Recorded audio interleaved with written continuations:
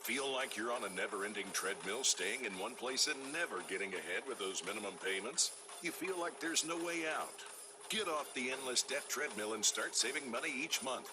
There are programs in place to help you get free of your debt, and you don't have to pay the entire amount you owe. The program at Total Financial Freedom can help you get debt-free in months instead of decades. Call Total Financial now at 800-208-1312. 800-208-1312. Sherry Preston, ABC News. This is ONN. I'm Dave James on the Ohio News Network. Governor Mike DeWine announced more than $1 million in grants to go to organizations focusing on first responders' mental health.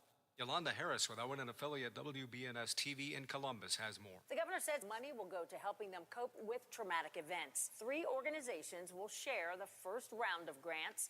The governor's office intends on giving out more funding. The 3 organizations receiving funding in the first round are the Ohio Suicide Prevention Foundation, Ohio Assist, and First Responders Bridge. A man from Columbus is in prison and will remain there for 35 years for sexually assaulting a 7-year-old. Joseph Gaines pled guilty to assaulting and transporting the child across state lines back in November.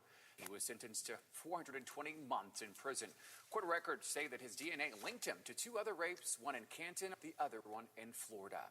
I'm Andrew Kinsey. A disciplinary hearing for Cleveland Browns quarterback Deshaun Watson started yesterday and continues today. Watson has settled lawsuits with 20 of the 24 female massage therapists who've accused him of sexual misconduct. He says he did nothing wrong.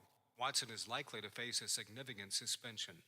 An Indiana man bowled 3 perfect games in a row recently, becoming just the 39th person in the world to do it. Brian Deck accomplished the feat in Newcastle, Indiana, about 35 miles west of Preble County, Ohio.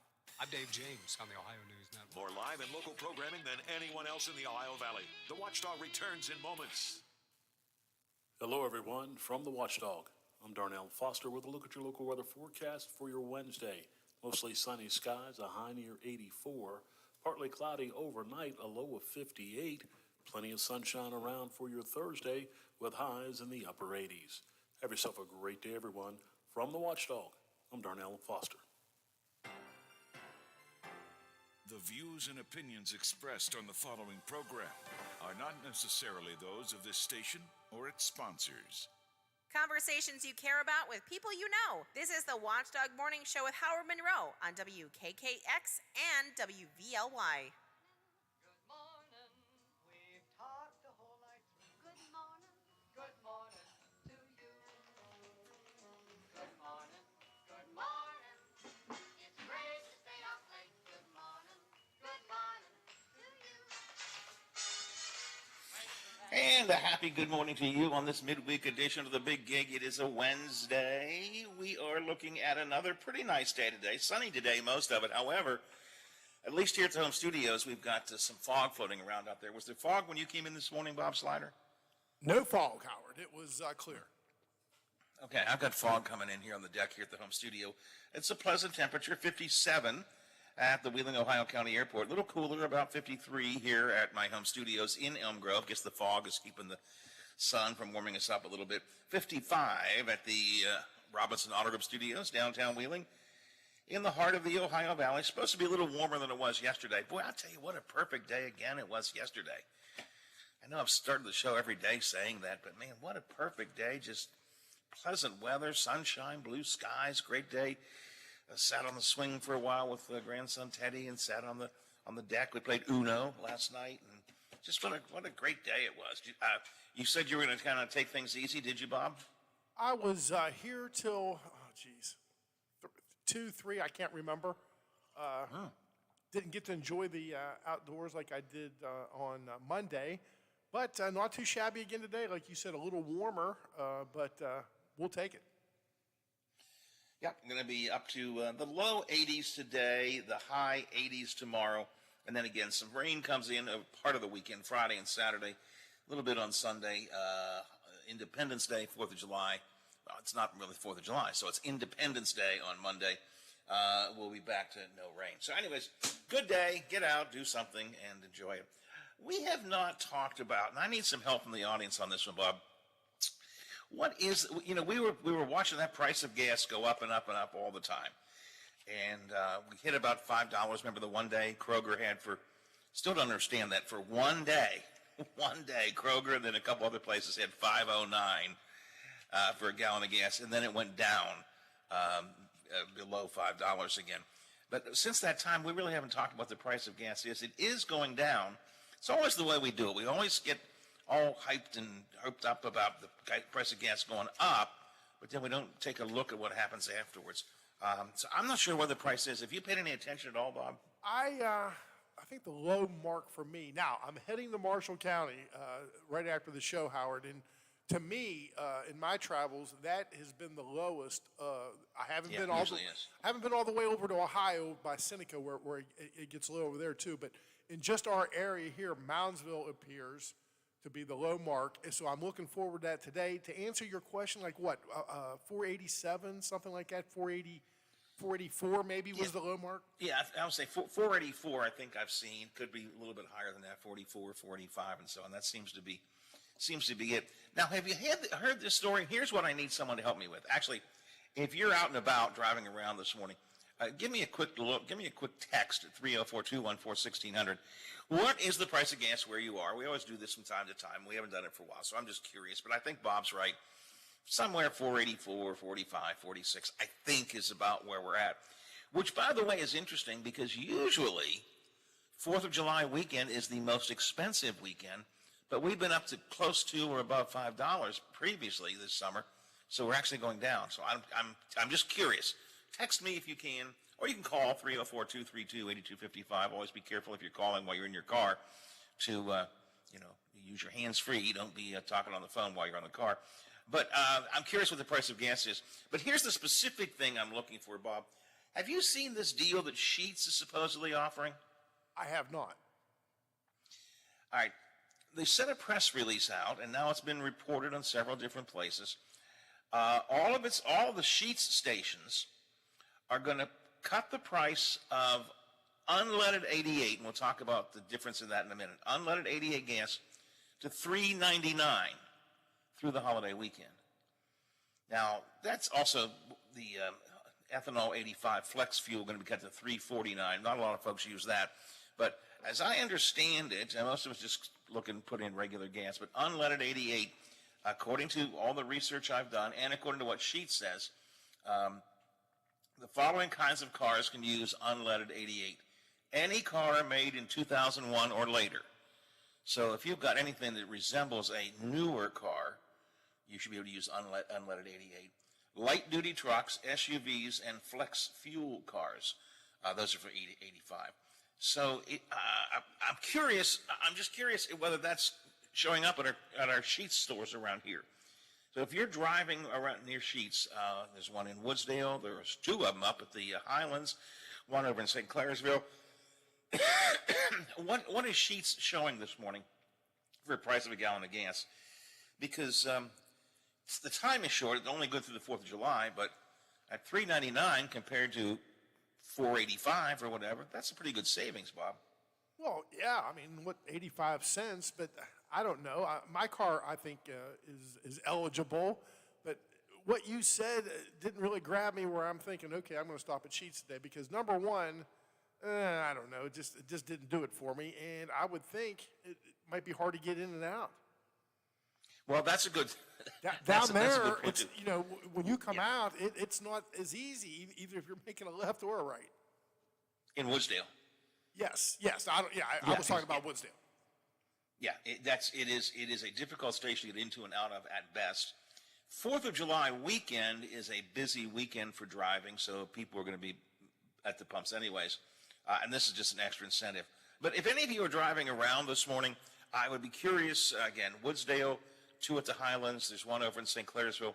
Any others? Are those the only ones around here? That's 1, 2, 3, 3 of them, 4 of them. If just take a look at the sign. Tell me what the price of a gallon of gas is showing at Sheetz. According to their press release, they're going to $3.99 for unleaded 88. Now, again, that's any car. Even your car. You've got a bit of an older car, Bob. It's older, but I think I'm good. Yeah, I'm good.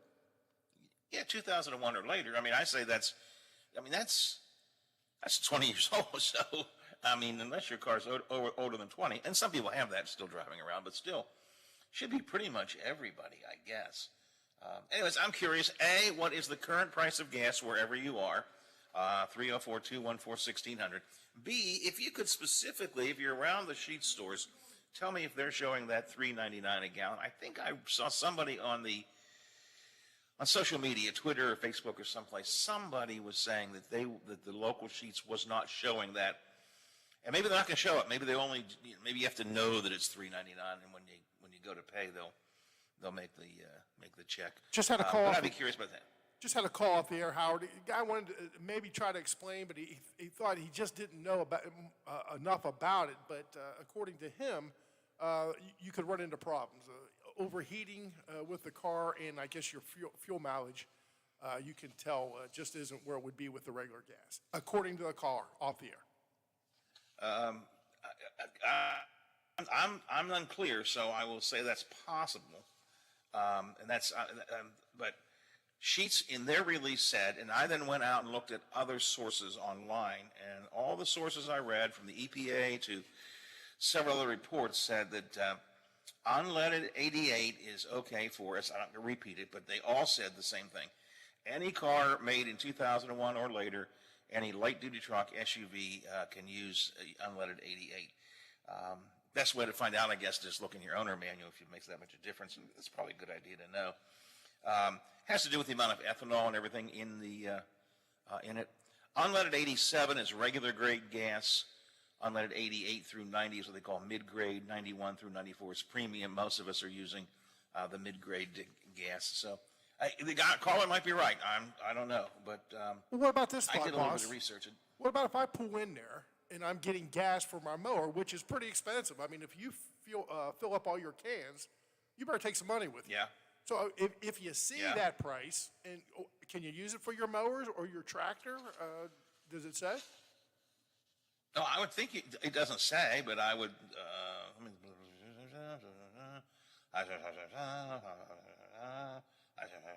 Nothing says you got to put it in your car. It just says they're going to lower it. So you go to fill Because up your cans. I think my mower's over 20 years old, and I know my tractor is, Howard. So maybe I do have a problem. Yeah, well, no, that's a different story. Yeah, that's a good point. Could you? I mean, would Sheetz let you buy it? I guess they would, but would it be possible? I mean, does your car let you do that? I don't know. But $3.99 gas. If anybody can help me with this, please text me 304-214-1600, 304-214-1600, because I am really curious whether it's showing up at the local Sheetz stores or not. It's all part of the big 4th of July fun and festivities. City of Wheeling is offering free pool admission again this 4th of July weekend at the city-owned pools. They did that a couple of weeks ago during the real hot pandemic. Not pandemic, why did I say that? The real hot heat wave that we had, especially the day that the power was out in some places. So people were given free pool passes at all of the local pools for the city of Wheeling. They will celebrate Independence Day by offering free pool admissions Saturday through Monday. So this weekend, if you want to go swimming at the pools, Wheeling Island Pool or the Garden Park Pool or what have you, it's free swimming. So that could be fun, kind of fun. City pools open during regular hours, noon to 6 during the holiday weekend as well. So if you're looking for some place to go to do something to do this weekend, you can maybe do the free swimming pool there. Let's see, a couple more texts coming in. Gotta push the right buttons here on the text line. Sometimes they're hard, Bob, over here. Come on, baby. Howard, I know mower repairmen say no to the E88 for the lawnmowers. Hard on rubber parts and on the fuel system. So I guess your answer there, Bob, is no. Don't use that with the gas. That's a shame because that would have been a good savings there. Gas at Kroger in Bel Air presents fuel points on Friday. It was $4.59. On Friday it was $4.59. Okay, $4.59. That's really good. That's really good. That's Kroger in Bel Air. And let's see, one more text coming in on this whole gas situation. It's not worth using it in your mower. So Good thought there, Bob, but the listeners are saying, nah, probably not a good idea after all. But I still think you can put it in your car, though. Put it in your car. Very So, nice lady called off the air again. Howard did not want to go on the air, but she reported that the price that you mentioned from Sheetz over in St. Clairsville, that's what they were offering yesterday. So it is showing $3.99 over there. Okay. Yes, it is. All right. Well, if you're excuse me, if you're interested, $3.99 gas through this weekend, unleaded 88, which is acceptable for most vehicles that are probably on the road right now, other than 20-year or older vehicles. So you might want to give it a try. If you need gas, you might as well take a little trip to Sheetz and do that. Although, as Mr. Slider pointed out, it will probably be long lines. There are usually long lines anyway, the 4th of July weekend. So that's a good point. All right, what else are we doing today? And keep those texts coming in or calls coming in. Yes, here we go again, just like our friend Biff used to do. We have the Bob Slider private talk show going on in the studio in his room, and the on-air version is different. But if you want to call and just talk to Bob for a minute or two and give him info, that's fine too. 304-232-8255. Or you can share 304-214-1600 text line information. All right, what else are we into today? Well, it was stunning testimony yesterday in the January 6th hearing, the emergency hearing that the January 6th committee called. A very close Trump advisor, an extremely close Trump advisor, detailed how irate Donald Trump was on January 6th.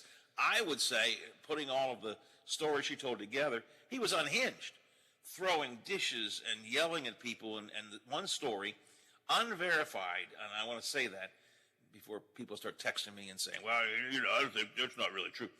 Unverified story. She simply said she heard this one, but she heard from the Secret Service that at one point Donald Trump so badly wanted to go to the Capitol for the insurrection that he yelled at a Secret Service agent who said, take me to the Capitol, and the Secret Service guy said, no, you have to get safe in the White House. There's a riot going on down there. I'm not taking you down there. And Trump supposedly reached the steering wheel to try and drive it, saying, I'm the effing president. Unhinged, I think, is the word to use. I'm going to share some of what she had to say with you a little bit later on this morning. With the primary election over, the final results were certified last week. Secretary of State Mac Warner coming in to join us to talk about some of the highlights from the election results of this past primary. A Pennsylvania steel mill is preparing for a new life serving the solar industry. From steel to solar. Is there something we in the Valley can learn from this project up in Bethlehem, PA? We'll take a look at that. And I got some more 4th of July info and fun stuff for you coming up as well. And the legislative watchdogs are in at 9 o'clock today. So that's a look at what I've got for you. What do you have for me? You're welcome to text me. You're welcome to call me. And we'll just have a little bit of fun all the way up between now and 9 o'clock. It is, what did I tell you, 55 degrees? I lost my temperatures here. I think it's 55 degrees. Oh, my papers are getting scattered already. 55 degrees at the Wheeling, Ohio County Airport. Here we are. 57 at the Wheeling, Ohio County Airport. 53 degrees here at my home studios. 53 and foggy here at the home studios. 58 at the Robinson Auto Group Studios downtown Wheeling in the heart of the Ohio Valley. It's 7:23.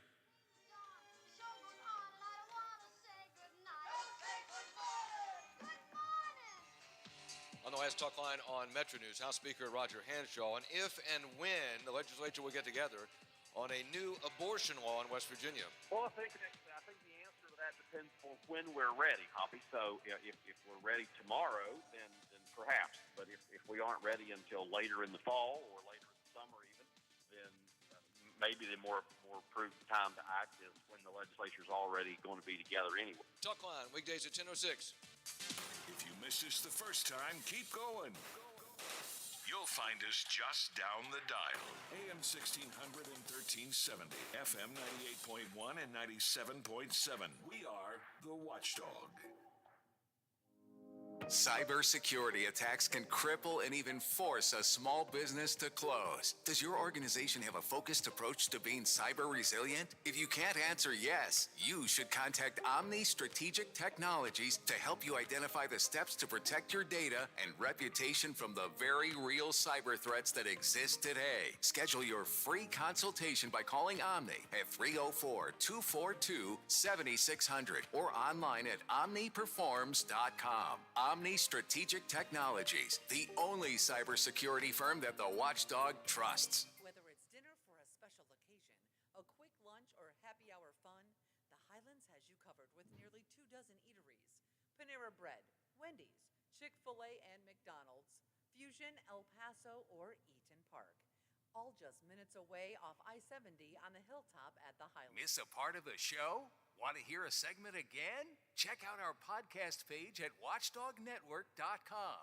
The Watchdog Morning Show with Howard Monroe continues. On the last talk line on Metro News, House Speaker Roger Hanshaw, and if and when the legislature will get together on a new abortion law in West Virginia. Well, I think the answer to that depends on when we're ready, Hoppy. So if we're ready tomorrow, then perhaps. But if we aren't ready until later in the fall or later in the summer even, then maybe the more prudent time to act is when the legislature's already going to be together anyway. Talk line, weekdays at 10:06.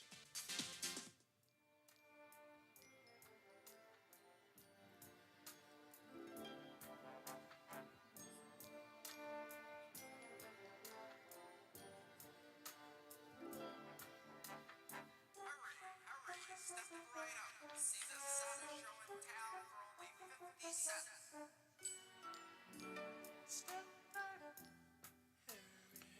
7:26 here on the Watchdog Morning Show. Text line open 304-214-1600. Phone line open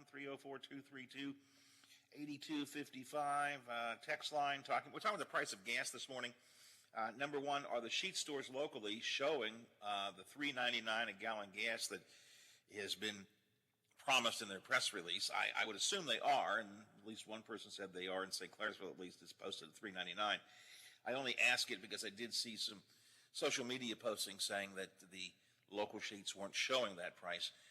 $3.99 a gallon gas for unleaded 88, which most cars can use between now and the 4th of July.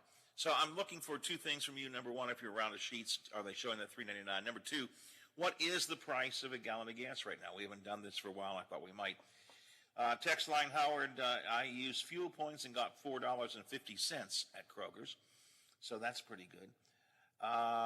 Let's see, another person telling me that gas at Kroger in Bel Air is about $4.59. So Kroger in Bel Air specific, Kroger in general, with fuel points, pretty good. All right, Bob, this is one for you, all right, because I have actually had this question asked before. Thought I was going to share it with us maybe one of these days. Howard, why do you call him Bob? His name is Powerful Pierre. Yeah, what's up with that, Howard? I kind of thought Powerful Pierre, went and took a long nap, and Bob Slider came out when he was done with the Rip Van Winkle thing. Yeah, Pierre was gone for a while. Now, hey, I get it every day. Somebody will call me You Pierre. really still you get Pierre? Yeah, and that's fine. That's great. Yeah. And in fact, I got to be careful. I made a couple calls yesterday, and some I said, hey, well, yeah, maybe he knows me as Pierre. So, yeah, it's all good.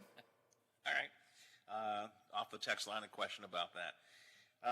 Let's see, and I'm not going to read this one. Nope, not going to read that one. Quite frankly, that one get me in legal trouble, so I'm not going to read that one. Bob, how do I phrase this? How dumb can Americans get? Dumber by the day, Howard. How dumb can they get? We did the Golden Horseshoe test with you a few weeks ago. You did some right, some wrong, but those were, you had to really know Western history to know that. I mean, getting some of those wrong is no big deal because, frankly, you had to actually, have a pretty good understanding of Western history, and not everybody does. I get that. And I protested. Want to make that clear. You did. You did. I came across a poll last night that it's a civics poll for the 4th of July, asking people how much they know about America's histories and laws. Bob, I'll ask you this, and we're looking for very generic. I'm not looking to nail you down. What did the Declaration of Independence do? It told England that we were our own country. We were going to take care of things over here on our own. Exactly right. 9% of the people surveyed thought the Declaration of Independence freed the slaves. No. Slavery was still pretty big at that time, as a matter of fact. I love this one. 7% of the people surveyed said the Declaration of Independence declared our independence from France. And 6% of the people surveyed thought the Declaration of Independence gave women the right to vote. How dumb can Americans get? I mean, that's about as basic a piece of American history as possible, isn't it? I thought so. I had the answer right, so yeah, pretty basic. I mean, don't we all learn the Declaration of Independence? Don't we know what it is? Because it says it right there. Declared our independence. And who were we a part of at one time? England, Great Britain, King George. 9% thought it freed the slaves. 7% thought it declared independence from France. Were we ever a part of France, Bob? You're the historian. I don't believe we ever were a part of France, were we? Well, they had some territory here, but wasn't that the whole idea with Mr. Hancock to sign his name so big where King George wouldn't have to put his glasses on? That was exactly it. Exactly it. So my thought is, that's about as basic an piece of information as possible, and yet some people didn't know that. Then I came across this question in this civics poll, Bob, which is even, I think, more basic. I thought it is something, I thought it is something every child learned probably before they were in school, certainly by second or third grade. Who was the first American president? Really? Yeah. People have trouble with that? Yeah. Well, everybody should know that it's General George Washington. 13% of the people surveyed did not know the first president was George Washington. How can you be an American citizen and not know George Washington was our first president? Now look, if I were to ask you who was the second or third or fourth or 18th or something, I get it. I don't even know all those. But the first president? 6% said Abe Lincoln was the first president. He was 16th. 4% said John Adams. He was our second president. Interesting that you know enough to know John Adams as a name, but you don't think he's the first president. I thought that was kind of interesting. And Tom Jefferson got 3% of the vote. But 13% of the people did not know George Washington was our first president. How many Americans do you think would wager everything, would go all in, because they're positive that Benjamin Franklin was president? You're absolutely right. Let me see, I have the question was asked, who was Ben Franklin? 4% said he was the inventor of the airplane. Boy, oh boy, oh boy. 21% thought he was our third president. Apparently nobody thought he was the guy who found out lightning on the kite and the key. Nothing there. The Franklin stove, the post office, all the things that Ben Franklin did. But I tell you what he did not do, Bob. He did not invent the airplane. Nah, it wasn't the Franklin brothers. I don't think. Now, this is one that I can see where people get a little confused. At what age can you vote for president? Okay, 18? Yeah, that's correct. And I am old enough to remember when it was 21, because one of the first things I did on radio was lobby for the 18-year-old vote, back when I was 18. Only 80%. Well, you did a good job, Howard. Way to go. Yeah, thank you very much. Thank you very much. 7% of the people surveyed said 35, and it's conceivable, I think, that they may have misunderstood the question. You can vote for president when you are 18. The president has to be at least 35 before he can be inaugurated. So maybe that part misinterpreted. This one was a little difficult even for me because I never thought about it. What are the two rights of everyone living in the United States? Everybody or convicted felons? What are the two rights of everyone living in the United States? Well, you have to be 18 to vote, so that eliminates kids. Yeah. Took me You're a while. a citizen. This was not Citizenship? so easy. It took me a while to think about it. Have anything to do with citizenship? No. Has to do with something we've kind of talked about a little bit over the last couple of days, indirectly. The latest, not the Roe, but the latest Supreme Court decision. If you don't guess it, I don't blame you. It took me a while to think about it. Two rights that everyone living in the U.S. has: freedom of speech and freedom of religion. Although again, now that's a hard question. I don't quarrel with that. 4% put down 4% of the people surveyed put down the freedom to disobey traffic laws. Okay. I go back to my original question. How dumb can some Americans truly be? I don't expect us all to know the ins and outs of history. Bob, you're an historian. You read widely in history. You know more about American history probably than I do. But how can you not know that Ben Franklin didn't invent the airplane? How can you not know that George Washington was the first president? How can you not know the Declaration of Independence declared our independence from Great Britain? How do you get by in America without knowing those basic facts? They certainly didn't go or pay attention in history class. Because you would remember that, wouldn't you? I mean, to me, if you told me one time, I kind of remembered it. The George Washington thing, even the Declaration of Independence, I guess, okay, maybe people don't quite know what it was, but they should, and the overwhelming do. But how can you not? I mean, isn't that who is the first president of the? Teddy is 7 years old, and he's known it for a couple years. How can you not know who the first president was? I don't understand it. In presidential history, there are two things that I would think every kid even should know, does know, and should know. I'm wrong, but they should. Who was the first president? Which president freed the slaves and held us together during the Civil War? I mean, those are the two great presidents that we talk about. And then we can have arguments about whether others should be known, FDR or JFK or Ronald Reagan or Donald Trump. Teddy knows Donald Trump. Howard, we have a retired teacher on hold who has the answer to that question. All right. Good morning. Welcome to the show. Hey, Howard, a lot of the stuff that you're mentioning, the regular questions, a lot of that stuff isn't even taught. When I was still teaching, World War II was 1.5 pages in our history book. All right, and I get where you're going, and I think that's a mistake. But how can any kid not know George Washington? I mean, that's what fascinates me. I don't care how perverted history has become, and again, that's an argument for another day.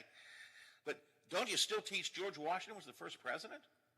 A lot of that stuff, no, is not taught. The legislature dictates what is taught, and they concentrate on stuff like the Mayans and the Aztecs and things like that. And a lot of the stuff that we were taught isn't even mentioned anymore.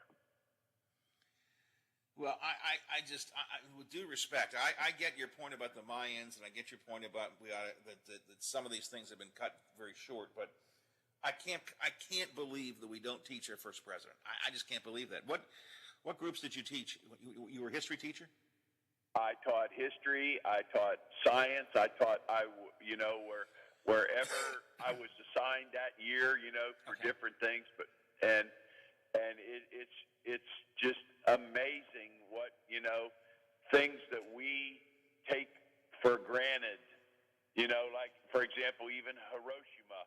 The kids had no clue on anything like that. Okay. All right. Well, I still have a hard time believing people aren't taught about George Washington. But God, maybe I live in. Am I that old, Bob? Am I that old that even learning George Washington now is not a thing anymore? Well, Howard, it's been a long time. My kids went to private school, and we never really discussed a lot of history. I just assumed that. I thought, just assumed that they knew that. I want you, all of you folks, thank you to the caller, by the way. I appreciate your call. Thanks very much.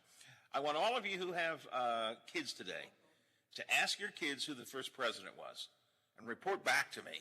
If any of them are around the house before you even go off to school, or no, not going to school, they'd be going to work. Before you go to work or something, you can report back this morning, if not tomorrow morning. Are there any of you who ask your kids who's the first president and they don't say George Washington? I would love to know that. All right, 7:40, already way behind time because Aaron's probably already sitting here waiting to go. So let's grab some headlines real fast. We'll get Aaron in here, then we'll take a break, and I've got a few other odds and ends I want to get to. We are the Watchdog Morning Show. It's news time, and Stephanie is here. Good morning, Steph.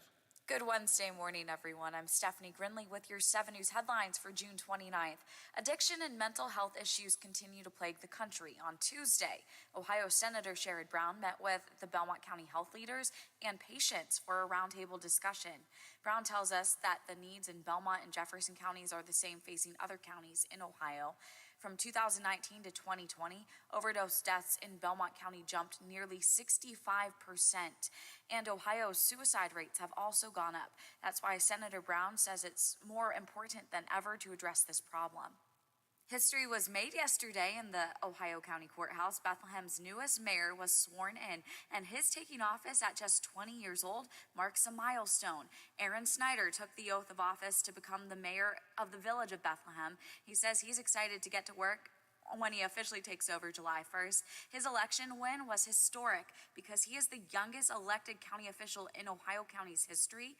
From my research, it's also believed he's also the youngest mayor in West Virginia history.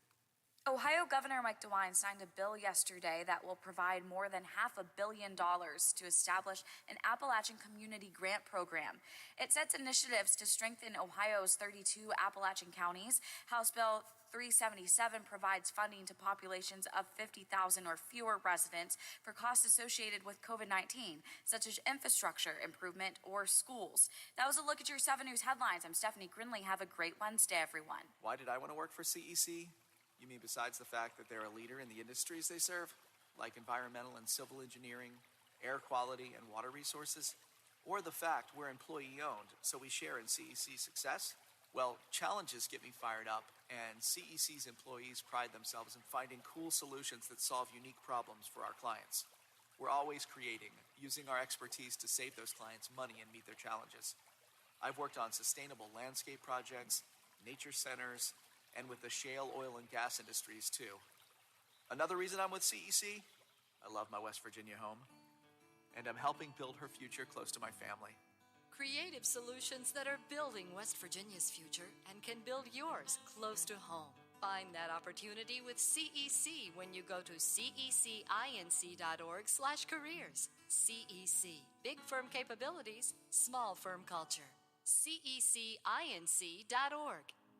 Cybersecurity attacks can cripple and even force a small business to close. Does your organization have a focused approach to being cyber resilient? If you can't answer yes, you should contact Omni Strategic Technologies to help you identify the steps to protect your data and reputation from the very real cyber threats that exist today. Schedule your free consultation by calling Omni at 304-242-7600 or online at omniperforms.com. Omni Strategic Technologies, the only cybersecurity firm that the Watchdog trusts. We're on air, online, on video, and on demand.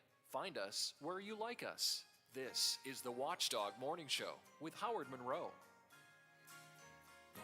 Last night, I didn't get to sleep at all. No. I lay awake and watched until the morning light. Washed away the darkness of the lonely night. That's a good song, Fifth Dimension. 7:43, 17 to the hour. I didn't get to sleep till late last night, but then again, I don't get to sleep till late most night. Here's a guy who gets to sleep early in the evening. It's Aaron Myler, who, Aaron, today's our last day with you for a while. Is that right? I mean, today's... Oh, wait, what? Say it again. Today is our last day with you for a while? No, you got me tomorrow, so you're stuck with me, unfortunately. Oh, wait. I keep thinking today is Thursday. Yeah, I'm trying to speed. Even though we've got a long weekend coming up, I keep trying to speed the week along. I'm sorry. Yes, I did know it was Friday. Forget what I said. Just disregard it. Roll the tape back and erase it. I can take off tomorrow if Brenda or Roger are listening. Howard wants you to not be here tomorrow, so I'll just take a sick day. I have been thinking that today was Thursday. I did some scheduling here at the house yesterday based on the fact that today was supposed to be Thursday. I don't know why I'm thinking that. Anyways, it's nice to have you here, Aaron. Let me just begin with that. I got a little bit of fog here at the home studios. Is fog part of the morning before the sun comes out, or are the clouds just frowning on me this morning personally? It depends where you live. Like over the Fort Henry Bridge, we see it. Over the Washington exit, you see it as well. But other places, like towards the Highlands and up on towards the 2 Mile Hill, you're not seeing it. So there's sun behind it. It's just trying to eat away at that fog. It just kind of depends on where you are as to if you have it or not yet. But clearly at your house you do. As you predicted yesterday, it was about the most perfect day you could have. I mean, it was just beautiful, still sunshine, blue skies, just sit on the deck, swing on the swing kind of weather. Great day. It'll be pretty much the same today when the fog is gone, except maybe a bit warmer, I guess. A little toastier. Yeah, it's going to be up to 82 for your high today. Lots of sunshine still low humidity. The humidity is going to start to creep in a little bit more tomorrow, but still good. And then Friday is where you'll see it all start to change a lot more as it warms up. The humidity is going to go up. Clouds are going to move back into our forecast. We're going to have some rain joining in. It's not looking like anything crazy at this point in time. Just a cold front moving through to give us some showers, mainly second half of Friday. Could see some starting in the afternoon, but it's probably going to be a little bit later for the bulk of it. But I'll go through on Saturday. I have a chance on Sunday. I'm probably going to change that before the noon because the latest models show it looking like it's actually going to be ending Saturday night. But I figured I'll wait until like the new round comes out just to officially make the call. But I'll probably end up taking that off on Sunday. But yeah, so it's only like a couple. It's not that terrible for the rain. I think we're going to have a little bit of rain after. I mean, so we never have 4 nice days in a row like this. So I'm just counting my blessings and taking it for all it's worth. Yeah, you're right. This is a great string of good weather here. We've had pretty much we will have a complete week of really nice weather, sunshine, pleasant temperatures, warming up a bit, as you said, but still, this is a whole week's worth of good weather right here, smack dab in the middle of summer. I like it. I'm okay with it. Yeah, I'm not going to complain.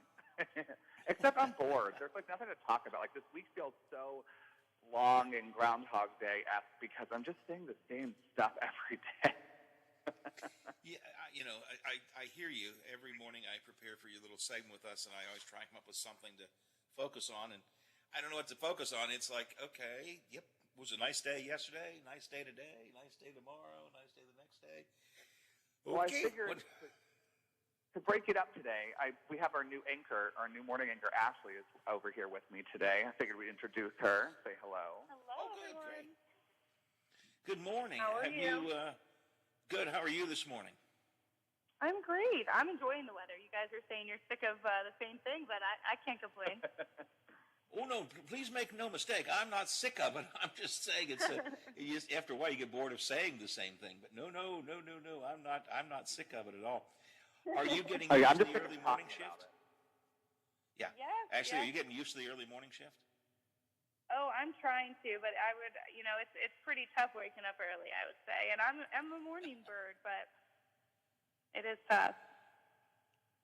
And what time do you go to bed now? I talked to Aaron about this and all the morning folks about it. I'm a little later getter-upper now, but once upon a time I was an early person, just like you guys were. What time do you go to bed to get up as early as you do? Yeah, I think most people it's like 6, but unfortunately I can't force myself to go to sleep that early yet. I'm kind of pushing like 8:39 right now, and then hopping back up at 1:30. So it's a little bit of a stretch for me. And the other important question is, are you getting used to working with Aaron on a daily basis yet? Oh, it is brutal, I'll tell you that. No, that's not what we rehearsed. We rehearsed saying, I feel blessed. Oh, it's been so lovely to spend time with him. You know, we always have a good time, but unfortunately we weren't on the same shift before, so it's been nice to mess around with him in the mornings and joke back and forth. It was a good save, by the way. Good save. Yeah, Good save there. She all my dramatics and my all the little just all my craziness. She gives back to me, which is good. So. Aaron, do you feel more at home that you got a 3-person team again after Steven left? You guys were a 2-person team for a while. Feel better to be a 3-person team? It does. It just feels like there's. I mean, I think the problem. I was telling Stephanie the one day. I was like, we talk all day, every day. There's only so much to talk about when you like. It's just like it's having a third person there just kind of. I don't want to say breaks it up, but it's good when we have conversations on camera. It's not like we already have talked about everything for our day already, so it's just a lot. It's easier to interact with somebody when it's 3 people because it's just a third point of view. And I don't know, it's nice to have a full team again. So before I leave for the weekend. Well, Ashley, it's good to have you part of the morning team, and we all are watching Big 7 in the morning, and know that you'll do a great job. Since the two of you are there, I'm going to ask you this question. This is a very important question. We were doing a civics test earlier. This is a civics test that was given to people around the country. And I want to see if you can answer this difficult question. Who was America's first president? Oh, no. George Washington. Yeah, I know. Oh, is this a trick question? Is it not George Washington?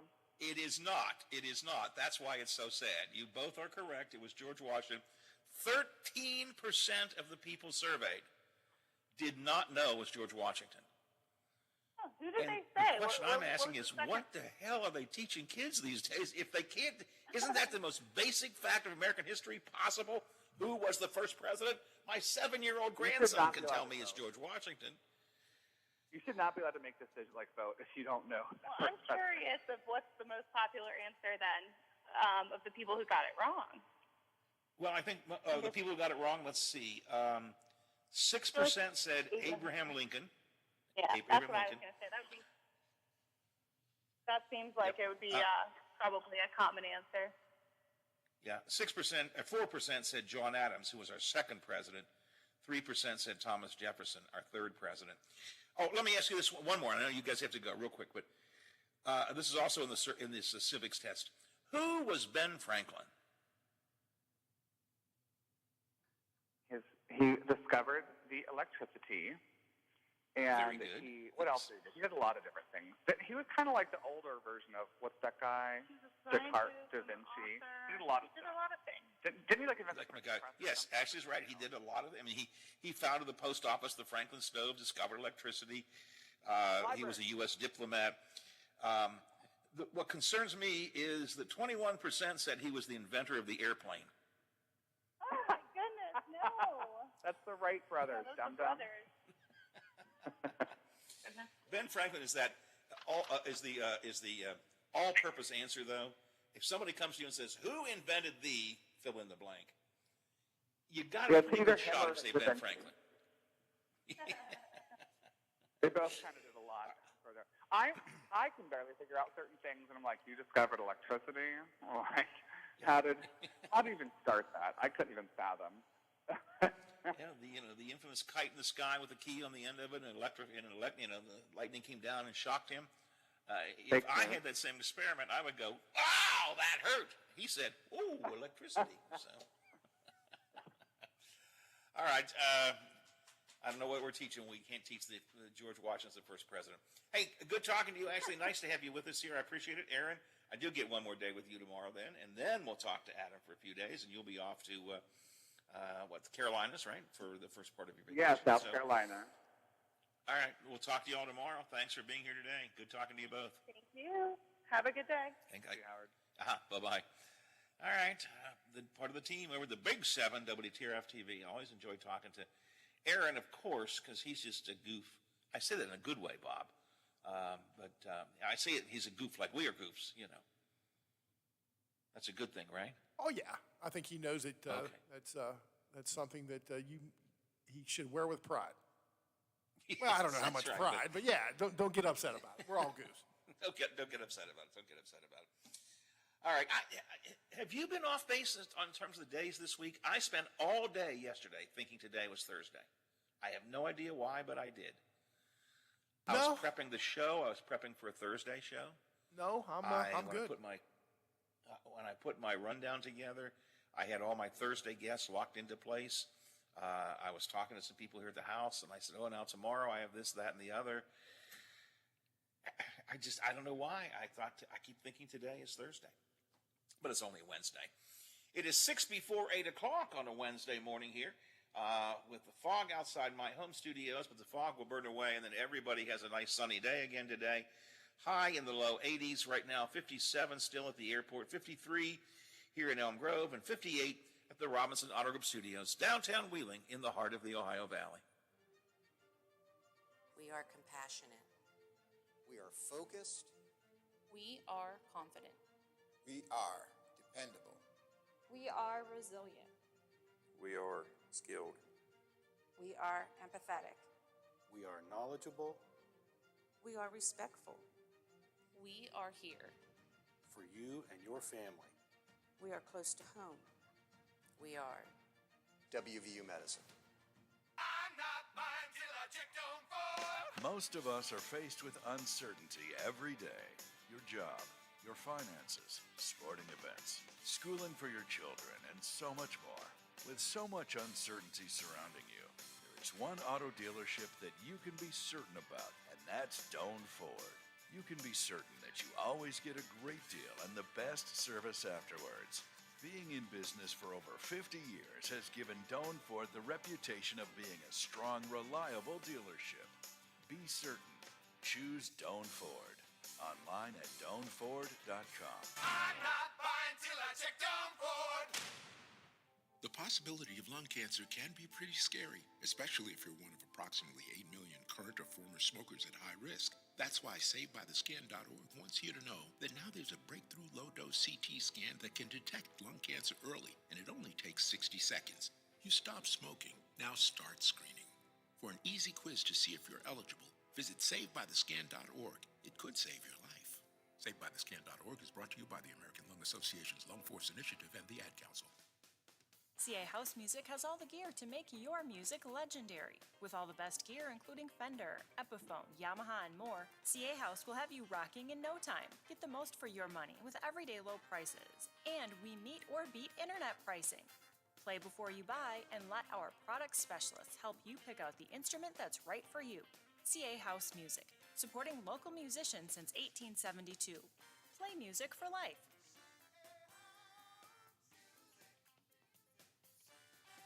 Live and local for the Ohio Valley, the Watchdog Morning Show with Howard Monroe continues.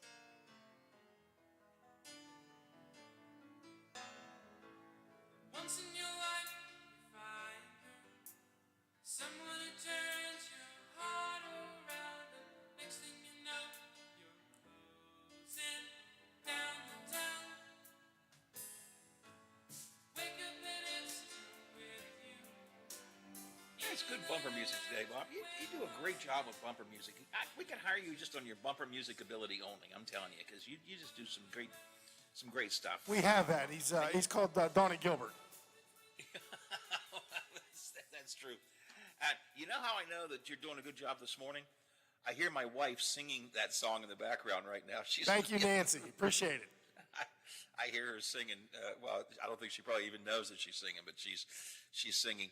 We're talking about the price of a gallon of gas this morning only because we haven't done that for a while. I'm curious what the price of a gallon of gas is right now around here. We're hearing everything from $4.50 with your fuel points to about $4.84, $4.85 some places.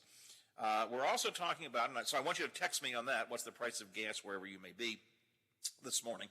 And also, Sheetz, the Sheetz franchise, is offering $3.99 a gallon gas for unleaded 88, which, according to the Sheetz press release and according to research I have done, according to the U.S. EPA, unleaded 88 is acceptable gas to use in any car, basically, or any vehicle, basically, older than 2001.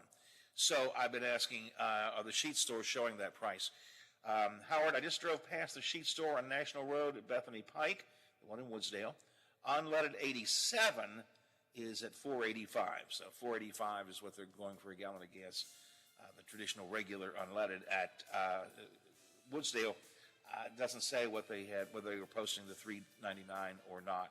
I think somebody said $3.99 is being posted over in St. Clairsville. So if you want to text me on gas, you can do that.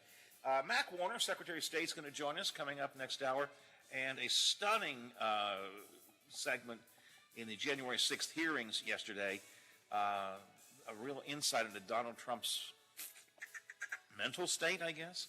We'll talk about that coming up next hour as well, and a bit more on the 4th of July. Right now, though, it's 8 o'clock, and ABC covers the world for us right now.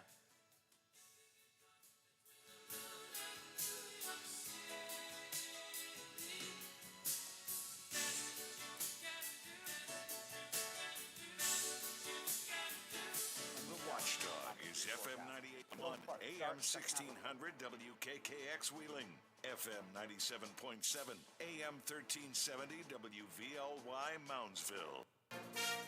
From ABC News, I'm Sherry Preston. San Antonio Fire Chief Charles Hood says those who came upon the semi-trailer full of bodies this week are still struggling to comprehend what happened. The heat was torrential. There was no air in that vehicle. There was no water. They suffered. They lost consciousness, and then they ended up dying. The death toll stands at 51 in what is now described as the worst human smuggling operation in U.S. history. The latest testimony surrounding the January 6th attack has former President Trump becoming irate when he was told he could not lead his supporters to the Capitol that day. Then, says former Chief of Staff Mark Meadows' top aide Cassidy Hutchinson, who testified Tuesday, she was told about that limo ride to the Capitol. The president reached up towards the front of the vehicle to grab at the steering wheel. Mr. Engel grabbed his arm, said, "Sir, you need to take your hand off the steering wheel. We're going back to the West Wing. We're not going to the Capitol." Engel is the Secret Service agent who was driving that limo. ABC News has learned the Secret Service is preparing to dispute those claims. President Biden says NATO will be stronger with 2 new members. Calling it a historic application, President Biden said the entry of Finland and Sweden into NATO will make the alliance stronger and will make member countries more secure. NATO is strong, united, and the steps we're taking during this summit are going to further augment our collective strength. President Biden meets later on Wednesday with Turkey's President Erdogan. On the eve of the NATO summit, Turkey dropped its objections to Finland and Sweden joining the security alliance, paving the way for the 2 newest members, countries that are on Russia's doorstep. Karen Travers, ABC News, traveling with the president in Madrid. Ukrainian President Zelensky once again asking for more weapons. As many as 40 people still missing after a Russian missile strike on a central Ukrainian shopping mall.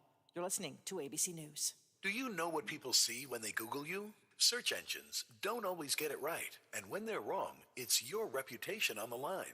So what do you do when you don't agree with your search results? Call Reputation Defender at 800-401-6681. Reputation Defender is one of the most trusted names in online reputation repair. We have over a decade of experience in fixing people's search results, and we can help you too. Using cutting-edge approaches, Reputation Defender pushes unflattering information down to lower pages of your search results, where few people ever look. We also promote the good stuff so that it rises to the top, letting you put your best foot forward. Your good name is too valuable to leave to the whims of a Google algorithm. You owe it to yourself to take control with Reputation Defender. Visit www.reputationdefender.com or call 800-401-6681 for free advice on your situation. That's 800-401-6681. No more booking in Airbnb just to have a party. The company put a temporary ban on listings of so-called party houses in late 2019 after a series of violent incidents. That ban is now permanent. Violators could have their Airbnb accounts suspended or be booted from the platform. Walmart's facing a new lawsuit from federal officials over alleged scams that may have cost victims millions of dollars. Here's ABC's Daria Albinger. The Federal Trade Commission alleges Walmart turned a blind eye to scam artists using its MoneyGram money transfer service. The FTC citing witnesses who say the retail giant rarely asked to see IDs of people who were receiving funds through the service. Walmart's called the suit factually flawed and legally baseless and accuses the FTC of bungling a separate investigation investigation into MoneyGram, demanding documents related to that probe through the Freedom of Information Act. Daria Albinger, ABC News. Singer R. Kelly will be in federal court in Brooklyn today to be sentenced after being convicted of leading a criminal enterprise that recruited women and girls for sex. Prosecutors are asking for at least 25 years for him behind bars, but Kelly's lawyers are pointing to trauma that he lived through as a child. They're asking for less than 14 years. And the worst drought in Italy in 70 years is putting rice fields at risk. The premium rice that's used for risotto is typically grown in paddies flooded by the Po River, but lack of rain has left it looking more like a long stretch of sand. This is ABC News. They say to never mess with the classics, but Panera did just that and more with our new Chef's Chicken Sandwiches. By using pan-seared chicken, our secret garlic aioli recipe, Parmesan crisps, and pickle chips, all on a buttery brioche roll. Because if no one messed with the classics, you'd never have a chicken sandwich this good. New Chef's Chicken Sandwiches from Panera. Only $1 delivery fee when you order on our app. Restrictions apply. For details, visit PaneraBread.com/delivery info. Sherry Preston, ABC News. I'm Dave James on the Ohio News Network. Staffing issues have been a problem for restaurants, the Postal Service, schools. Now it's even causing problems for city fireworks displays in suburban Toledo. ONN's Kate Burdett explains. Fireworks in Sylvania are postponed from Sunday, July 3rd to Friday, July 8th. According to a city news release, Sylvania and Sylvania Township officials were notified Tuesday by Zambelli Fireworks Manufacturing that they're unable to conduct the show on time due to a staffing shortage. Sylvania city officials say they were notified 10 days ago about this concern, and due to high demand for fireworks shows this weekend, Sylvania offered to postpone. The event on July 8th will take place from 7 to 11 p.m. A 20-year-old man in suburban Columbus has been charged with abduction, accused of trying to take a 6-year-old boy from a charity festival in Hilliard over the weekend. Fatima Faye is free on bond. Sergeant Brian Toth with the Franklin County Sheriff's Office says a festival volunteer thwarted the attempt. She asked, "Is this your child?"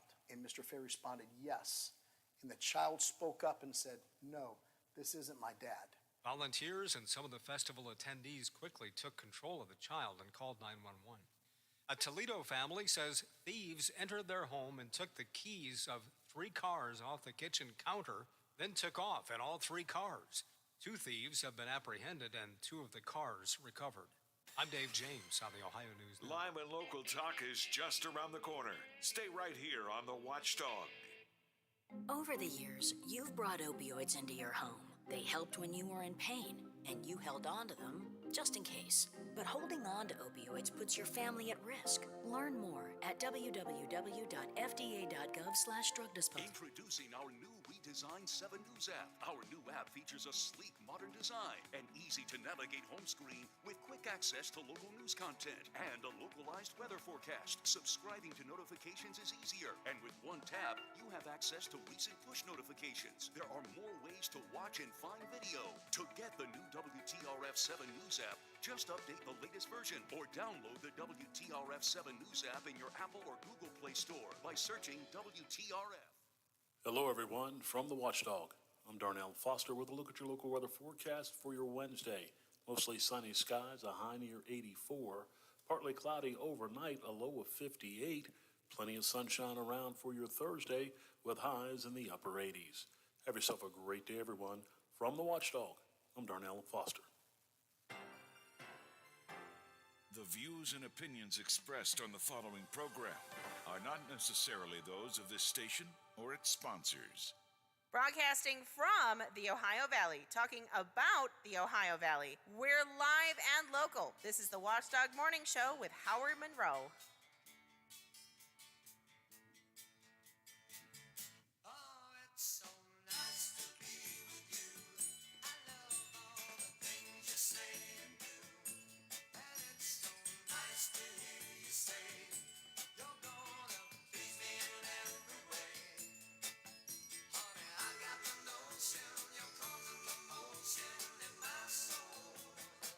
It is nice to be with you today and every day here on the Watchdog Morning Show. Bob Slaughter and I do our best to try to entertain and inform you.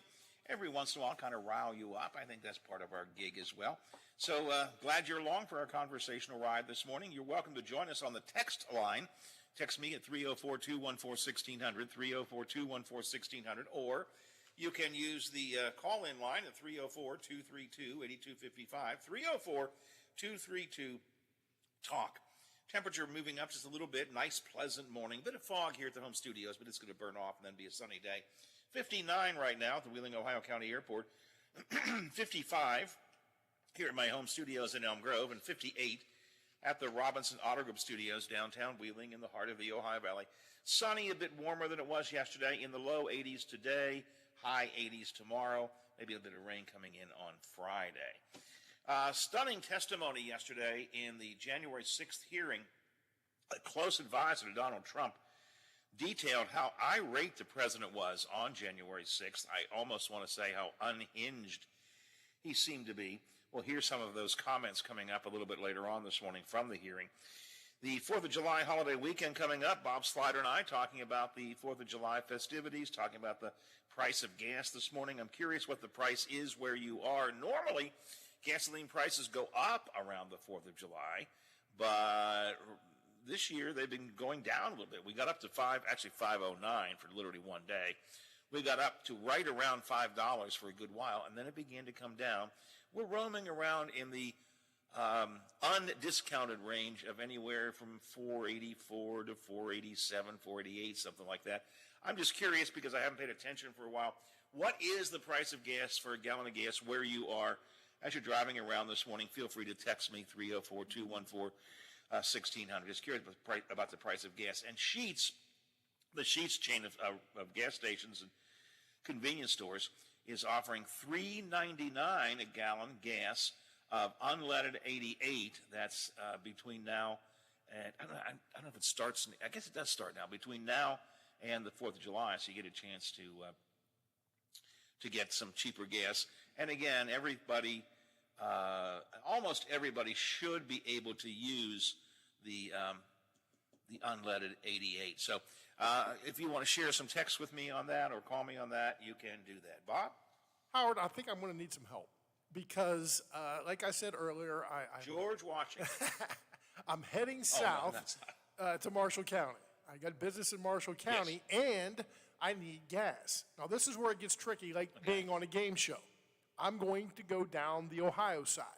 Now, am I going to be tempted to pull over in Bel Air and get gas, or do I, let it roll and take whatever's behind curtain number 2 and drive on to Moundsville, Howard? What do I do? Well, you hit the two low spots in the Ohio Valley as a general rule. The Bel Air and the Moundsville, Glendale area usually are the lowest.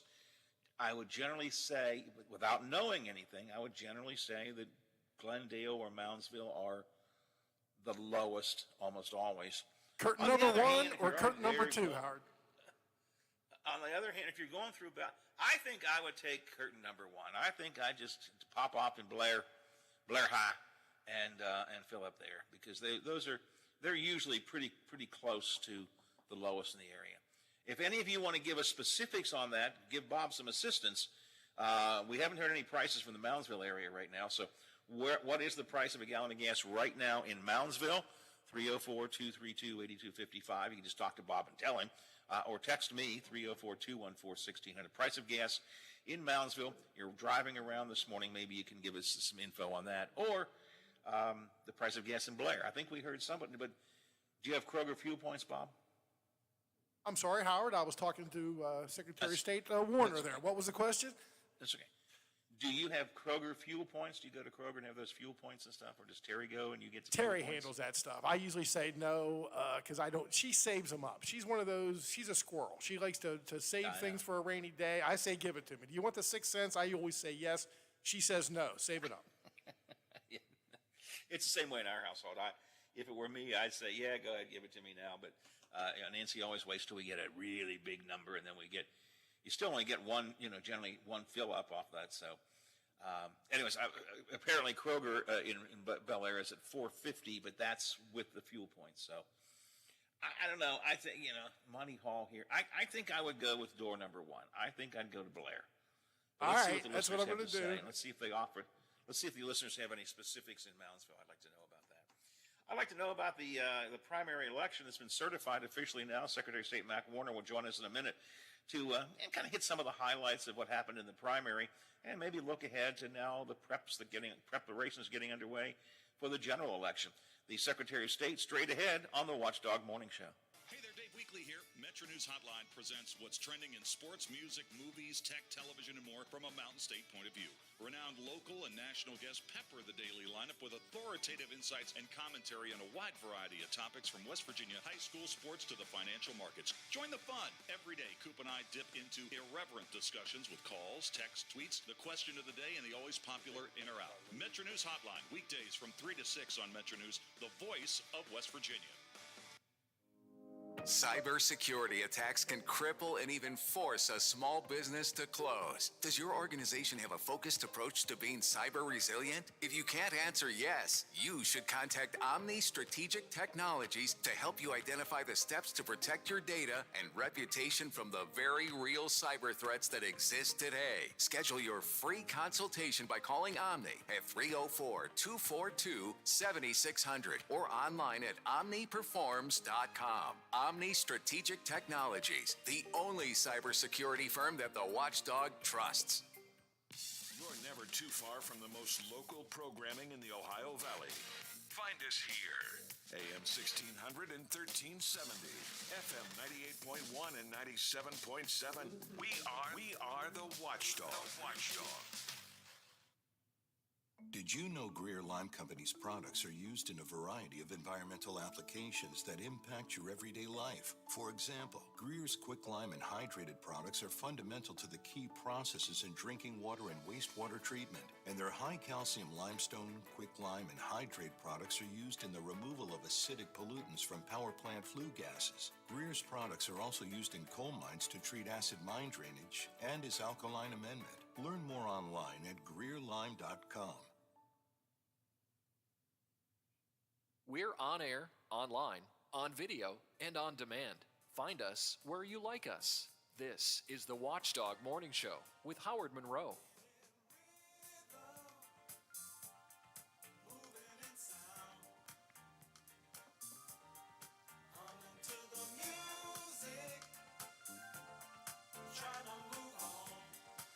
.59 at the Wheeling, Ohio County Airport, 55 here at the home studios, 58 at the Robinson Auto Group Studios, downtown Wheeling, in the heart of the Ohio Valley. It's 8:16, talking about, among other things, gas prices this morning. We haven't done a kind of a roundup of gas anywhere.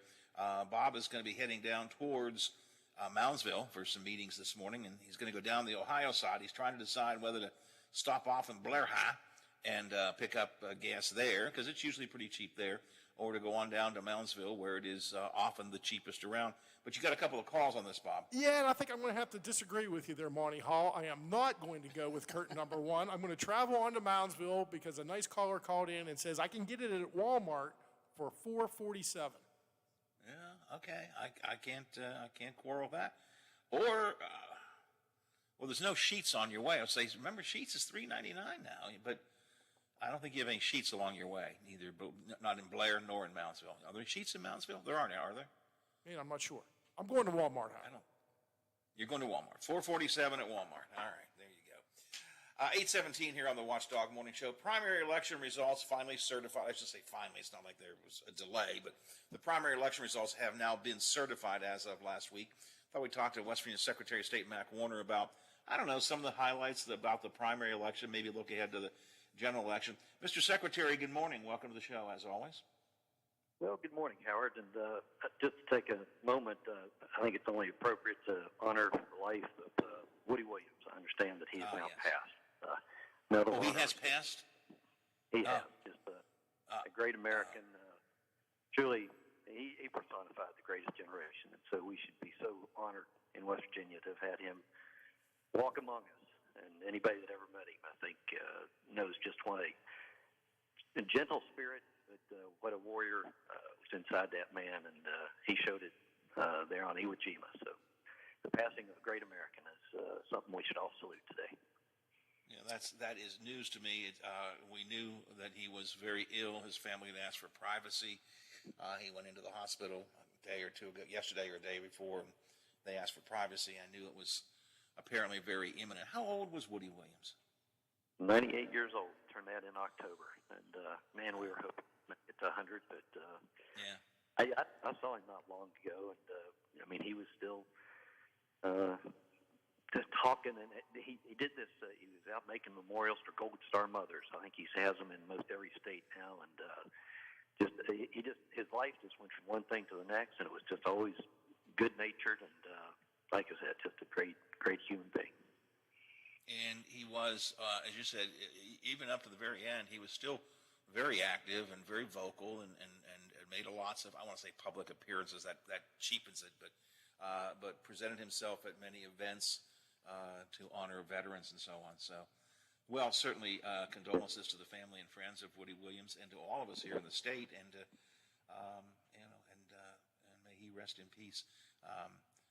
That's a sad way to start the conversation, Mac. But I'm glad you shared that with us, because I did not know. Well, that. So as we head into this 4th of July weekend, I think we can all just hold our heads and chests a little bit higher, having had him with us, and salute his life. It was a tremendous life, and so with that, I think we can move on into this election business, because all of this is tied together. What he was out there fighting for was our way of life, our democracy, and there's nothing that speaks to democracy more than our election system. So, fire away.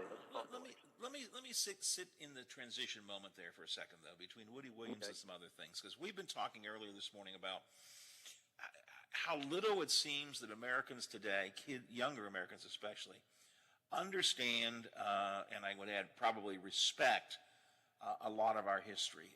Do you find that to be true, that a lot of younger folks don't have as great an appreciation of American history, whether it's military veterans or any part of history, than they used to? I guess than we did, Bob, or Mac? Well, I think it's the culture that we live in. Focus isn't on the history, perhaps the way that it was with us or should be. And just to share momentarily with your listeners, Woody Williams, his unit was pinned down on Iwo Jima, and he picked up a flamethrower, and he and his cohort went pillbox to pillbox, taking out these Japanese pillboxes, just literally walking in front of them and firing the flamethrower into the pillboxes. That takes pure, just manhood and guts.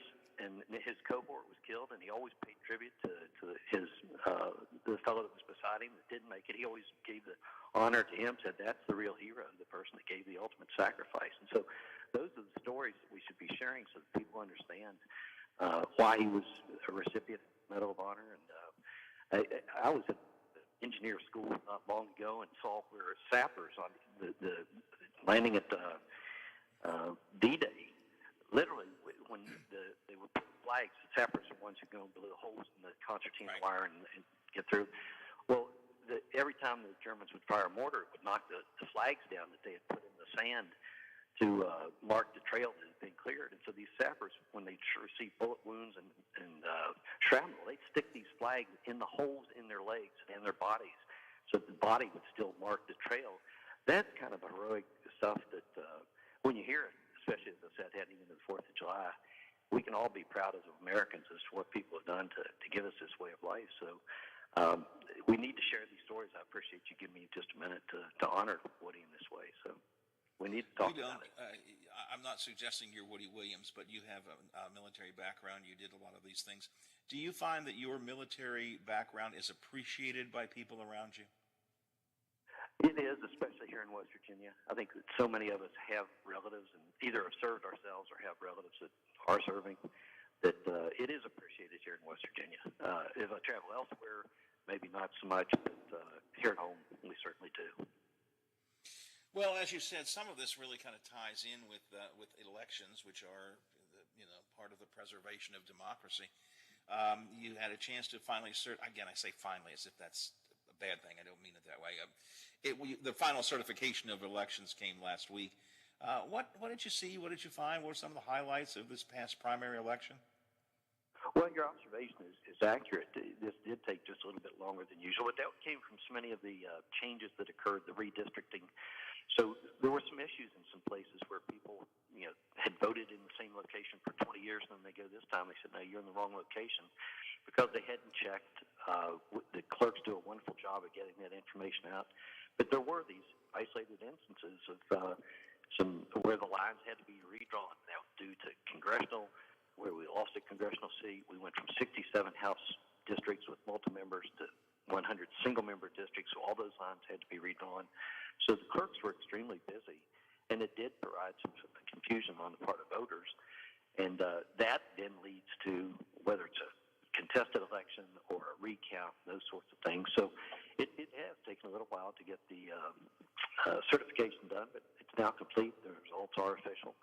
And we had somewhat of a low turnout, but you do have low turnouts in these off-year elections. And that's what I can tell you this, the Northern Panhandle did a little bit better than the rest of the state.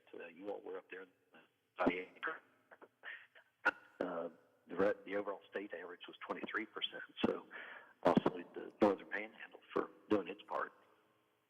In midterm elections, especially midterm primaries, it all depends on whether there are any really big races. When you don't have a big race at the top, when you don't have a governor's race or a presidential race or a senatorial race either, then turnout can tend to be very regional. I think in the Panhandle, we had the first congressional district race was a big one, lots of attention being paid to that. And in the Ohio County, for example, there were but the school board race got attention. So sometimes it just depends on what is catching the people's eyes in certain areas. Other parts of the state, not so much.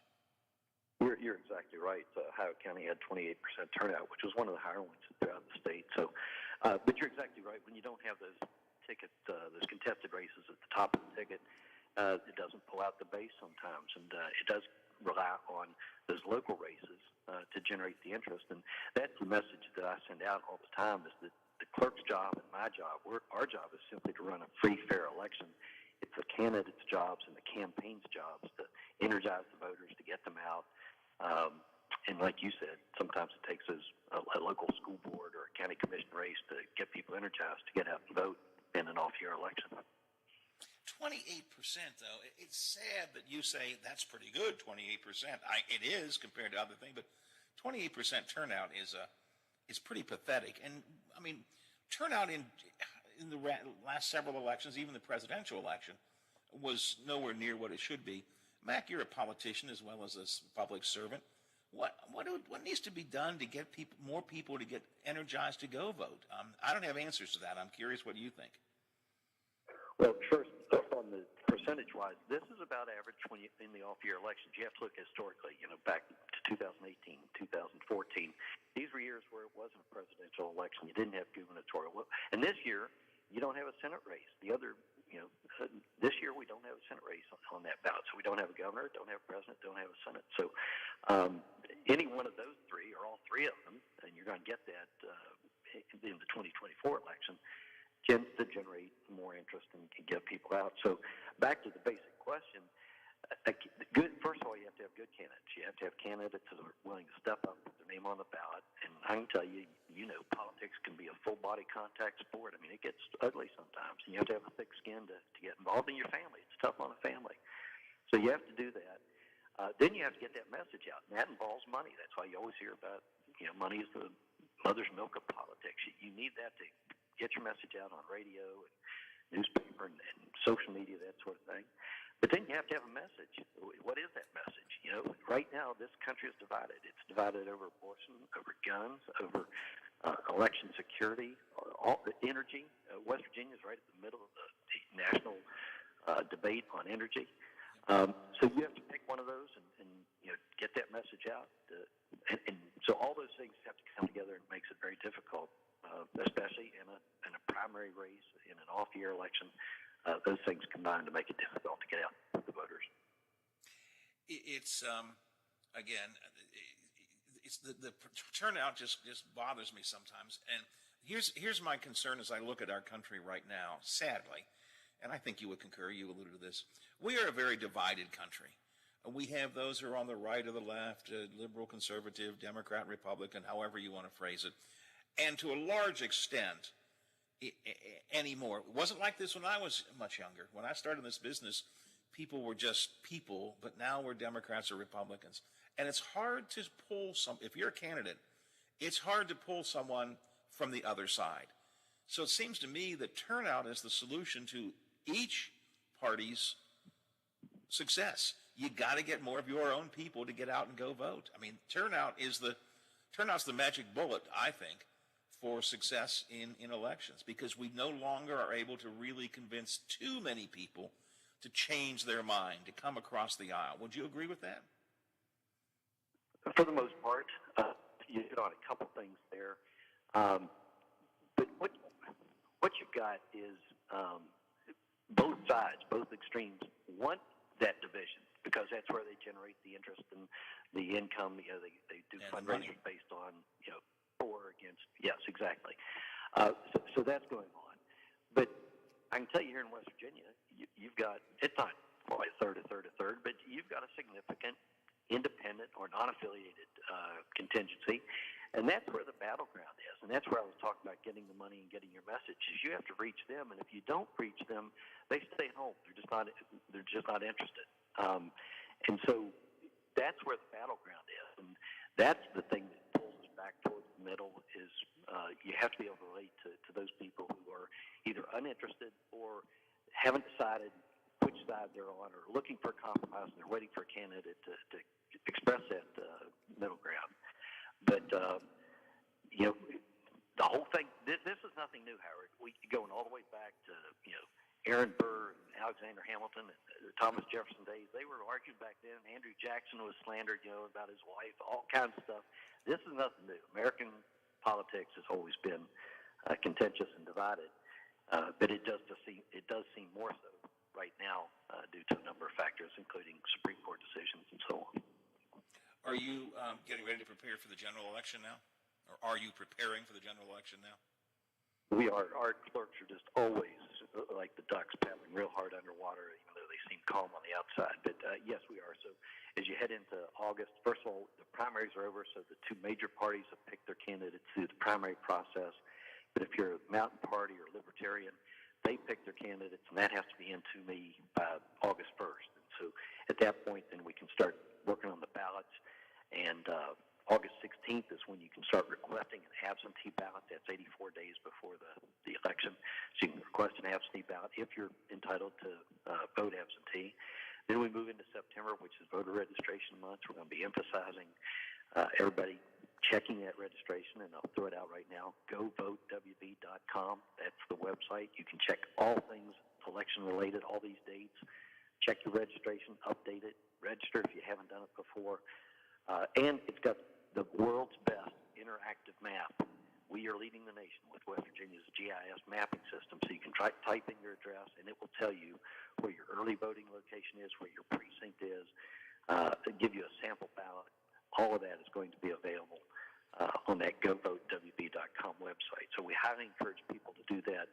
As we mentioned earlier, the line redrawing, redistricting has caused some alignment in the precincts, and everybody needs to check that before they go to vote. Because if you don't and you end up in the wrong precinct, you can still vote, but it'll be a provisional ballot, and then somebody else gets to decide whether your vote counts, and nobody wants that. We do encourage voting on Election Day at the precinct. That's the gold standard, as stated by Jimmy Carter at his center in Atlanta, his voting center in Atlanta, said vote on Election Day because then you have all the information up to the very last minute.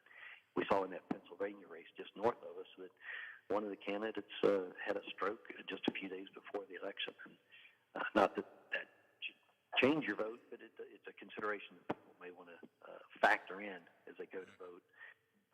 So that's why we encourage people. We do provide the alternative to early voting and the absentee voting if you have that reason. But otherwise, West Virginians, about 3/4 of West Virginians like to vote on Election Day, and that's why we have all the poll workers out there trained, ready to go to handle that workflow. Mac, the state of Ohio is having its own problems. Do you look across the river sometimes and say to yourself, thank heavens you're not the Secretary of State over there? They still have to figure out when they have one more election to go because the redistricting issue. I mean, it's a bit of a mess over there. You gotta be happy you're in West Virginia right now. Absolutely. And their primary in 2020 was an absolute mess. They changed like 3 times in the last 24 hours whether they were going to have the election or not have it or postpone it. You're right. I'm glad we're in West Virginia and things run pretty smoothly here. During the pandemic, we had a slightly different form of mail-in voting. We are back to the traditional absentee ballot now, unlike the pandemic where everybody got one and got a request and so on. But can you still use, in the general election this year, will you still be able to use a health concern as a reason to get an absentee ballot? If you have COVID or you're treating somebody, taking care of somebody with COVID, yes, that still provides a medical reason. That's the number one reason on the absentee ballot or absentee request. But no, we're back to pre-pandemic standards, and we typically only have about 7,000 absentee ballots in the general election. We had about 5,000 in the primary. So again, if you have a reason, I don't want to discredit it, use that reason and vote absentee if you want. But otherwise, you're not going to be receiving a blanket absentee request form like you did back in the primary of 2020. If you want to vote absentee, you have to request the ballot. And you said those requests will begin when? August 16th is when you can start sending those in. Okay. But you have to request that ballot. So you call the clerk's office or go down and pick one up, or how does that work? Get on the clerk's website, get on our website, that govotewv.com, and you can request it there. All right, Mr. Secretary, I appreciate your time this morning and the work you've done. Thanks a lot. Again, I join you in condolences for the sad news about the passing of Woody Williams, a true icon and a real representative of West Virginia values, I think. So I'm sorry to hear it, but thank you for sharing it with us. And thank you for being here this morning, as always, Mac. Appreciate it. Always good talking with you, Howard. Thanks. All right, thanks a lot. West Virginia's Secretary of State, Mac Warner, here this morning on the Watchdog Morning Show.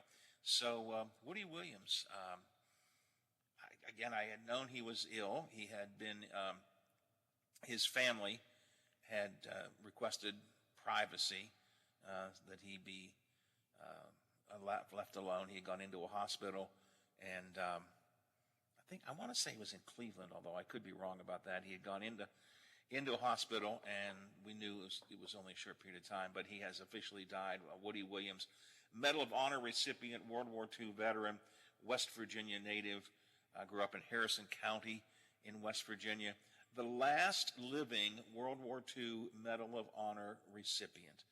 And Bob, I always hate to hear the passing of a generational figure like that. We lose contact, I think, with a lot of our history when more and more of these folks pass away and leave us. Yeah, and I'm ashamed of myself, Howard. Last week when we were debating all the great West Virginians, like a damn fool, I should have mentioned Woody Williams, and I didn't, because he was certainly certainly one badass. That's certainly the case there. He absolutely was, and as I said to Mac, he kept himself really active and involved. Right up till the very end. He was around making appearances. I hate to say that because that sounds like entertainment, but he was involved in veterans activities. He often would show up at veterans events. Kept himself extremely visible, reminding folks of what he did, but more importantly of what a whole generation of Americans did. Again, so Woody Williams. Dead at the age of 98. You'll hear a lot more about that, I'm sure, coming up today on Statewide Talk Line with Hoppy and the gang. The story just developing right now. All right, it's 8:37, 23 till the hour here on the Watchdog Morning Show. I want to try to get some of this testimony from yesterday's January 6th hearing in a minute. Plus, I've got some more texts coming in on gas stories, and I'll share some of that with you. But first, why don't we go to the newsroom, get an update, check on sports, a few odds and ends like that. So we head on over to WTRF TV7. Stephanie is here. Good morning, Stephanie. Good Wednesday morning, everyone. I'm Stephanie Grinley with your 7 News headlines for June 29th. Addiction and mental health issues continue to plague the country. On Tuesday, Ohio Senator Sherrod Brown met with the Belmont County health leaders and patients for a roundtable discussion. Brown tells us that the needs in Belmont and Jefferson counties are the same facing other counties in Ohio. From 2019 to 2020, overdose deaths in Belmont County jumped nearly 65%, and Ohio's suicide rates have also gone up. That's why Senator Brown says it's more important than ever to address this problem. History was made yesterday in the Ohio County Courthouse. Bethlehem's newest mayor was sworn in, and his taking office at just 20 years old marks a milestone. Aaron Snyder took the oath of office to become the mayor of the village of Bethlehem. He says he's excited to get to work when he officially takes over July 1st. His election win was historic because he is the youngest elected county official in Ohio County's history. From my research, it's also believed he's also the youngest mayor in West Virginia history. Ohio Governor Mike DeWine signed a bill yesterday that will provide more than $500 million to establish an Appalachian Community Grant Program. It sets initiatives to strengthen Ohio's 32 Appalachian counties. House Bill 377 provides funding to populations of 50,000 or fewer residents for costs associated with COVID-19, such as infrastructure improvement or schools. That was a look at your 7 News headlines. I'm Stephanie Grinley. Have a great Wednesday, everyone. AutomotiveMap.com presents the Sports Flash, powered by The Score on The Watchdog. I'm John Thayer. Major League Baseball action yesterday. The Washington Nationals winners at home over the Pittsburgh Pirates 3-1. Both teams had 6 hits in the ballgame. Patrick Corbin earned the win for Washington as he improved to 4-10. He went 8 innings, giving up 5 hits, 1 earned runs, and striking out 12 in the victory. Pirates starter Jose Quintana went 6 innings, giving up 4 hits and 1 earned run, striking out 6 in the no decision. Reds were winners over the Cubs in Chicago, 5-3 the final score. Luis Castillo earned the win as he improved to 3-4. And the Orioles were shut out in Seattle last night, losing to the Mariners 2-0, just 1 hit in the loss for Baltimore. For lightning fast sports updates as they happen, download the free Score app today. I'm John Thayer with the Sports Flash, powered by The Score on The Watchdog. Macy's 4th of July sale has everything you need to make a splash at the barbecue, with great deals like 50 to 60% off swimwear for all, and dry off with plush Charter Club beach towels for $40. Plus, get 40% off almost all sandals now during the great sandal sale. And Macy's Star Rewards members can earn rewards even faster during Star Money bonus days. See Macys.com/Star Rewards. Savings off regular sale and clearance prices. Exclusions apply. Hello, Discover here to explain our cash back match. Here's how it works. We give you cash back for using your Discover card on the things you were going to buy anyway. Then we match that cash back in your first year. And that's why we call it Cash Back Match. Now to recap and say cash back one more time. We match all the cash back you've earned at the end of your first year automatically. Discover. Exceptionally common sense. Learn more at discover.com/match. Limitations apply. We are compassionate. We are focused. We are confident. We are dependable. We are resilient. We are skilled. We are empathetic. We are knowledgeable. We are respectful. We are here. For you and your family. We are close to home. We are WVU Medicine. Highland Sports Complex is the coolest destination for sports and entertainment the Ohio Valley has ever seen. Pop in for some open basketball in our field house or reserve some turf time for your next practice or game on our synthetic fields. Online registration is open for development classes and leagues for youth and adults. Highland Sports is also the hottest destination for birthday parties and other events. So come challenge yourself on our play climb and enjoy your favorite virtual reality game in the arcade. No memberships required, so visit highlandsports.com find your next entertainment experience and get ready to reach new heights. Wheeling Coin and Hobby on 10th Street in Wheeling, next to the Bridge Tavern in downtown Wheeling, wants to buy any and all unwanted gold and silver jewelry. They are paying top dollar for 10, 14, 18, and 22 karat gold plus 925 sterling silver. They also want to buy collectible coins and paper money from before 1933. Wheeling Coin and Hobby is open daily from 9 a.m. to 5 p.m. Monday through Saturday. Coin and Hobby, 304-232-8430, and add them on Facebook. He has his say. You can have yours. Text us or call us and join the conversation. This is the Watchdog Morning Show with Howard Monroe.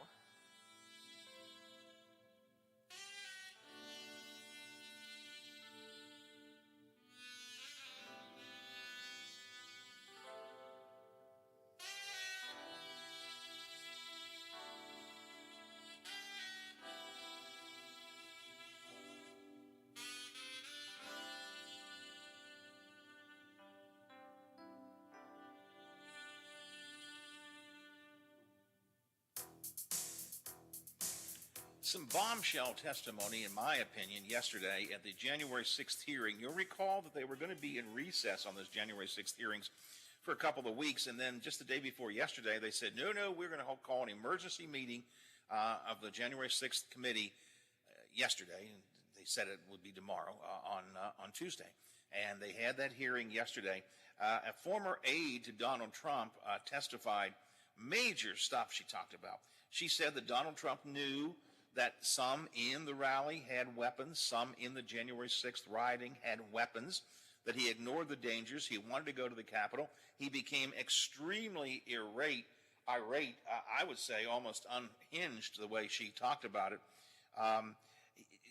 Donald Trump apparently knew that there were going to be weapons on hand, and he really didn't care, in fact, to the point that he didn't want the magnometers around, which would catch people bringing weapons into his rally. And she said Trump just didn't care. I was in the vicinity of a conversation where I overheard the president say something to the effect of, I don't effing care that they have weapons. They're not here to hurt me. Take the effing mags away. Let my people in. They can march to the Capitol from here. Let the people in. Take the effing mags away. So he literally, the implication is he wanted to have a big picture of a lot of people there for his crowd. Even if they were armed, he wanted them to be able to come in. So as the marchers headed to the Capitol and things started to spiral out of control, several people inside the White House told Donald Trump they had to take action. They had to speak up and say something about it. But apparently Donald Trump didn't really care what Pat Cipollone and others had to say. Mr. Cipollone said something to the effect of, please make sure we don't go up to the Capitol, Cassidy. Keep in touch with me. We're going to get charged with every crime imaginable if we make that movement happen. And do you remember which crimes Mr. Cipollone was concerned with? In the days leading up to the 6th, we had conversations about potentially obstructing justice or defrauding the electoral count. Now, these are Trump's own attorneys telling him you could be in trouble with obstructing justice or defrauding the election. Trump simply waved them off. And Trump wanted to go after that rally he had, you remember, and he said, we're going to march down to the Capitol and do this. And he wanted to go down to the Capitol with the insurrectionists. He wanted to be there with the rioters. His Secret Service folks, according to Ms. Hutchins yesterday, his Secret Service folks said, no, Mr. President, you cannot go there. It is not safe. We, as your protectors, are not allowing you to get into that mess. We have to go back to the White House. Trump apparently was so concerned, he almost tried to take control of the wheel of the car to get there. The president said something to the effect of, I'm the effing president. Take me up to the Capitol now. To which Bobby responded, sir, we have to go back to the West Wing. The president reached up towards the front of the vehicle to grab at the steering wheel. Mr. Engel grabbed his arm, said, sir, you need to take your hand off the steering wheel. We're going back to the West Wing. We're not going to the Capitol. Mr. Trump then used his free hand to lunge towards Bobby Engel, and when Mr. Renato had recounted this story to me, he had motioned towards his clavicles. Now, I do want to be clear before somebody texts me that particular part of what she said has been disputed by, according to the New York Times, quote, anonymous sources who say that the Secret Service is actually going to dispute that before the January 6th hearing. So I want to point that out but that is what she says she heard from someone who was in the room.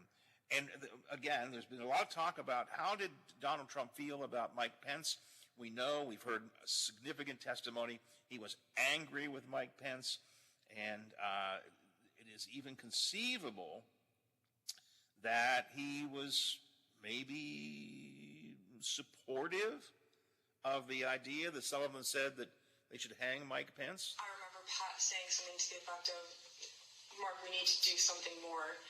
They're literally calling for the vice president to be effing hung. And Mark had responded something to the effect of, you heard him, Pat. He thinks Mike deserves it. He doesn't think they're doing anything wrong. He heard, he doesn't think they were doing anything wrong. He thinks Mike deserves it, Mike Pence. Pretty powerful testimony. There will be no doubt some pushback on that and some follow-up from it. One of the things, Bob, I have found interesting, though, is in all these January 6th hearings, you have not seen a lot of Republicans stand up and defend Donald Trump. Now, some have, but they've, to a large extent, decided to sort of ignore the January 6th hearings. And I think that makes probably political sense. These hearings have been really bad for Donald Trump. And rather than stand up and try to defend the indefensible, most Republicans are, almost said Paul McCartney,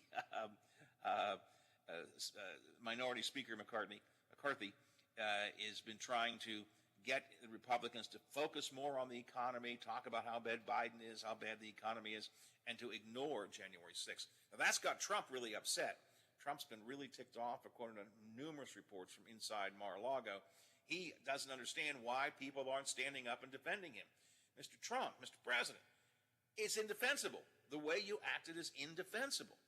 And your friends are smart enough to know they just better keep quiet. So, fascinating hearing yesterday. A lot of stuff came out of it. Hopefully you had a chance to watch it or watch some of the clips from it, because it was a really, really big deal. CNN did a piece with a number of former Trump aides after the testimony. Many of them said they were left speechless, that they called it a bombshell. They called it stunning, staggering. One former Trump advisor said this paints a picture of Trump completely unhinged and completely losing all control. We heard stories during this testimony that Trump threw dishes at the wall, and of course that he lunged for control of the car and so on. Absolutely amazing to me. Powerful testimony yesterday. Now I think they are in recess for a while unless something else happens. But Howard, I want to share that with you here this morning. It took years, but there was a movie, Nixon, that showed a little of the back scenes drama, his resignation. Yep. Do you think, I would have to bet the ranch that somebody is going to turn this into a movie or a mini series, before and after the riot? Yeah, no, look, we're still too close to it, I think, and it's still too contentious, and there's still, possibility of criminal charges and so on. But sometime, probably in the next few years, maybe after the next election, I'm talking out loud now, there will be, certainly there already are plenty of tell-all books about it. Any of those books could be made into a movie or a TV miniseries or something like that. The Bob Woodward book, Peril, that talks about the way this all came together inside the White House, would be a good one, but there are many others. I would not take if you want to bet me that there will be a movie or a miniseries, I won't take the bet, because I think you're absolutely right. And remember, we said this a few weeks ago when Matt Robeson was with us, that one of the things that needs to be done, and I think January 6th committee has begun to do this, is there's so much that comes out of Donald Trump. The whole presidency is so much, but just about January 6th, it's like trying to drink from a fire hose. There's so much coming out. Somebody's got to put it in a context that is understandable. And I do think the January 6th committee has begun to do that. But it really wasn't until all the president's men came out that the American public got a good sense of the full dimensions of Watergate. And I think it won't be maybe until there is a well-done movie that comes out. Sad to say, isn't it? We're living through it, but we have to wait for the movie to come out to really understand it. But there's no question in my mind. You're 1,000% correct. There will be a movie, maybe a mini-series, and probably both at some point. And, there have been good ones and bad ones about Watergate, too, by the way. There have been good mini-series and bad ones, some really good ones and some that were so on. But I guarantee you there will be some. 7 before the hour here on the Watchdog Morning Show. Do we need to take a break? Yes, we do. It's a quick one. All right, let's do that. And if I have a chance, I want to talk. Hey, I got an email from Alex Mooney yesterday. All right. I'll share it with you. I'll share it with you coming up next on the Watchdog Morning Show. On the last talk line on Metro News, House Speaker Roger Hanshaw, and if and when the legislature will get together on a new abortion law in West Virginia. Well, I think the answer to that depends on when we're ready, Hobby. So if we're ready tomorrow, then perhaps. But if we aren't ready until later in the fall or later in the summer even, then maybe the more prudent time to act is when the legislature's already going to be together anyway. Talk line, weekdays at 10:06. Cybersecurity attacks can cripple and even force a small business to close. Does your organization have a focused approach to being cyber resilient? If you can't answer yes, you should contact Omni Strategic Technologies to help you identify the steps to protect your data and reputation from the very real cyber threats that exist today. Schedule your free consultation by calling Omni at 304-242-7600 or online at omniperforms.com. Omni Strategic Technologies, the only cybersecurity firm that the Watchdog trusts. Hey man, what can I get you? Yeah, can I have 2 Coors Lights? You got it. Hey Mike! I need 2 Coors Lights! Sure thing. With a taste as cold as the Rockies, only Coors Light gives you refreshment every time. Here you go. Thanks, Mike. Doing a great job. All right, 2 ice-cold Coors Lights. That's the coldest beer I've ever had. Hey, they don't call it the world's most refreshing beer for nothing. Okay, be honest with me.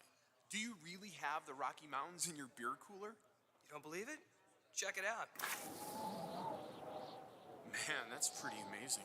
I know, right? I can't believe it myself sometimes. I mean, this cooler is only 3 feet wide. Coors Light, the world's most refreshing beer. Coors Brewing Company, Golden, Colorado. With great beer comes great responsibility. Miss a part of the show? Want to hear a segment again? Check out our podcast page at watchdognetwork.com. The Watchdog Morning Show with Howard Monroe continues. You could read my mind, love. What a tale my thoughts could tell. Just like an old-time movie about a ghost from a wishing well. In a castle dark or a fortress strong with chains upon my feet.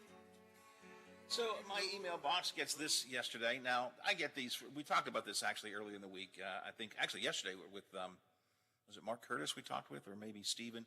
You know, I get solicitations for contributions by Democrats and Republicans. I'm on all of these lists, and they send to me and they need money.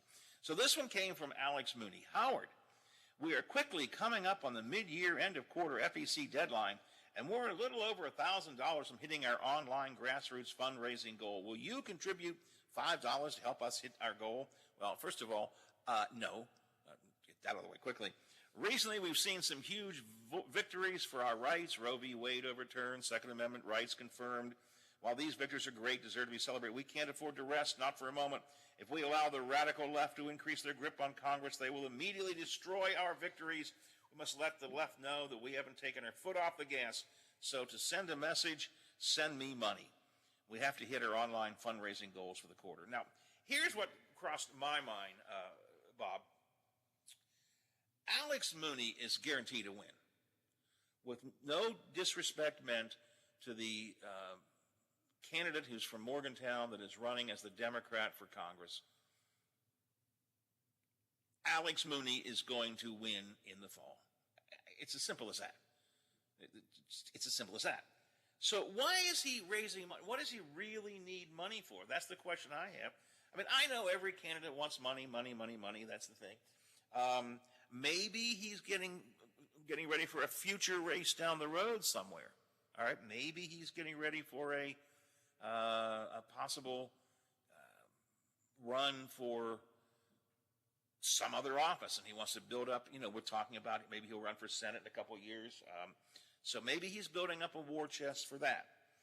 It is, of course, always possible that what he wants to do is get a big war chest that Mooney could then contribute money to other candidates across the country and build up his support. That's a possibility.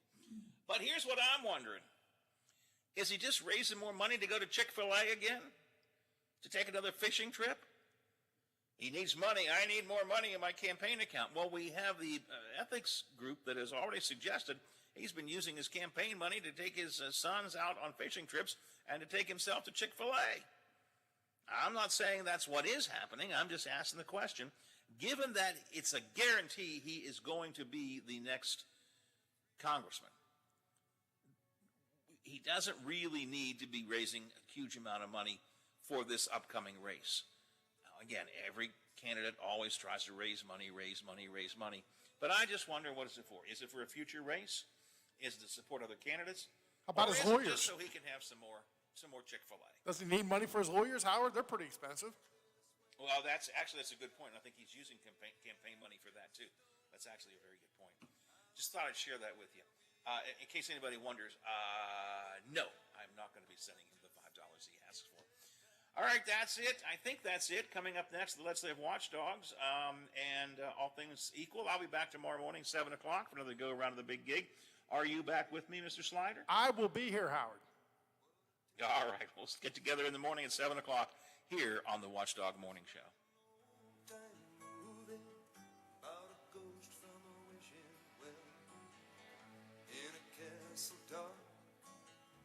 The Watchdog is FM 98.1, AM 1600 WKKX Wheeling, FM 97.7, AM 1370 WVLY Moundsville. From ABC News, I'm Sherry Preston. More questions surrounding the testimony of Cassidy Hutchinson, the former top aide to President Trump's chief of staff, Mark Meadows. Before the January 6th special committee, she described an irate President Trump who was angry over not being allowed to lead his followers to the Capitol on January 6th. ABC's Jonathan Karl says so far she is the closest person to the former president to testify. The big question is, will others come forward? Cassidy Hutchinson was one of very few people who was right there in the West Wing, steps away from the Oval Office, a direct witness to the extraordinary events in the White House on and around January 6th. And she has done what many others have just refused to do, which is to come forward under oath, live before the world, to tell her story. Finland and Sweden now both formally invited to join NATO at the summit in Madrid. As Ukrainian President Zelensky appeals to NATO for more help against Russia, we are learning more about the shopping mall attack in central Ukraine that left 20 dead and 40 others missing. ABC's James Longman is in Ukraine with more. We go inside a hospital where some of the injured are being treated. We meet Nikolai, who works inside the mall. He tells us about the moments of the attack. It went dark, he says, and someone helped me get out. But not even the hospital is safe from Russia. Another air raid siren, so we're going to have to leave. President Zelensky calling the attack state terrorism. In San Antonio, Texas, first responders are still shaken up after finding those dozens of bodies inside that trailer truck. Brian Everett is an associate medical director with the San Antonio Fire Department. I think about what they went through when those doors closed. I think about the risks that they took. I think about people being treated worse than animals. The death toll now stands at 51, making it the worst human smuggling operation in U.S. history. Investigators are still trying to identify all of the bodies. You're listening to ABC News. I'm getting vaccinated with Prevnar 20. So am I, because I'm at risk for pneumococcal pneumonia. I'm asking about Prevnar 20 because there's a chance pneumococcal pneumonia could put me in the hospital. Age 65 or older, you may be at increased risk for pneumococcal pneumonia. Ask your doctor or pharmacist about getting vaccinated with Prevnar 20, pneumococcal 20-valent conjugate vaccine, a Pfizer vaccine that can help protect against pneumococcal pneumonia in just one dose. Prevnar 20 is approved for adults to help prevent infections from 20 strains of the bacteria that cause pneumococcal pneumonia. Continued approval may depend on a supportive study. Don't get Prevnar 20 if you've had a severe allergic reaction to the vaccine or its ingredients. Adults with weakened immune systems may have a lower response to the vaccine. The most commonly reported side effect was pain at the injection site. For additional common side effects and full prescribing information, please call 1-855-213-2138 or visit Prevnar20.com. I want to be able to keep my plans. So I'm asking my doctor about getting vaccinated with Prevnar 20. For kids who are about 15 years old right now, there's never been a world without the iPhone. It was on this day when most of us were still using Blackberries or the flip phone that our lives would transform. We didn't know it. It had already been unveiled. iPhone. June 29th, 2007, the iPhone went on sale. It didn't just change phones, right? It changed the world. Even if you're one of those who has never had an iPhone, it likely influenced the phone you do have. Joanna Stern at the Wall Street Journal out with a new documentary about the impact of the iPhone. A lot of the phone today is sort of a remote control for our lives, right? We can order a car, we can order food. Alex Stone, ABC News. Parents being urged by the FDA to stop using baby neck floats, those little rings that blow up and go around a baby's neck for the pool. Officials say they pose serious risk to infants after reports of at least one death and another injury. Done in Paris, the trial that came out of the 2015 terror attacks that left 130 people dead. The violence ranging from the Bataclan Theater to several cafes and the National Stadium. Salah Abdel-Salam facing up to life in prison. Speculation suddenly swirling around the political future of California Governor Gavin Newsom. He has bought more than $100,000 worth of commercial time, but not in California, in Florida. Some political watchers think that may be a sign that he has an eye on running for the White House. This is ABC News. Did you book the Townsend's 10th anniversary ticket? Alona's travel agency is overbooked and experiencing delays. She needs to land a new project manager to clear her business's runways. Yes, Mrs. O'Hara, we checked. Pygmy goats do not count as emotional support animals. Indeed can help her hire great people fast. I need Indeed. Indeed you do. You can schedule and conduct virtual interviews all from your employer dashboard. Earn up to $500 in sponsored job credits by interviewing on Indeed. Visit Indeed.com/credit. Terms and conditions apply. Sherry Preston, ABC News.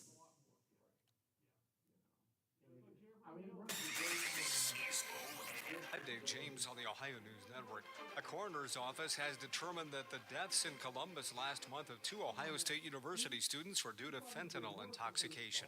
ONN's Kate Burdett has more. The reports released Tuesday listed the manner of death for 21-year-old Tiffany Eiler and 22-year-old Jessica Lopez as accidental. On May 4th, police were called to a residence near the OSU campus after a 911 caller claimed their roommates were overdosing. The same week, Columbus Public Health and campus safety officials issued warnings of possible Adderall pills laced with fentanyl on campus. Kate Burdett, ONN News. Toledo Public Schools will not allow teachers and other employees to carry firearms. Board members voted unanimously on a resolution against arming school staff last night. And the Dayton Daily News reports that the Dayton Board of Education made the same decision last night. The moves come after the state legislature passed a law that lowered the required training for employees to be armed from more than 700 hours as previously ordered by the Ohio Supreme Court to just 24 hours. A 9-year-old girl died after being hit by a car in East Columbus yesterday afternoon.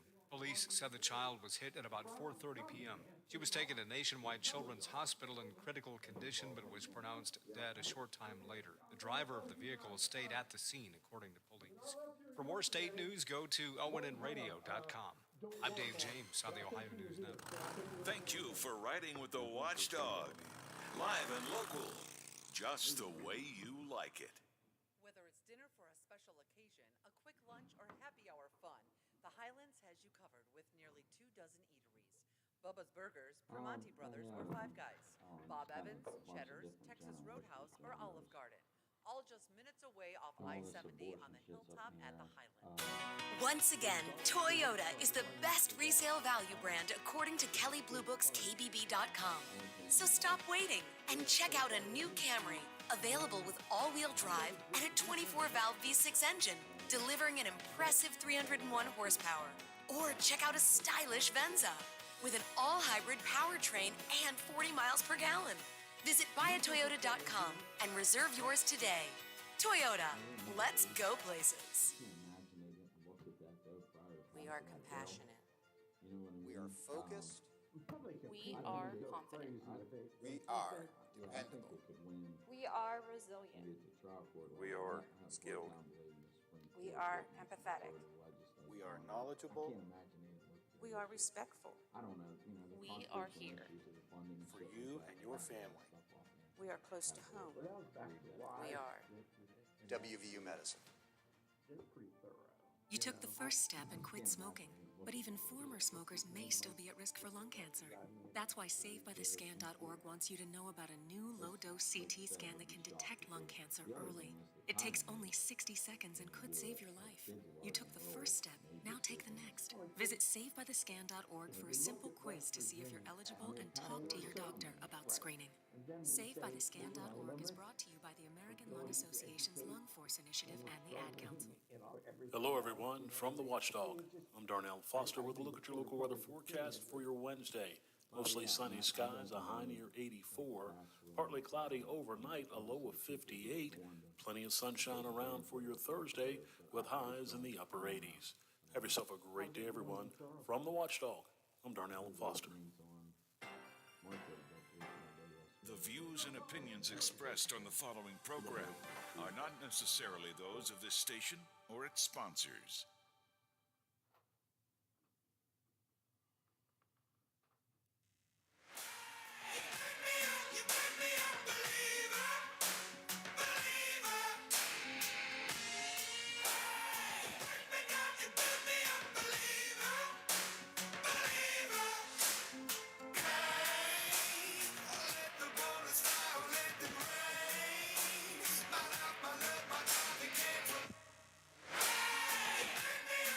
Good morning, Ohio Valley, and welcome to the Legislative Watchdogs. Your host today, Brent Weir, joined in studio with the big dog, Johnny Saunders, as our still new, I deem you to be new, Bob, running the board, still in the old Biff mode when I'm on this side of the seat, and give a shout out to Brother Biff. But anyway, beautiful day out there today, John. Absolutely. As we are officially in the start of summer. Approaching a holiday weekend. Favorite time of year, daytime, days are long, morning, sun comes up nice and early, gives you a lot of energy, and great time of year, and beautiful time of year to live around here in terms of ability to get out and enjoy the parks that we have around town. So in a good mood today. And Bob and I were talking, it starts today, the Beast of the East, so a little smaller than years, for a lot of various reasons, but it's an opportunity to come out and watch good baseball, some local baseball. Bobby, I think the principal fields are 470 and Patterson, right? Yeah, I think they'll be in the paper again, John, and I'd like to make this plea to everybody. If you see Bo McConaughey, go shake his hand today and say, Bo, we appreciate what you did, because the man, how many years now? It is. If you say to me, if you talk about baseball in the Valley, and I don't care what they did to him here or what they did to him here or whatever, Bo's name has to be at the top of the list for teaching it, playing it, what he's did for kids, and I agree. I think it's and you did it. So you saw travel baseball has changed dramatically. Changed everything. Everything, okay? And it's impossible to have, I believe, the number of teams he had, because he started bringing teams in when there wasn't a lot of them. But it's a real opportunity to bring. You said, great weekend, and, it is. And the fields, baseball, Bobby, is really... If you look at Edison and Toronto and these places that have fields now that make baseball competitive, it's just a problem with the weather, not knowing where the weather is this time of the year. So. And the fields help with that. They really do, because if you're traveling a long way, what's the worst thing that can happen is you don't get to play and you drive home. So, yeah, John, you're exactly right. The fields make it a lot more probable of getting the games in. So if you can, not only support Bo, but go out and watch local kids' ability to do that. And they've always had good concessions, and I don't know if they still do it, but they always had good sausage sandwiches down at Patterson. So I always tried to sneak down Patterson to watch a couple games, but the attraction. You go depending upon where the Jerry Ames, you know what I mean? Yeah. I got that Jerry Ames theory. You know what I mean? That's funny. My one son did travel baseball and does it. And there's a field north of Pittsburgh. Everybody talks about the concession stands. It's got like the best concession stand around, and it's like the one perk as a parent, you know, that you're going there and you're going to spend all day there. But I will say that You think our friend Jerry Ames is in training for the Italian festival? he's in training all year for that. Is he? All year for that. He maybe takes a week off here or there, but I will say about the Beast of the East too, just the amount of help that is kind of behind the scenes, Bob, to your point. I know some guys for where my sons play in the rec leagues and played in the rec leagues, just the amount of help that that Bo's able to get, thankfully through really the coaches and the folks who run the individual leagues or the individual organizations, within the rec leagues. I know a lot of times pitch in and help. I know a lot of the guys from Warwood up there that do their part, and I know that's true across the valley. And to your point, Bob, it'd be nice, obviously, what's the trend now that you see a lot of turf fields, right? Just because you can withstand the weather. And unfortunately, I was on the other end of that of making a very long trip where we just kept getting the rain in the afternoon. We were in the south, and it was so bad we couldn't play some games. But we were on turf, though, too, and if we were on a dirt infield, you wouldn't have had a chance. Yeah, there would have been no way. I go back to 1988. We were going to Detroit to play the tournament, and it started raining in St. Clairsville, and it never stopped. And I thought, there is no way we're driving up here for nothing. Yeah. And they had turf, and we got the tournament in. It was amazing. Yeah, big difference, and it's neat. Like it's a great, you got the holiday, John, as you said, coming up on a Monday, and last year I went to a few games as well. It's just a neat thing to go see some of the teams play, especially if you get young kids and boys that are into it. It's nothing better than going to a local park like that. I want to change the subject a minute. We talked about the rec league, and I saw this week that the Tommy Bechtel, Bear Bechtel, is going to get the award at Y. And listen, my kids, I've watched. I don't know anybody in this valley that played baseball, softball, basketball, summer leagues, the OVAC. I mean, Tommy Bechtel has just been unbelievable in putting time in giving an unbelievable broad spectrum of activities for kids for forever. And I'm proud to call him a friend. I enjoy Tommy's stories and times, but really a deserving award for a good person that comes from a really good family. So congratulations, Bear. We're all proud of you, and we all appreciate what you've done over the years. And he's did it the right way. Him and Coach G and Coach A have done it the right way forever and ever. Yeah, anybody who's had kids in the last 50 years, I think, Got touched by Tom Bechtel. who've come through. He's a true staple, Well, hell, really. I'll be 60 if I'm lucky, and I see Sunday, and he touched my leg. There you go. John will remember, Brent, you're too young, when kids actually hung out at the playground. Absolutely, We lived you're there. right. Over Brook Avenue, we lived there, and we took pride in our playground, and that, Tom Bechtel played a huge, huge part in that. Well, happy birthday, Bobby, and Thank you you very get much. there and you hope you have an enjoyable birthday and have a great weekend. So. I will say though, Bob, I think I was at the tail end of that. We used to run a lot of games at Garden Park and Edgington Lane, and even somewhat at Bridge Park back then. At least on the basketball courts. Garden Park, those are them stuck-up Warwood guys. I'll tell a little inside baseball here, too. Let's get into politics. Go a ahead, bit, John. Brent. Let Bob finish. Go ahead. I was just going to say the memorable summer for us, Terry Edwards married her, but Crystal Black was our instructor one summer. But let me tell you, it wasn't hard to get a ball game up because the guys started pulling in there about quarter till she got there, and they stayed the whole day. So it was a memorable summer. Great. There's another good person in this boat. But so That's politically, Brent, back in the day, Bob, when the pedal bike was cool. Oh, yeah, everybody had a bike. and no fingers, no games. No Real phones. games, not good. No But- phones. Come home when the street lights are But on. Brent, politically, a lot of interesting stuff going on. Yeah, for the summertime, for yeah, sure. I mean, United States nationally have went through, a couple major events since we were on the Roe v. Wade decision, really touching testimony yesterday in the January 6th testimony, probably the highest ranking person inside there that I thought did some really incriminating, kind of scary testimony of Right. what really happened, if that happened, and people are saying it don't. And then on a state level, Brent, and let's go there first.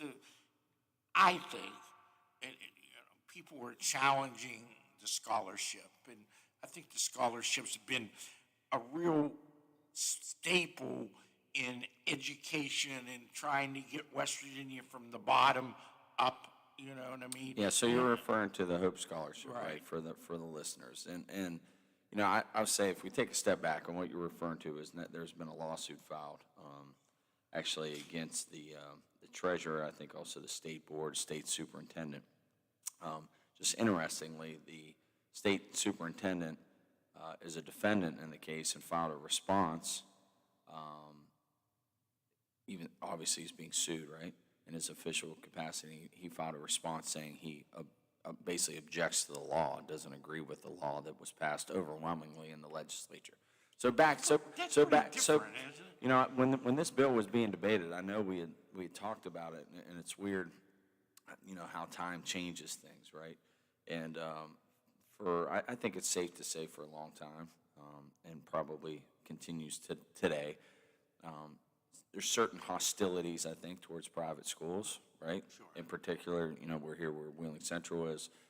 If you go downstate, you know, it's pretty obvious. You can feel it. Obviously, there's battles within the county, you know, between the public schools. We got 2 private schools here. We got Lindsley, and then you have the Catholic school of Central. And so that's been around since your age, John. All right? That's been forever. And really a lot more intense over the years than it was. So as our state became more conservative, Democrats lost control, Republicans take control, then garner the supermajority. I obviously saw this bill that was introduced, and I just kept thinking, this is odd to me because of the way that I grew up, and at least what my perception was of, particularly in the South, of their feelings towards, obviously Catholic schools have won a lot of state championships, right? There's a lot of animosity there. And then all of a sudden this bill comes out to allow under, you know, the explanation is for school choice that kids who are not, and I'll just use the parochial example, kids who are in public school are going to be able to come to a parochial school if they want and receive a scholarship to be able to do it. And there's obviously some technical requirements that you need to meet, but in general, if you were in a public school last year, you could switch over and go to a parochial school. And it passed overwhelmingly, right? And so it passed overwhelmingly. You don't need any Democratic support for that. And so you can't, it's irrefutable that the conservative, this is a part of the conservative Republican agenda, right? We can agree to that. Right. I never, if you would have asked me this question 3-4 years ago, I don't know that I would have pegged this as something that they wanted, okay? But I'm surprised. Right? It surprised me where it came from.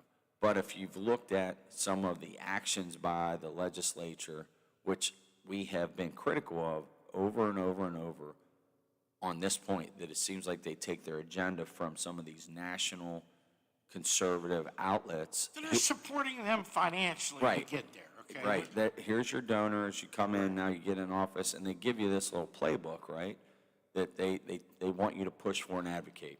So we've seen charter schools, right, have come up. Obviously, we had the teacher strike in there that inflamed, I think, the situation. You know, some people suspect, is this a retaliation against that? I don't know that I believe that. I think it's just a part of the conservative mantra of some of these organizations nationally that this is what they want, and it's a further extension, I think, of the charter schools. I do too. So here, they continue to go after the teachers and the unions and say, we rank too low education-wise, right? So what I'm giving you here when I'm talking about this is basically paraphrasing, trying to give a summation of what the argument is on the floor in the legislature on why they wanted this bill put forward. And in essence, the system isn't working. We got to do something else. So this is what we're going to do. and they passed this Hope Scholarship bill, which I think is at least characterized as maybe one of the most broad or open-ended school choice bills in the country. So I was blown away when it was passed. To be honest with you, I thought it would because I kept pass, but I kept thinking I was missing something, right? Like, and here, you know, in a county where we sit, where we have 3 schools, right, 3 good schools, and folks have choice, it just seemed kind of odd to me. Also, in the backdrop, and do I have some bias maybe way back in my mind of experiencing things when you went to a Catholic school and you played and you went to different parts of the state and you experienced that stuff? Sure, that stuff kind of, those life experiences shape your views, right? And I kept thinking, this is, you know, I'm shocked by this. And so then I've had folks who are in the public school system, you know, kind of complain to me, this isn't right. And my response to them has been, and will continue to be, like, listen, the legislators who you voted to put in there, you know, overwhelmingly pass it. And it's a lot of what they stand for, I certainly don't agree with, but that's what they want. And so I started thinking, well, what happens? Why is there the push for this? And I think it's as simple as this. You have statistics that are thrown in the face of legislators from these national groups saying we got to do something different. And I think in large part, let's be honest, and I think, Bob, you would agree with this too, we got some really, what I'll call piss poor, excuse my language, schools throughout the state. And there's not an ability on some, and particularly some of the poorer counties of the state, to be able to go and get your kid access to a different educational opportunity. And I think that terrible scores and terrible curriculum. Okay? that is what qualified teachers. I think right. That's what's driven this more than anything, because it wasn't something that came out of the northern panhandle where people were clamoring for it. Right. It came out of other parts of the state. And I know superintendents have complained about it because obviously their funding and the money that they get is based upon enrollment within the public school system. So hence that's the reason you battle over students when and they up get here, into high school. Right. It's a bigger issue because, as you said, I mean, I'll just use in our backyard, you got 2, Lindsley and Central, that are very competitive in there, and choice of some people that are really going to cut into that budget. I mean, there's other places where this don't mean anything, okay? Right. I mean, it's almost non-impactable, okay? Right. But the only thing I disagree with, I believe that this fundamental private school start, that we got to fund private schools, drives this more than what you're giving it credit to, okay? I You think, mean like to punish the teachers a little bit? yeah, and I think that whole, you know, we want options and we want, but I think your concept is right. And I think that part of it, I do. I mean, I think back to the rec decision and, you know. Judge Rec you're referring to, Right. had a You know, I was landmark close decision, to him right? and over a lot of years, and had a lot of discussions about the rec decision. And this was back in the 90s, just generally Right, speaking, right, how we about fund funding it, public schools, right? And you know, that's how it came, you know, the terrible. I mean, you had gym teachers teaching biology. You had non-math majors teaching math classes in small rural schools, okay? And it is. Our education system across the state has suffered immensely over years. I won't say it. Listen, if I'm Kim Miller and I'm on that board, I'm pretty upset about it. Sure. Up here, okay? Yeah.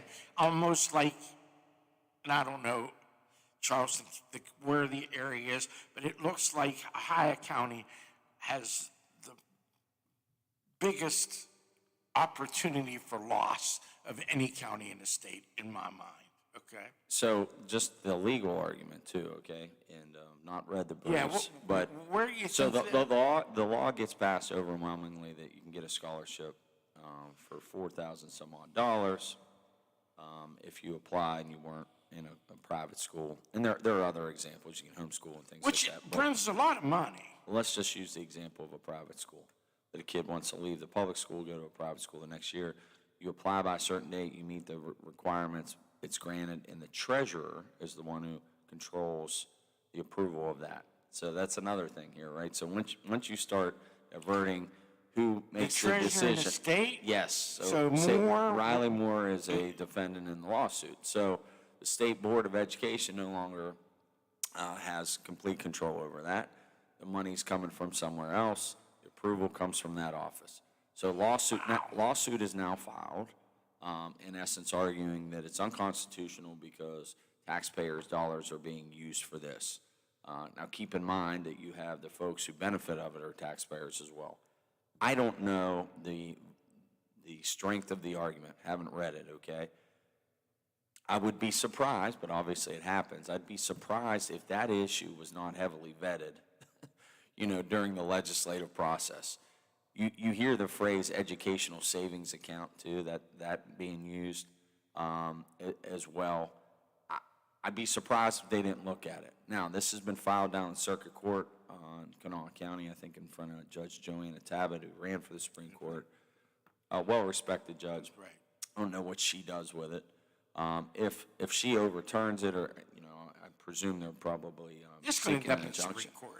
It goes to the Supreme Court at that point. Now, our Supreme Court has shown under the new makeup of the court, has shown more of they've shown pretty a lot of deference to the legislative branch, is what I would say. That's a pretty fair statement. Right? That's A lot of what they do is they say, well, we're not going to overturn this if you want to go to the legislature. And they've said that in multiple decisions in multiple areas of the law. And there's a lot of substance to saying that's the responsibility of the legislature. You agree with that? Yeah. Now, back to my original point. When this came up, I immediately thought this would benefit a school like Wheeling Central. It's going to benefit them because they're you got how many thousands of kids in a public school system within a county. You're going to have parents who are not happy. Even if you do everything right, you're going to have parents not happy or want a different opportunity for their child. They're going to go ahead and take advantage of it, and that's what's happening. It has right? nothing to do with sports. I think this concept is more academic than it is sports related. It is, but what drives society? But sports becomes a play. Becomes a listen, part of it. if you had only children, Bob, who were unathletic and not any good at sports, taking advantage of it, you're still going to hear a complaint, okay? I don't want to minimize, but let's gasoline on the fire, right? There would be some complaints because of the dollar. Bob, you agree? I do, and I don't know if either one of you guys have ever been on the south end of the stadium when one of those teams have left the stadium after being beaten by a public or by a private school. The comments. Sure, yeah. And it's mostly is sports, John. I would say the average West Virginia doesn't care about the different wage with the teachers, doesn't care about the education. What they care about is that school's going to stop our school from winning a state championship. Sure, and look, you've had reclassifications, creating additional classes, particularly, again, I use Centro as the example. Let's say in all sports but football, they've created an additional classification because even though they meet the numbers for Class A, it's deemed to be unfair to the other smaller schools, and that's come about, right? They truly believe. I've heard them. I've stood there and watched them talk. They truly believe that Wheeling Central recruits. No doubt. Oh, there's no. Yeah. So you think the whole state or the majority of the state has to believe that. So that's why they have the bullseye on Wheeling Central. So we know that's the sentiment, okay? And there's going to be people listening going, they absolutely do. I get it. That's your feelings. It's almost like it's like politics, right? I mean, it's like Republican versus Democrat on this issue. They get a few kids from Ohio that want a Catholic education. Right. They get a couple kids from Pennsylvania that want a Catholic education. Right. If you want to call that recruiting, I think you're way off base. Well, so now what they used to complain about is now you have a system, though, that has said, hey, here's money that you absolutely get. All this other stuff is to the wayside, which is what shocked me even more that this law came about. It's that sentiment that Bob just summed up and we've been talking about. I know it's prevalent throughout the state, so it shocked me even more that this came up. And the only way that I could understand it was back to the point we made earlier, John, that the very hardcore right conservative education think tank groups nationally who come in and support candidates, this is part of their playbook. It was part of the charter school playbook as well, right? It stems right from that. The other point I want to make, just looking at the legislature, they passed this overwhelmingly. Then if you remember last session in the Senate, they passed, I think, 31-1, or maybe they had an somebody was absent, 31-0, 32, something like that, where they wanted carte blanche, you could transfer wherever you wanted. Right. And so I sat there and I thought, like, if you would have put those two issues before somebody 5 years ago in the state, you would ask them what drugs they were doing. Right. You really would. Zero chance. Never, ever. And so and obviously it's a political show, so I'm trying to step back and think, how many people who now object to this law and the scholarship itself voted for those folks to put them in there? And it honestly blows my mind that they never believed they would vote that way. And what it tells me, now it's hitting home. Where do you find the logic in it? The logic, or why I should say the motivation for them to do it, oftentimes in politics is like, who are the hardcore lobbying groups that support you, both from the donor class, and it's out-of-state money that's made this playbook. Okay, right. This isn't a playbook from somebody in state. These are out-of-state groups that write large checks to do something that have a national agenda, not a statewide agenda. So on the legislative end, you don't have that kind of bill pass to where it all of a sudden there's just a reverse of public sentiment. Now, it may take time. Maybe they realize, well, this hasn't worked or we don't want to do it. And so the logical place to try and change that, because you know you're not going to win in the legislature when you just had that issue passed to the extent that it did, is in the court system. Again, I would be surprised that they did not scrutinize the heck out of the constitutionality of that bill prior to passing it. But, you know, sometimes when you have a supermajority, maybe you're sloppy, right, in terms of what you dotting your I's and crossing your T's. It's an interesting case. It's very interesting. I don't know how it's going to play out. Now, the other thing is, I think about the kids, too. The kids and their parents who have decided they wanted to take advantage of the law, and they wanted to do it. I haven't seen the lawsuit, if they're seeking injunctive relief or to just declare it unconstitutional. But what do you do then when the kid who has made the decision with his parents to leave, start, and then if the law ends up getting overturned? Those type of things create thorny issues and problems as well. It's a complex issue. I don't know. Terrible timing. Do you agree with that, Brent? Well, yeah, you would like to think that if the law was going to be challenged, that it should have been challenged after it got passed. Okay, Right. You got to have standing, so the law has to have an effect, and you got to have a plaintiff who could. Obviously, here you're talking about taxpayers, so that's not hard to get standing to bring the suit. You would have liked to have seen it filed earlier, so that we're not, we're July 4th before you know it. Heck, school starts middle August. The deadline is coming past. Kids are in the systems now and have left public school systems here. So it creates a bit of a mess there. If they're going to have to purchase uniforms, and I agree. It just blows my mind. It still blows my mind. Have done this. We sent our kids to Wheeling Central, okay? And we wrote checks for tuition by choice, okay? There was options. And we paid taxes. And I'm the oldest one in the room. Over the years, it created me a lot of heartburn. It did, okay? And listen, I've been supportive. I've supported every tax increase. Every bond issue. Yep. I got no qualm. I had a choice. We all three had a choice. But you can't say that part if you sent your kids to Loomsley or there and you said you had opportunity to do that. That's hard for me, politically, reasonableness, to believe in today, 2022, that I don't have an option for my tax dollars. It's something that I'm not saying it's right, guys, but I say in my heart, I struggle with that. I wonder what. I mean, that's Yeah. reality. Is it?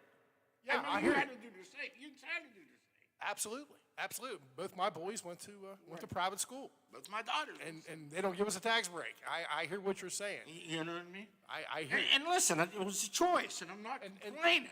I'm just saying, man, when you write a check every month and you write a tax check every month, there's times, especially, I came from an industry of layoffs, up and down, on strike, sometimes those checks were hard to write. Absolutely. I would love to see. My friends, I represent, as you know, down the river. So the Williamstown people, a lot of them work in the plants. Right. Oh, they have talent. They still love, man, that's what you get. Just keep writing checks. Now I tell them, hey, buddy, that check, them people that have the same beliefs that I do, they're getting a piece of that check.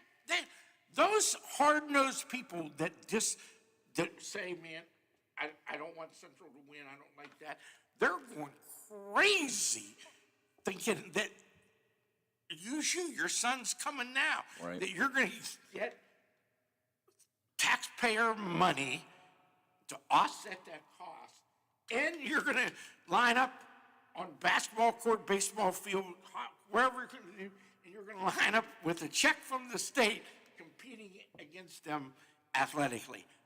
You think they were mad, Bobby, when you said get off that bus? Where did they get off that bus this time? And they say, hey, we paid, which they're not paying 100% of it, but in most cases, 40-some hundred, what I've been told across the state, that's the bulk of tuition at close to 100%. I'd like to see poll. I'd love to see a poll on it, right, on what the public sentiment is, and even within that, the age bracket. Does your kid where they went to school? Well, okay. what I mean, even within age brackets, is oftentimes you'll find that, if you have kids in school age, they maybe view the teachers differently than somebody your age, John, is retired. Well, right? I think John hit the key word there was opportunity. I think a lot of our West Virginia cousins are jealous because Lincoln County, Pendleton County, they don't have the opportunities that we have here. How far would they have to go if they were going to school their kid privately?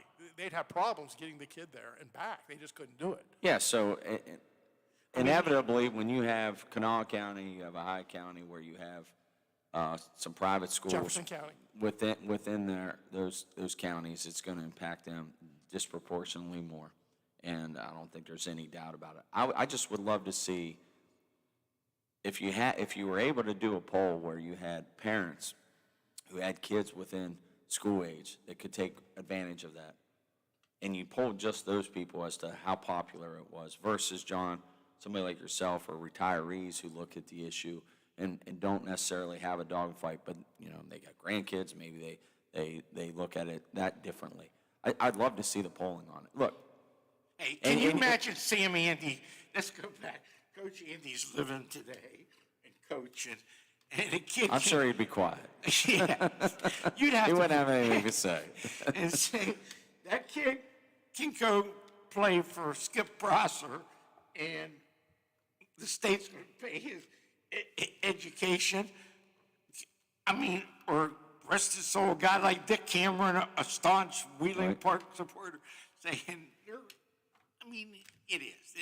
Well, it tells me, though, where do you think it's how the end result, if you said today, without reading the briefs, Brent, how do you see it?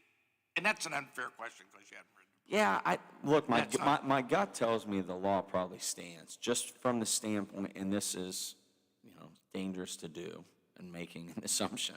It is. But I and can't that's imagine unfair. when you have this drastic of a change made within the public school system and allowing a scholarship to be accessed, that there wasn't heavy scrutiny of the constitutionality of the law and how you do it. I don't know the, educational savings account, that phrase being used, is that being used for a reason? You know what I mean? Sometimes it's the label that you put on something and how the money's diverted there.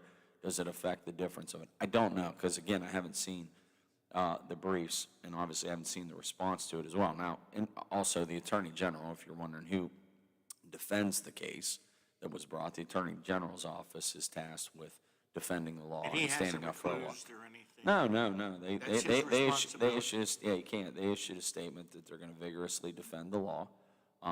And also, my gut tells me this had to have been popular in large parts of the state for folks to sign on so quickly. And look, again, if you're the proponent of it, it's a school choice issue, right? If you're an opponent of it, you don't want anything going to a private school whatsoever and a kid having the opportunity.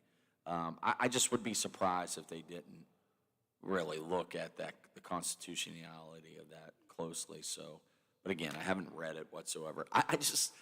Bob, I saw you smiling at me a couple of times in there. I just can't, I never in a million years would ever bet that a law like this would come into place, followed by,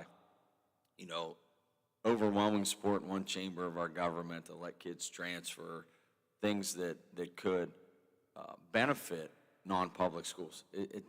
I never in a million years would have thought that 5 years ago. Well, I think where they were really wanting to go is where they would pin the Catholic private schools in one lump, and they wouldn't compete against a state championship with the schools. I think that's what the majority of the state would, a separate conference, so that would be single A for the small private schools. I think that was their original game plan, what they wanted. Yeah, and obviously, you can't just come out and say, well, you can use this for everything, but, a parochial school can't do that. That's not going to withstand constitutional muster. I just... There can't be no carve-outs. No, and I think what's going to happen now, look, if you look at our Supreme Court and assuming that they did their homework, they being the conservative Republican supermajority, they did their homework when they were drafting the bill. Our Supreme Court has shown a tendency to defer to the legislature on this issue. Again, haven't seen the response, but look, if you're a parent who took advantage of it too, like the uneasiness, when you're first in on something, and a lawsuit's been filed, that creates some anxiety too. So certainly something we're going to continue to follow closely, because I know it affects a lot of families locally, and I think we're probably... I think High County is the center. We got to be in the top three counties I mean, where I this has can't had an picture- effect, right? I mean, Charleston Catholic doesn't, or the city of Charleston doesn't have a Lindsley. They have Charleston Catholic, not nearly. I mean, go back through Huntington, doesn't have. I mean, the competition in some of these cases are really private schools, okay? Charter schools than they are some of these. Well, look, why are you advocating for charter schools, right? I mean, really, Bob, I don't know how closely you followed that, but a lot of the same rationale for a charter school was put in, it applies to the Hope Scholarship. It does, of choice, not happy where you are, kids should have another opportunity to go there, so this, in that sense, this shouldn't be a surprise. It shouldn't be a surprise. No, that's where I think it's a carryover, Brent. Last thing I'll say, it's a good reminder because the three of us did it. Look, and I know too on the Hope Scholarship is my kids go to Catholic school. Okay, I got a daughter at Central and got kids in the parochial school, and we don't get to take advantage of this because we were on the train early. We don't get to take advantage of it. And I know a lot of parents are upset about that. But beyond that, both of you made a good point. And I was fortunate enough, I played on the island, okay, when I played sports for Central. And, people would make their little pot shot comments on it. And I always remember my parents being pissed, like saying, you know what, we pay taxes too, we do. And I think it's kind of a childish point to make when somebody says that just because you choose not to put your kid within the public school system. And I repeatedly have said here on the radio before, we're a bit of an outlier, I think, in Ohio County in terms of our public school system. And because locally you look at the system and let's say you're happy with it and you don't understand it, I think you have to look beyond I think the whole northern Panhandle look, falls under look that. in a different geographic region, and there are some really bad public schools With within the state. consolidation Right. in the north, I think it's there. So I anyway, want to shift gears. Go ahead. And last week, and listen, I enjoy controversy on the other side.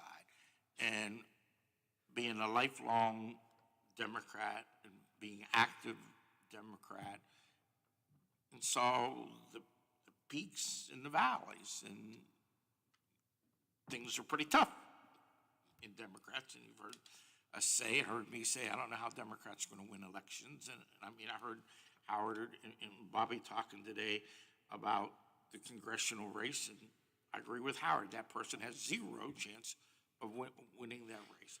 But I get my newspaper yesterday. Last week we talked about the fight between inside the Ohio County Republican Party for who they're going to seat on the executive board, right? And then on the front page of the Ogden newspaper yesterday, the same two principals are putting their name in to be the new chair of the state Republican Party in the state of West Virginia, Dolph Santorini and Elgin McCardle.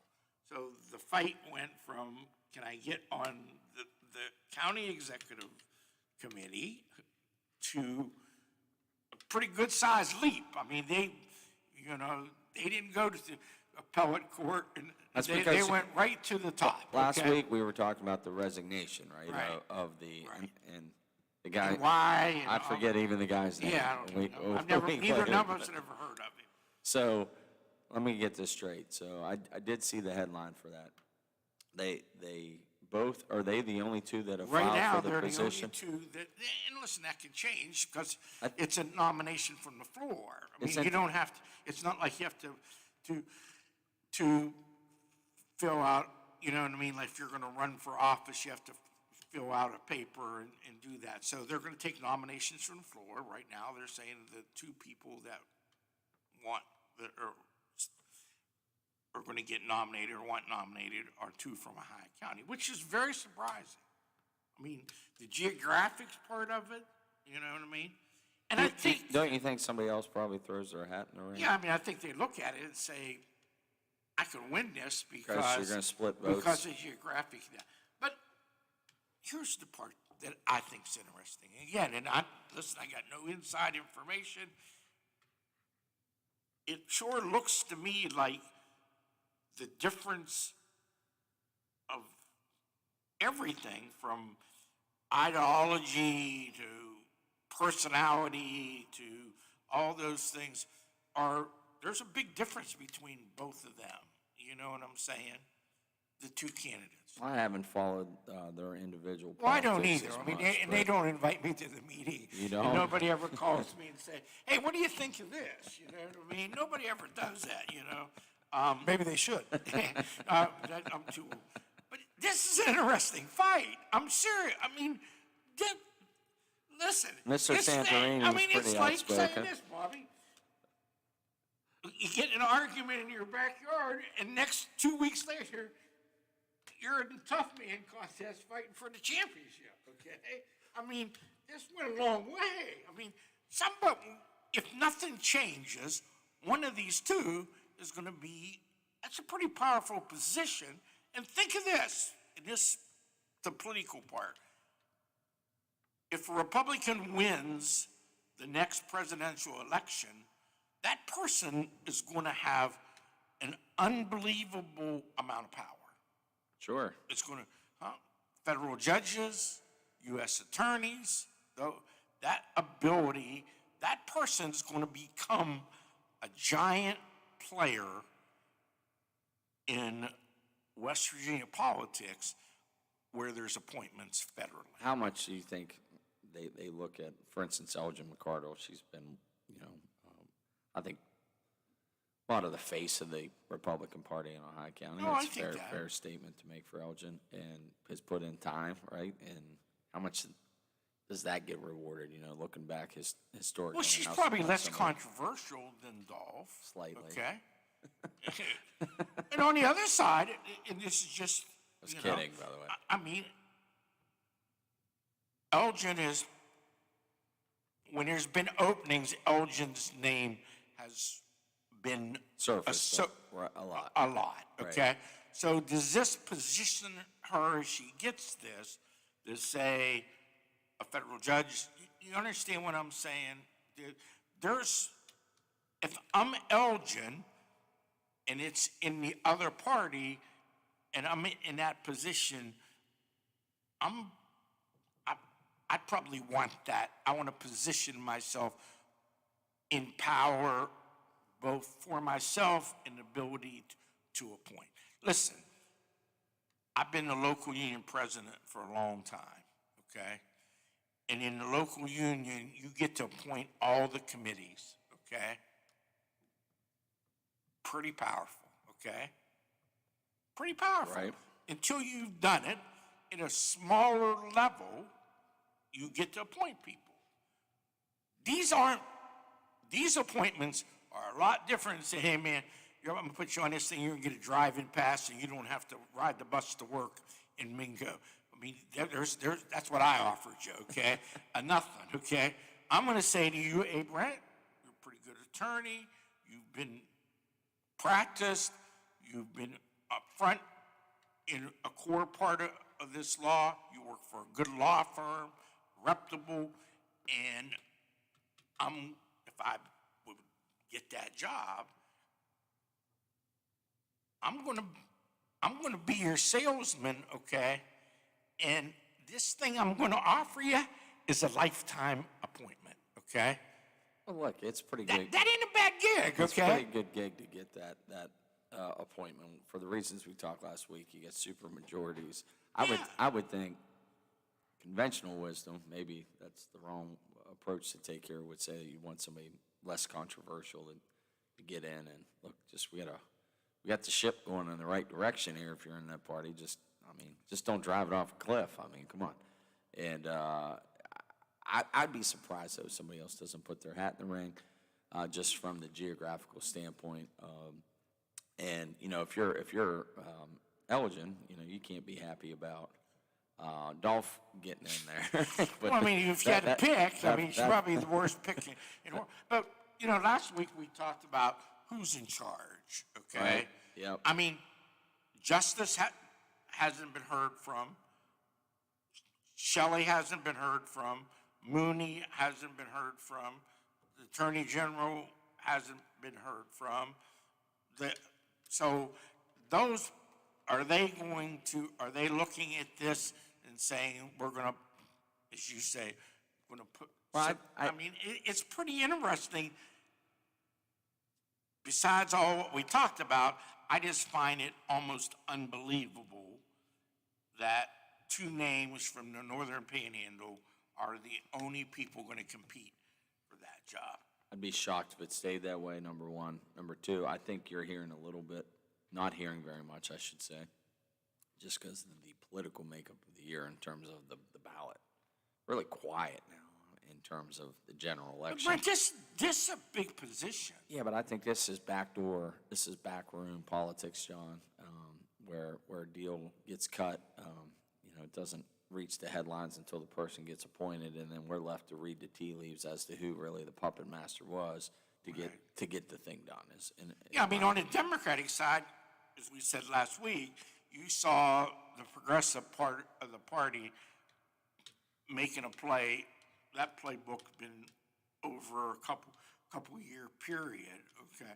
And now, one of the things is that whoever he was that said he's not going to run, they wanted to resign. And that's surprising too, because you would think people like us that do this all the time and say whoever he is, we can't even name him who he is, that's the chairman of the party, came from nowhere, okay? Right. Seriously. So, well,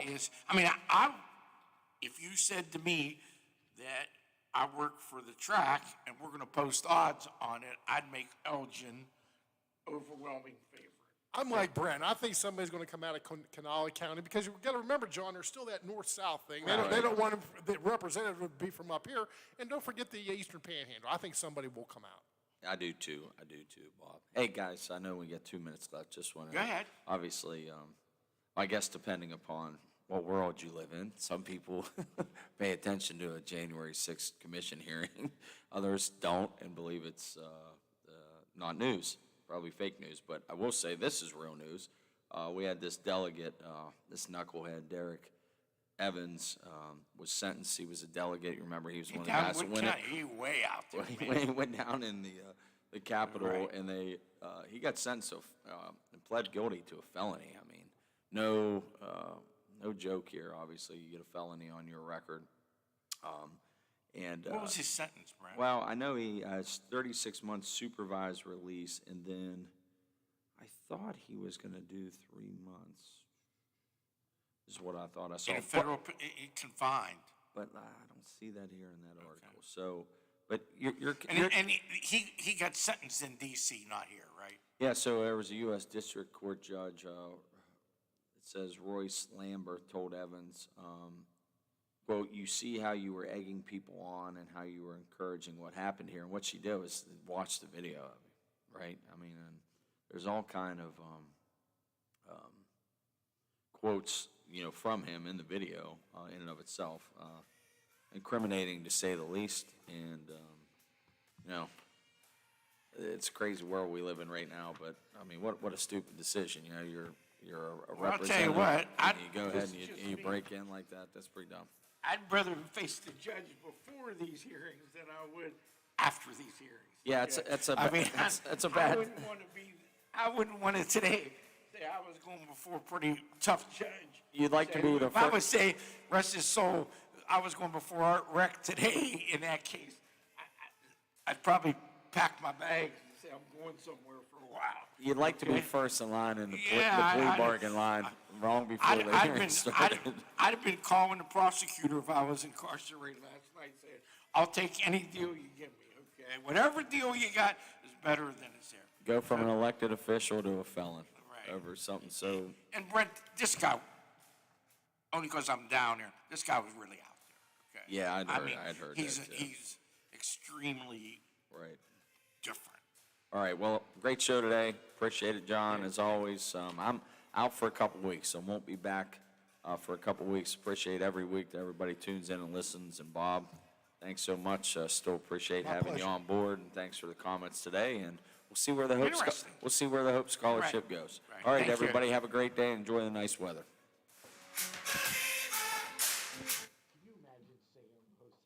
The Watchdog is FM 98.1, AM 1600 WKKX Wheeling, FM 97.7, AM 1370 WVLY Moundsville. Giving that speech on January 6th, he requested that agents take him to the Capitol. Those sources told me that Robert Engel, one of the agents in the car, said something to the effect of that being unwise or dangerous, and that the motorcade was going to return the president to the White House. It's unclear if any other witnesses will come forward corroborating Hutchinson's story. 39 men and 12 women. The death toll in the San Antonio migrant smuggling operation now stands at 51, the deadliest in U.S. history.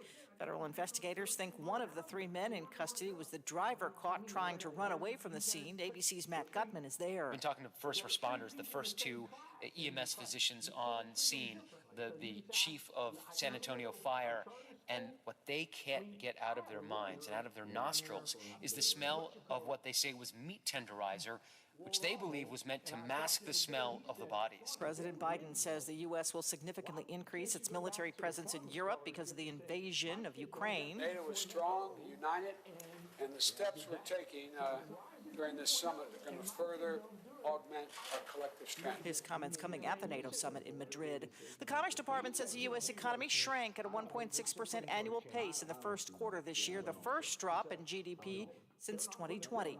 You're listening to ABC News.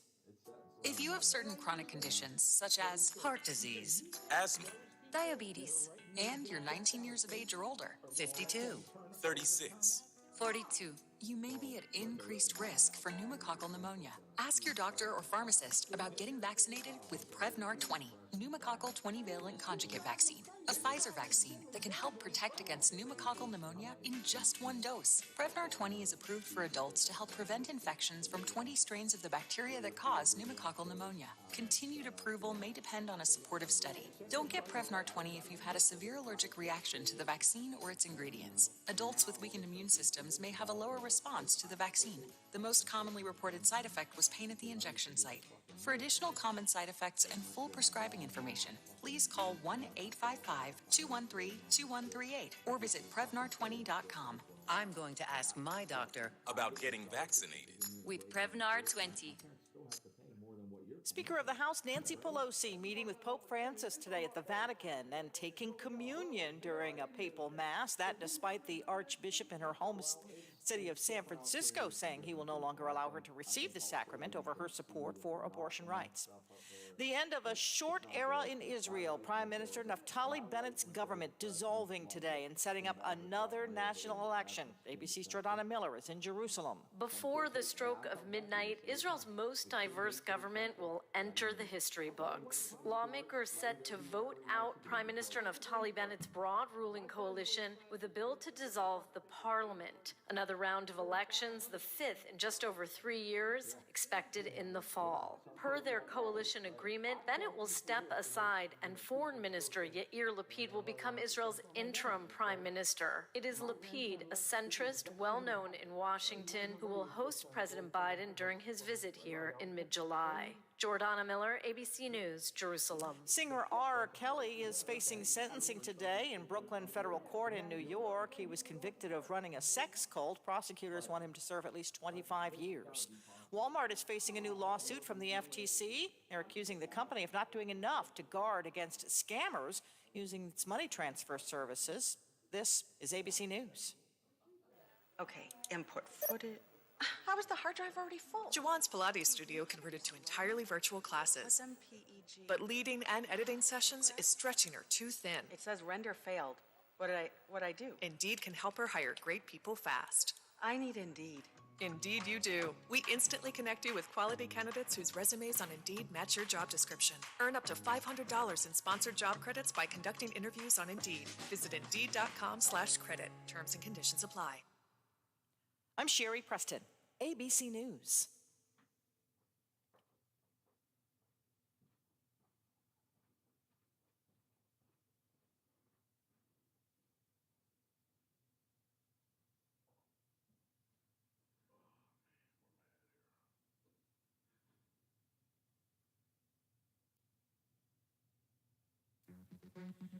Hi, it's Howard Monroe. Coming up tomorrow on the Watchdog Morning Show, we'll talk to Wheeling's Fire Chief and Chief Fire Inspector about proposed changes to the building codes to make it easier to develop some buildings. We'll talk about whether or not that can be done and still keep them safe.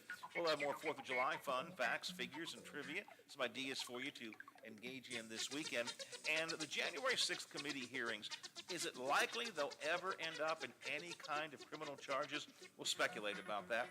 Bob Slider and I will meet you in the morning, 7 o'clock, the Watchdog Morning Show, right here.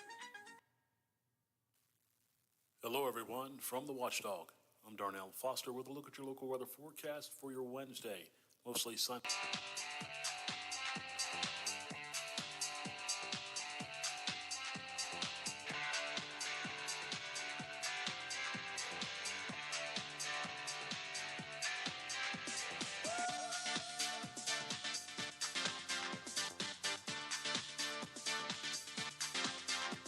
Welcome to Talkline on the Metro News Radio Network. Do not attempt to change the station. You are surrounded. We interrupt this program to bring you an emergency news bulletin. Repeat, this is an emergency bulletin. Keep your radio turned on. From the studios of WVRC Media and the Metro News Radio Network, the voice of West Virginia, comes the most powerful radio show in West Virginia. This is Metro News Talk Live with Hoppy Kercheval. Check set line up, link. Activated Telos telephone. Switch network control from Charleston to Morgantown. Stand by. Q Hoppy. You're on.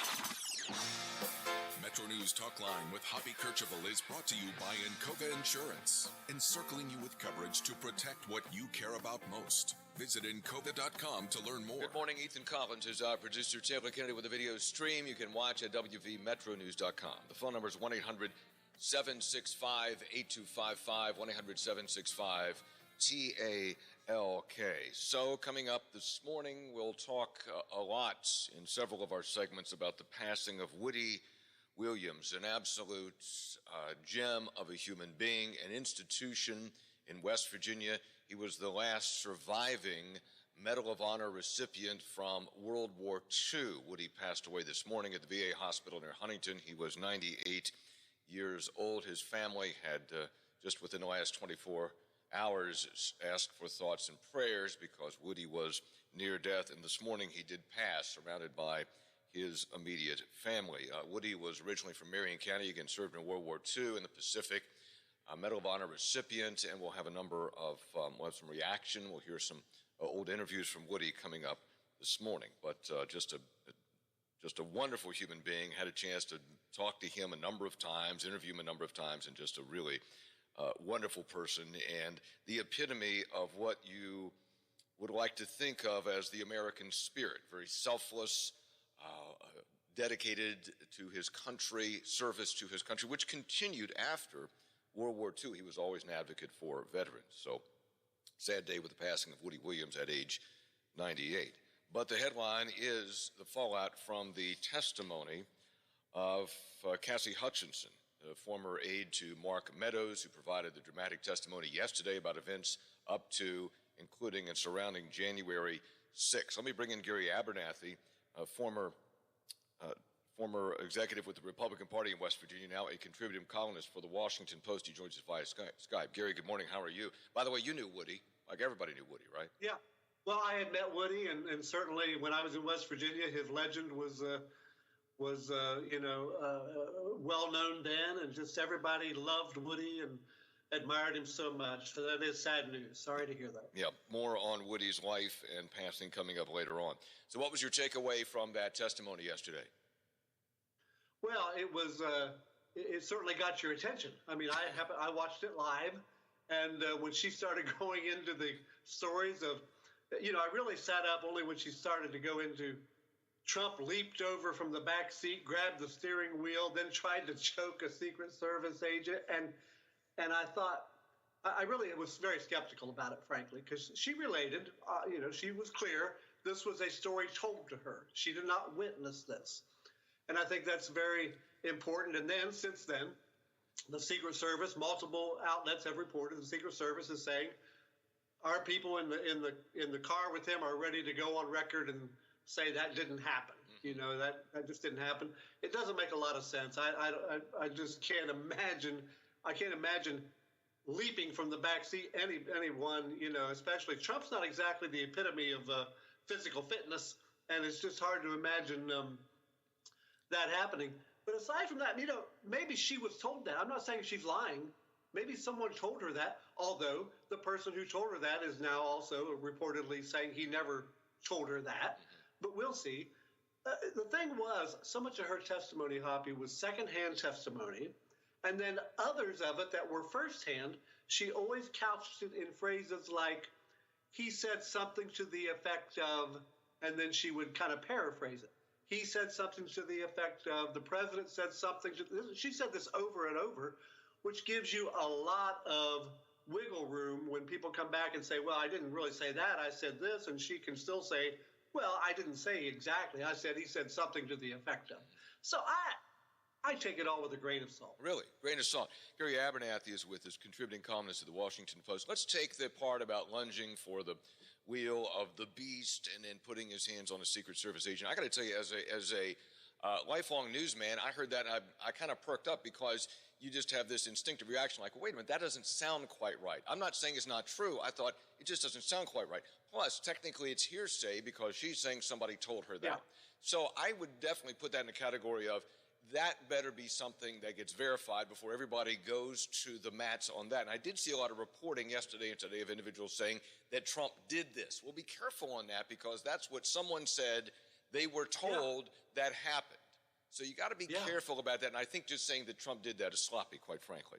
However, I also think there was a lot of testimony by her that was not hearsay, that she was there and what she heard individuals close to the president say or the president himself say that I thought colored in a lot of the spaces surrounding January 6th and contributed to the conclusion that I have, frankly, reinforced my notion that he was, that he continued to deny, of course, the legitimate results of the election, that he tuned out people who were raising questions about his approach to this, and that he encouraged the crowd, even though he said peaceful, that he scheduled the rally, encouraged people to march on the Capitol, was at the very least negligent of concerns about them being armed or what they might do, and wanted to go to the Capitol. I think that colored in a lot of these spaces about his contribution to the insurrection on January 6th. Your thoughts? Well, and that may be a very fair reading of it. You know, again, I know just from previous reporting, we all know, you know, first of all, I'm one of those who agrees that you know, he incited that riot. He's responsible for it just by his whole election denial stance after the election of 2020. That alone, you know, one thing that bothers me about this focus on January 6th, Hoppy, and even calling this the January 6th committee, is that to me, that's not really the worst thing to happen. The worst thing that happened was Donald Trump refusing to participate in the peaceful transfer of power. To me, the worst image is January 20th, Joe Biden taking the oath of office, and Donald Trump's nowhere to be seen standing behind him, as we've done throughout our history. That alone should be enough to say we can't support Trump anymore. And I say this as a big Trump supporter before that on most things. I criticized him a lot. But the fact that he just would not accept it, that he wouldn't do the classy thing, that he wouldn't do what we've done for more than 2 centuries in this country, which is, you know, show the world we participate in a peaceful transfer of power. But back to Cassidy Hutchinson, you know, I will say one thing. Trump said yesterday, he came out and he said, look, she's upset because she was supposed to come work for me in Florida with other staff, and I decided not to take her. And I thought, well, I don't know about that. That sounds like a typical Trumpian excuse. But then there's a Bloomberg article from January 2021 listing her 7 days after the insurrection, the riot, listing her as among the staff going to work for him at Mar-a-Lago. So there's some truth to that somewhere. So I'm not saying that she lied. I'm not saying that at all. I'm saying I'm waiting for more verification on really everything she had to say. I'm skeptical right now about a lot of her testimony. Yeah, and I know that's been pointed out that she still wanted to work for Trump, and yeah, you have to weigh all these things. However, she did go before a committee and before the country and under oath say these things. And I don't think you do those things lightly, because now you're subjecting yourself to perjury because you lied under oath. So I don't think you would lightly get up there and go, boy, I'm miffed because I didn't get the job, therefore I'm going to lie under oath about all these things. I mean, that to me strains credulity to think that would be a motivation. That's an interesting sidelight to this. But I thought her testimony in general, though, I mean, she was measured, she was calm, she did seem to have a good memory about things. As you said, she characterized certain parts of this, but I thought it was damaging, and I thought I don't know what the Justice Department's going to do, but I did think that it added in some pieces that if the Justice Department is trying to find a way to indict Trump on upsetting the peaceful transfer of power, on interrupting congressional action, that they got some ammo yesterday. That's what it felt like to me, in part, along with just the color of it all and how it impacts the perception of Trump. And I'm wondering, Gary, as a former executive with the Republican Party in West Virginia, as a guy who supported Trump but now has pulled away, how much more of this has to come out before more Republicans say, you know what, we better rethink 2024 and what we're going to do, and not continue to ride this Trump bandwagon and try to make excuses for him and look for alternatives in the next election?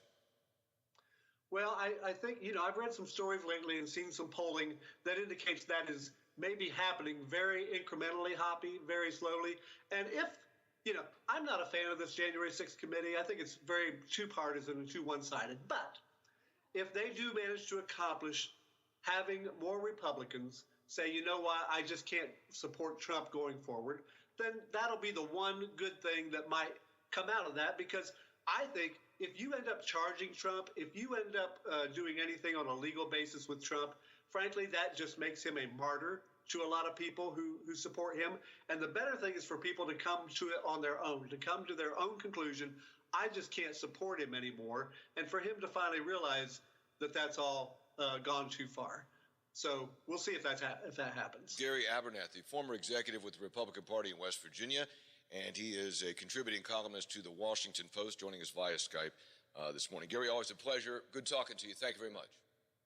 Thank you. You too, Hop. Okay, pal. Talkline continues. When we return, we will start down this road this morning of remembering the life and times of Woody Williams, a great West Virginian, a great American, a Medal of Honor recipient who has passed away, a great friend of this state, who's passed away at age 98. That's when Talkline continues from the Encova Insurance Studios. Jackpots in the millions here in West Virginia. Who doesn't want to be a millionaire? Get in the Powerball drawings Mondays, Wednesdays, and Saturdays, and the Mega Millions drawings on Tuesdays and Fridays. Will you be the next big winner? Play today. The Powerball jackpot is $365 million. The Mega Millions jackpot, $360 million.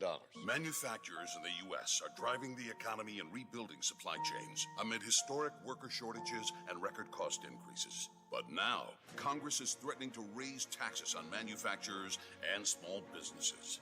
Taxes won't strengthen supply chains, promote energy security, or spur new investments and fill vacant jobs. Tell Congress to say no to taxes that would devastate small manufacturers and family businesses. Paid for by the National Association of Manufacturers. How can I help you? Just give me 2 West Virginia lottery scratch-offs, please. All right. Did somebody say scratch? Who are you guys? And why do you have turntables in a gas station? We're the winningest boy band of all time. Hash Squad! Reminding you, you gotta take a chance. Now let's get scratching. Take a chance. It could happen to you. Please play responsibly.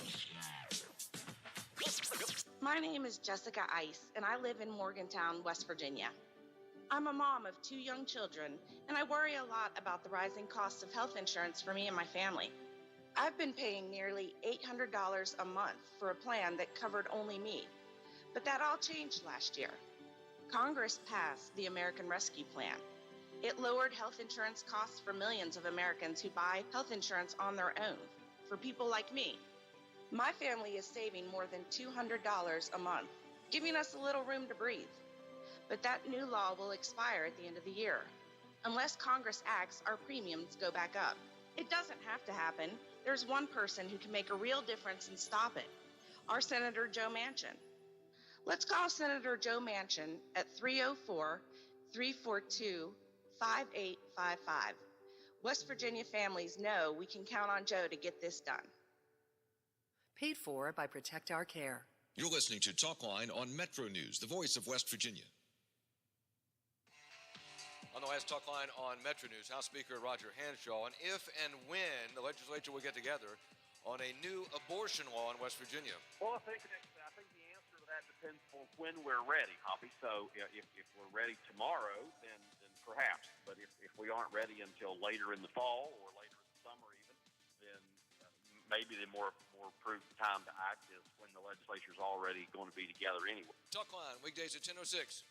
Introducing our new redesigned 7 News app. Our new app features a sleek, modern design and easy-to-navigate home screen with quick access to local news content and a localized weather forecast. Subscribing to notifications is easier, and with one tap, you have access to recent push notifications. There are more ways to watch and find video.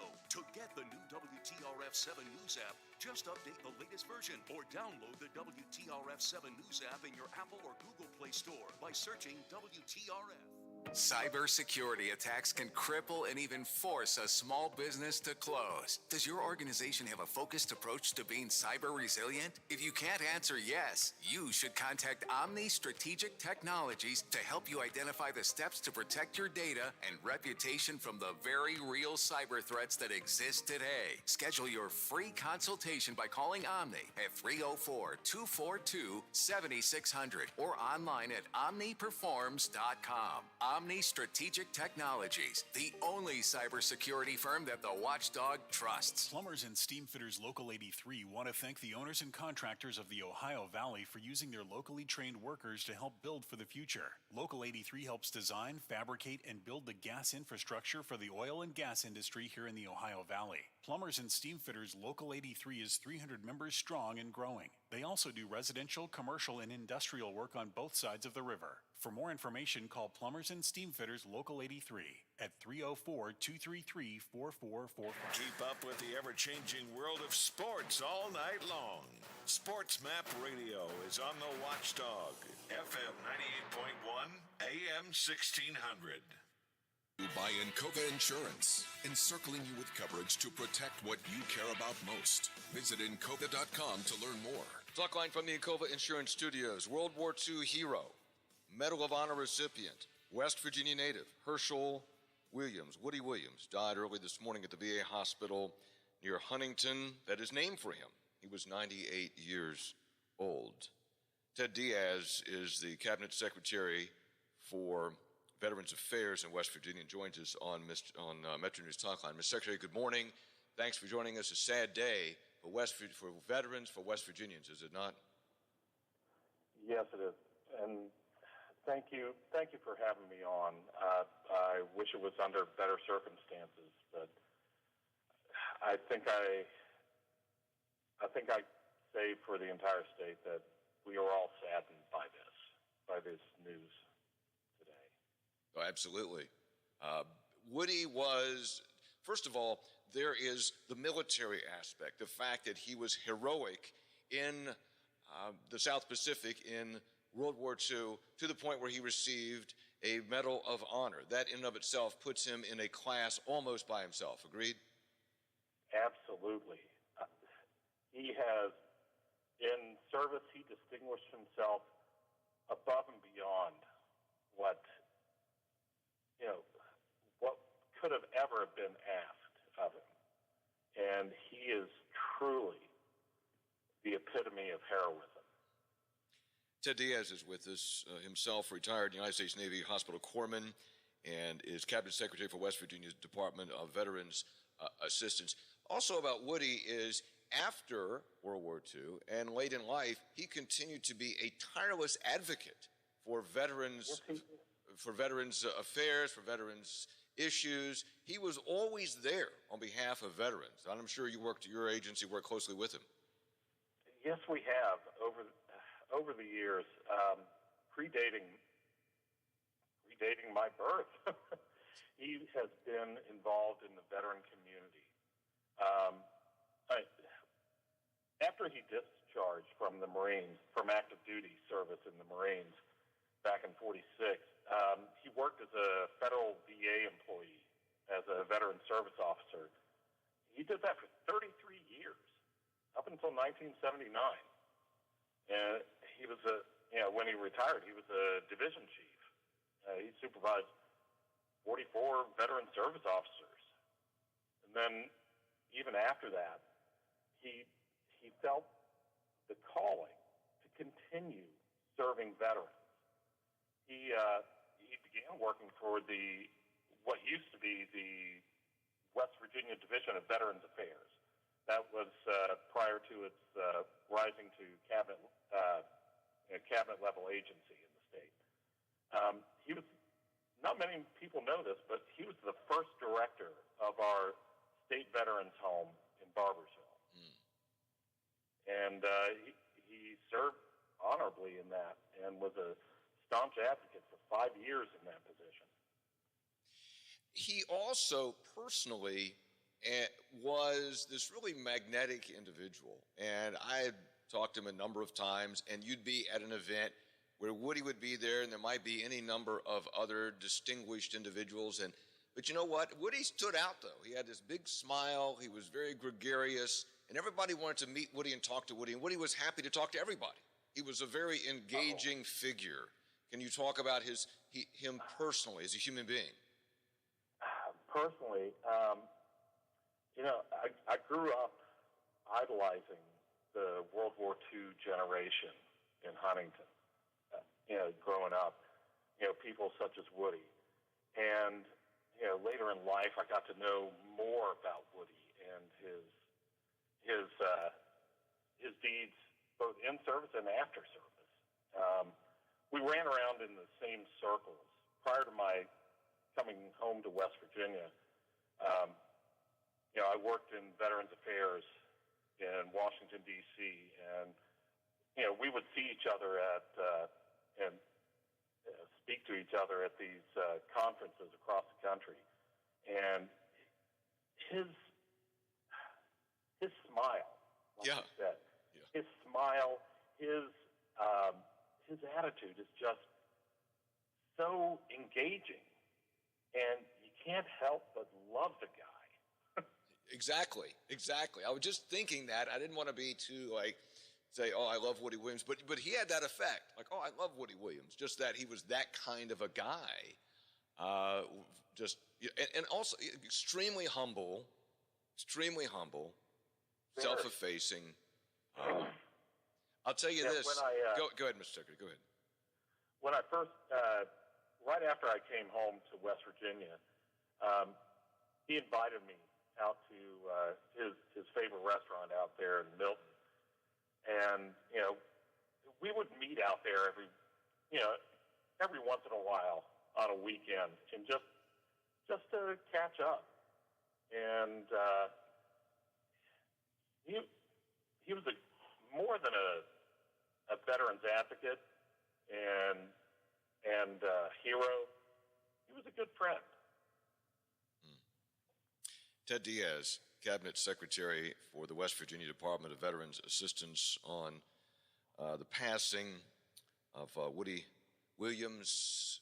He always corrected me, by the way, Mr. Secretary. I would sometimes misspeak and say Medal of Honor winner, and he'd say, no, Medal of Honor recipient. I received the Medal of Honor. I didn't win anything. He would catch me on that. So I was always careful to say Medal of Honor recipient. Mr. Secretary, thank you for coming on today. I know he was a dear friend of yours, as he was to many West Virginians. I'm sorry for your loss, and we'll continue our reflections this morning about the life and service of Woody Williams. Thank you for your time. Thank you, Hoppy. All right, take care.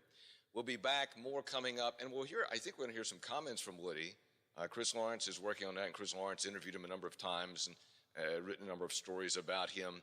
And also coming up, U.S. Senator Joe Manchin, of course, who's from Marion County. Woody was from Marion County. They were good friends, and I think that Senator Manchin is one of the last people to talk with Woody just a few days ago.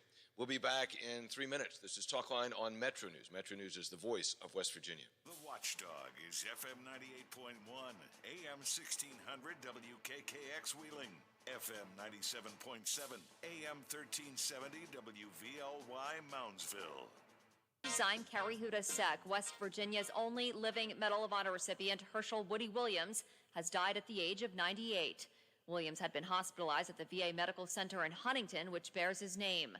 Williams died peacefully at 3:15 this morning with family by his side. The family released a statement saying Williams was living out his last days and that they wanted their privacy. He grew up in Marion County and served in World War II. We'll have much more on Williams' life and legacy here on Metro News throughout the day. Today is the 10th anniversary of the 2012 derecho, one of the most memorable storms in state history. This man told Metro News back then he was walking down the street when he felt the powerful winds. As I was stepping in the front door, it actually ripped the porch off the roof off of the porch and actually flipped it up onto the roof. Then Governor Earl Ray Tomblin declared a state of emergency in all 55 counties. A 1975 court injunction to West Virginia's law banning abortion appears to still be in place, and according to some, makes that law unenforceable, even though Roe v. Wade is no longer in place. Governor Jim Justice this week says he may call a special session if he feels the state law should be altered. You can read more at WVMetroNews.com. Charleston police continue their investigation after a pedestrian was struck and killed by a vehicle in downtown Charleston. It happened on Lee Street between the Town Center Mall and the Marriott Tuesday morning. You're listening to Metro News, the voice of West Virginia. Ko Eshun, Geotechnical Market Lead Principal with Civil and Environmental Consultants, talks about working for CEC and making a home in West Virginia. I grew up in Ghana, and this place has been a home to me. CEC, part of what we're doing right now is to create the atmosphere for people to want to move here too. For somebody from Africa to come here and call West Virginia home. I think that's the kind of legacy CEC wants to make within West Virginia. Find out what CEC can do for you at wearecec.com. Why should you use radio and digital advertising to grow your business? According to eMarketer, people are spending over 6 hours on their phone every day. Plus, more than 227 million people over the age of 18 listen to AM and FM radio each week. Why should you use both radio and digital marketing to grow your business? By combining radio with digital efforts, it's proven to drive a much higher return on your investment. After all, isn't that what you're looking for? Contact Metro News or this radio station to see how we can help you grow your business. There's a lot of excitement surrounding the return of the Charleston Sternwheel Regatta tomorrow. Organizers say restaurants are treating it like their own Black Friday event due to the thousands of visitors. Dino Stanley is the owner of Adelphia Sports Bar and Grill on Capitol Street. We're going to be busting at the seams, full steam ahead, no pun intended, for the city and this event. We're excited, and we're all hands on deck. The last time the regatta was held in Charleston was 2009. From the Metro News Anchor Desk, I'm Carrie Huda-Sek.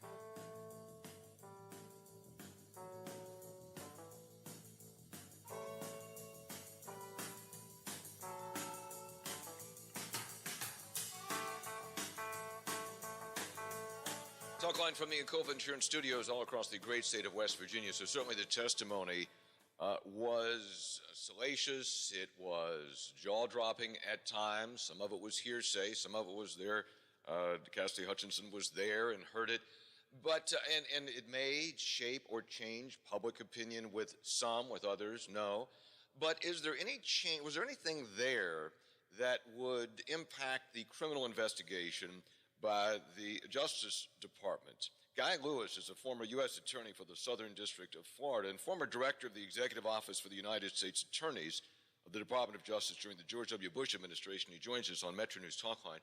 Guy, good morning. Thanks for joining us. From a legal standpoint, were there any additional problems created for Trump by that testimony yesterday? Hey, Hoppy. Good morning. Good morning, West Virginia.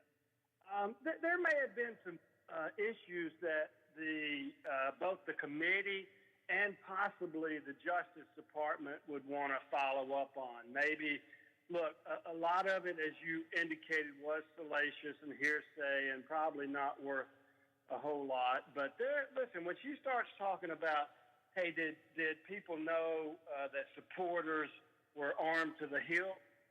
That might be, and who knew what at that point? That might be worth something following up on if I was a Justice Department prosecutor. Yeah, that would seem to be, and you're the lawyer, not me, but that would seem to be the most problematic for Trump, because if there's also corroborating testimony that Trump knew people were armed, that he encouraged them to go to the Capitol, although he did say peacefully, that he wanted to go to the Capitol.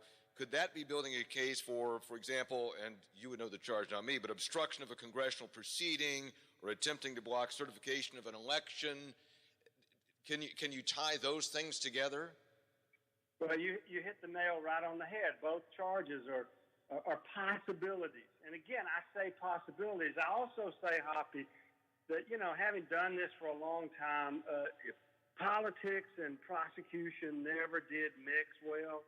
It was like oil and water every time something like this. And, what's going on now in terms of all your witnesses being paraded in front of a television and an investigative panel that's clearly one-sided and sort of result-oriented, that always hurts a prosecution. I always like to do this through the grand jury and through investigation and interviews, and certainly not publicize it and put it out there for the whole world to see until I was ready to charge something. Guy Lewis is with his former U.S. Attorney, Southern District of Florida, and he also served as Director of the Executive Office of the United States Attorneys of the Department of Justice during the George W. Bush administration. I think that's really well said, because I was looking at this yesterday and thought, that's kind of like a grand jury, which tends to be one-sided. There's not a defense presentation, just the prosecution presenting evidence. Can you get an indictment, and then you got to get a trial.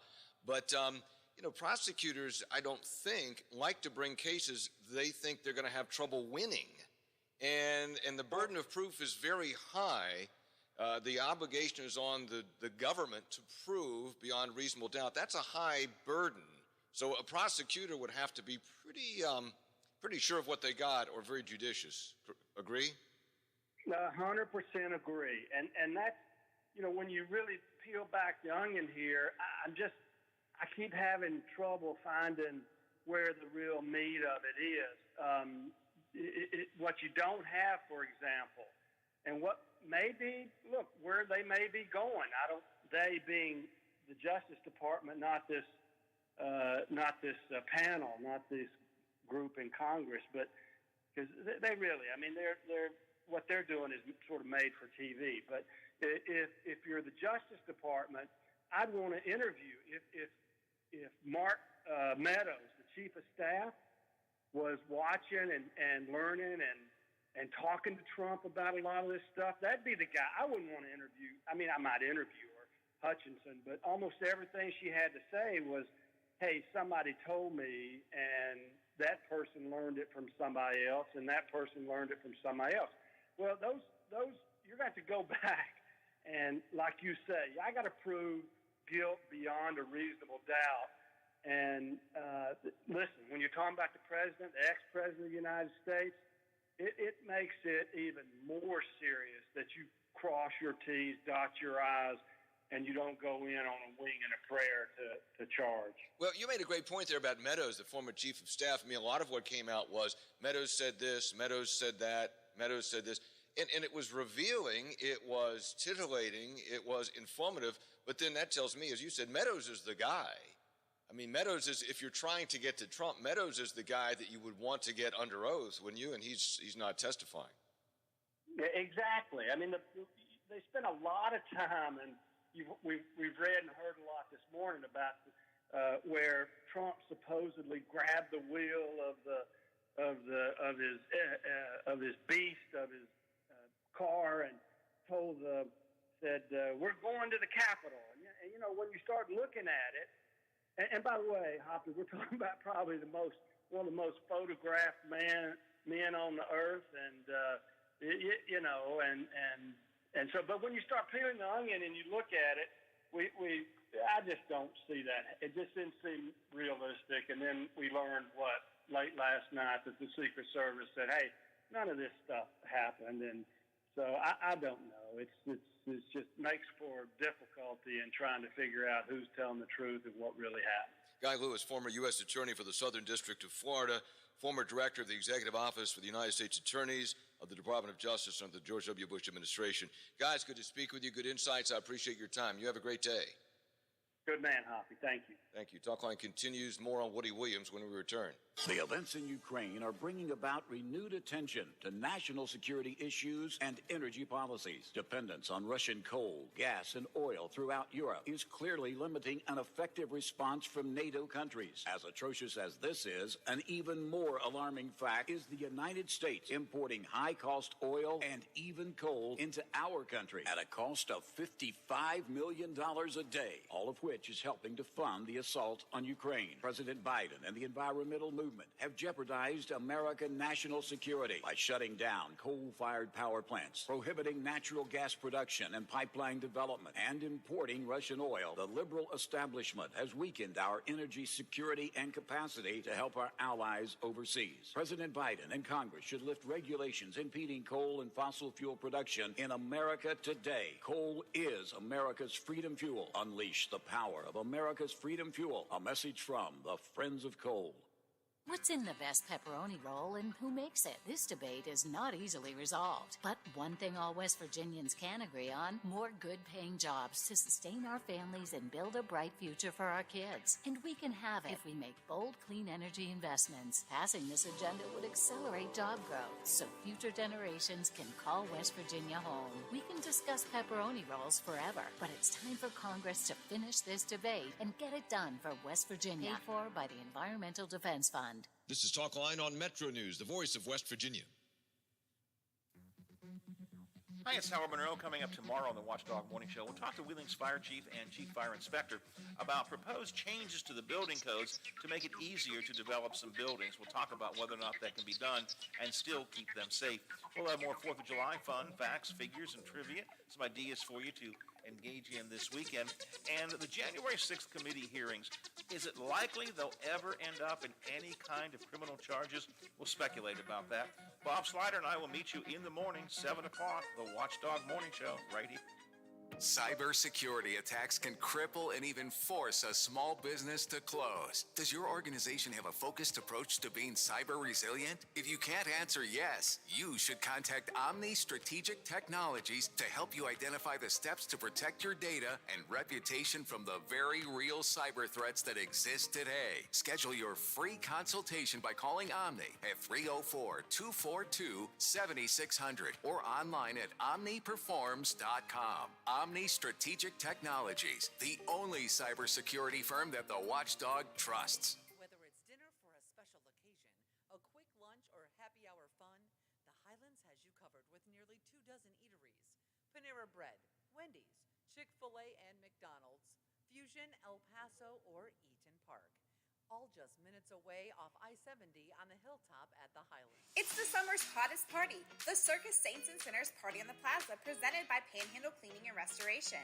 The fun happens Saturday, July 9th at the Plaza on Market in downtown Wheeling.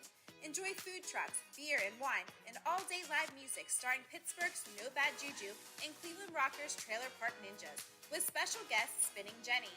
Get tickets at partyontheplaza.org. If you missed us the first time, keep going. You'll find us just down the dial.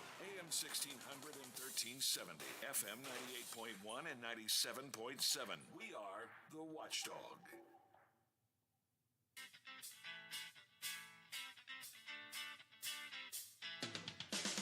Metro News Talkline with Hoppy Kercheval is brought to you by Encova Insurance, encircling you with coverage to protect what you care about most. Visit Encova.com to learn more. Woody Williams, West Virginia Medal of Honor recipient from his heroic actions during World War II in the South Pacific, died early this morning at age 98. He was a dear friend to many in West Virginia. He was a longtime veterans advocate. And oftentimes, we just introduced Woody as Medal of Honor recipient, and the story of his deeds that led to that honor sometimes just didn't get told. We just sort of said, oh, there's Woody Williams, Medal of Honor recipient. Chris Lawrence has done a number of stories about Woody. His story, profile of Woody, posted now at WVMetroNews.com. He interviewed Woody a number of times. Chris, good morning. Thanks for joining us in the Metro News newsroom. So tell the story, or you have Woody's voice telling the story of what he did. Yeah, I can't explain it any better than the man who was there to do it. To set it up, though, it was the Battle of Iwo Jima, and his unit was pinned down, and the commanding officer needed somebody to take care of some gun emplacements. I had 4 Marines that I had selected to shoot at the pillbox, the aperture or the opening in the pillbox, when I would get ready to advance toward it. Try to keep them from being able to shoot at me. Well, some it worked, some it didn't, but they never touched me. How many of those did you wipe out? 7. 7. Yeah. Was that all there were, or were there more no, and you just quit? There's a lot more. Yeah. But I used 6 flamethrowers, and by that time I'm done. Man can only do so much in one day. Yeah, that's right. But it opened up a path. They had just had us stalled. We couldn't move because they're inside, protected. We're outside trying to advance toward them. So every time we jump up to run toward the pillbox, they just mow us down. So once we got those 7 eliminated, that left a hole. Then we could get through. I got you. Yeah. And you never got nicked by a single thing? Never touched me. Really? Never touched me. Do you ever think about that and go, Lord, what? Divine intervention as far as I'm concerned, buddy. So there you go, Hoppy. He eliminated 7 pillboxes with a flamethrower, with 6 flamethrowers, and never got a scratch. That's incredible. He did point out that they got me a couple of days later. So. Oh, I didn't know he was wounded later. Yeah.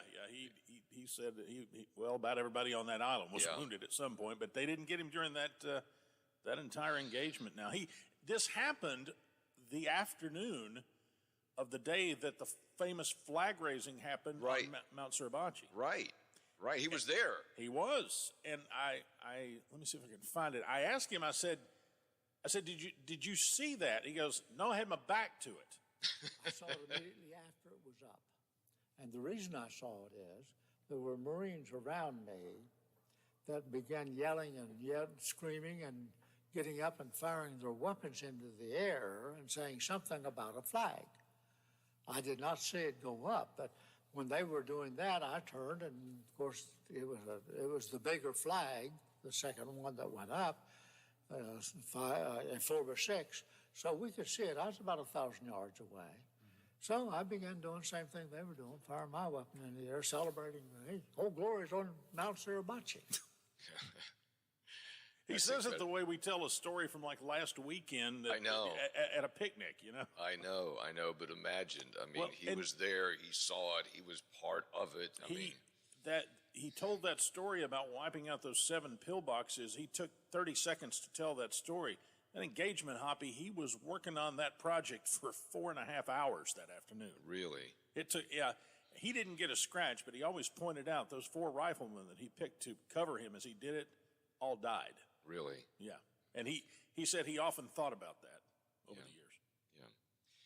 Yeah. And he was, as you said, he tells that story the way like you're sitting on your back porch and talking about something that happened last week. And again, you knew him, I knew him, so many West Virginians knew him. He was this really unassuming person.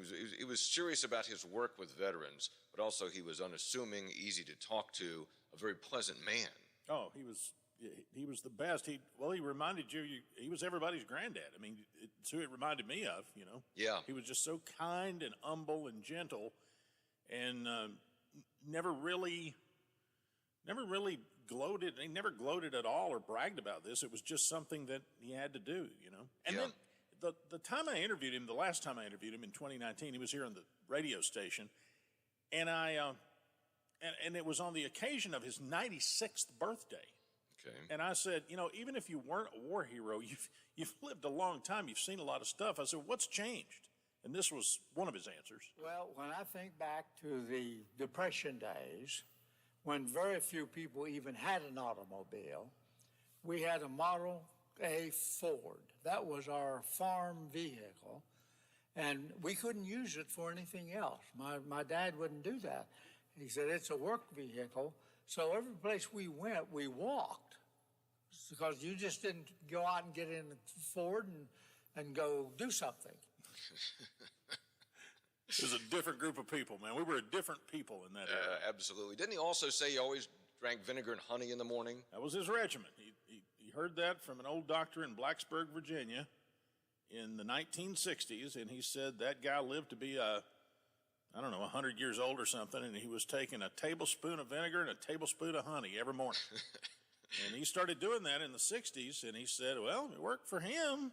He said, yeah, he had this, said, well, I'm still alive, and so I'm not going to stop doing it. Yeah, and I thought, well, it can't hurt you, so, you know. Gosh. He exercised a lot, too. He did. Yeah. He said there was something about, he said, I think that they tattoo that in your brain in the Marine Corps, that you have to do something physical every day. So.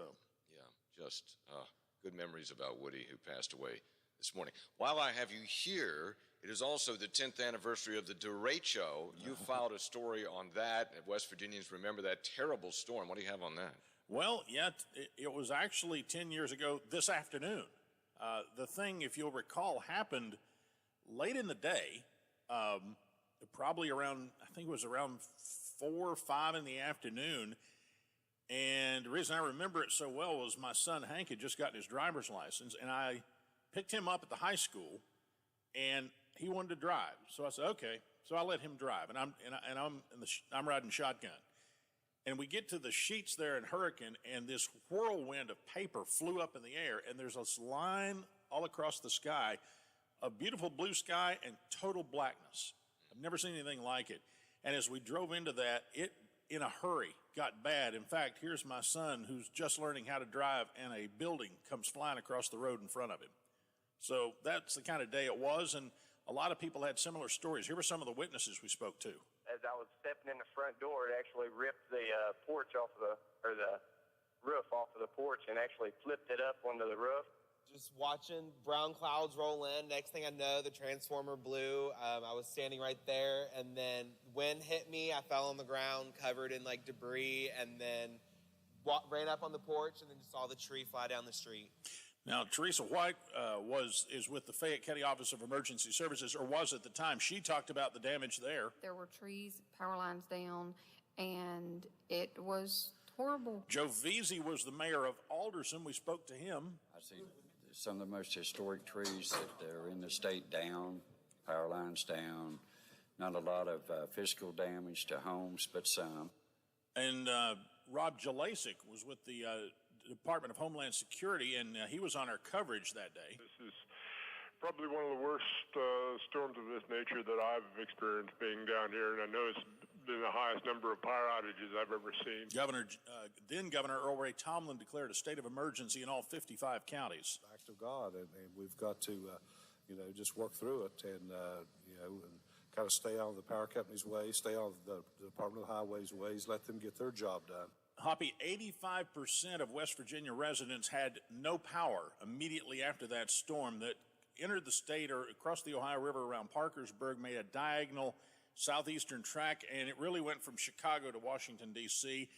With the exception of maybe the extreme northern panhandle, everybody in West Virginia was impacted in just about the same way. And not only were power lines down, but transmission lines were down. Jim, that picture you'll see at WVMetroNews.com, Jim Haney with Mon Power talked about that. We've had storms that have had hundreds of thousands of customers out before, but never with the damage that I can remember, at least, to our transmission system like we had this time. It took 10 days to 2 weeks to get everybody back in service, and it was on our Metro News coverage that Dr. Joe Sobel from AccuWeather joined us, and he kind of laid out what we had just experienced. This was not a bunch of different thunderstorms. One batch grew up in Ohio, another one in West Virginia, another one in the Washington area. It was not like that. It was one system, what we call a derecho, that formed out in the Plain States and moved steadily from west to east. Pretty sure that's the first time I ever heard the term derecho. Yeah, we all had to, because when we heard that, and Chris, I remember that too, we go, what's a derecho?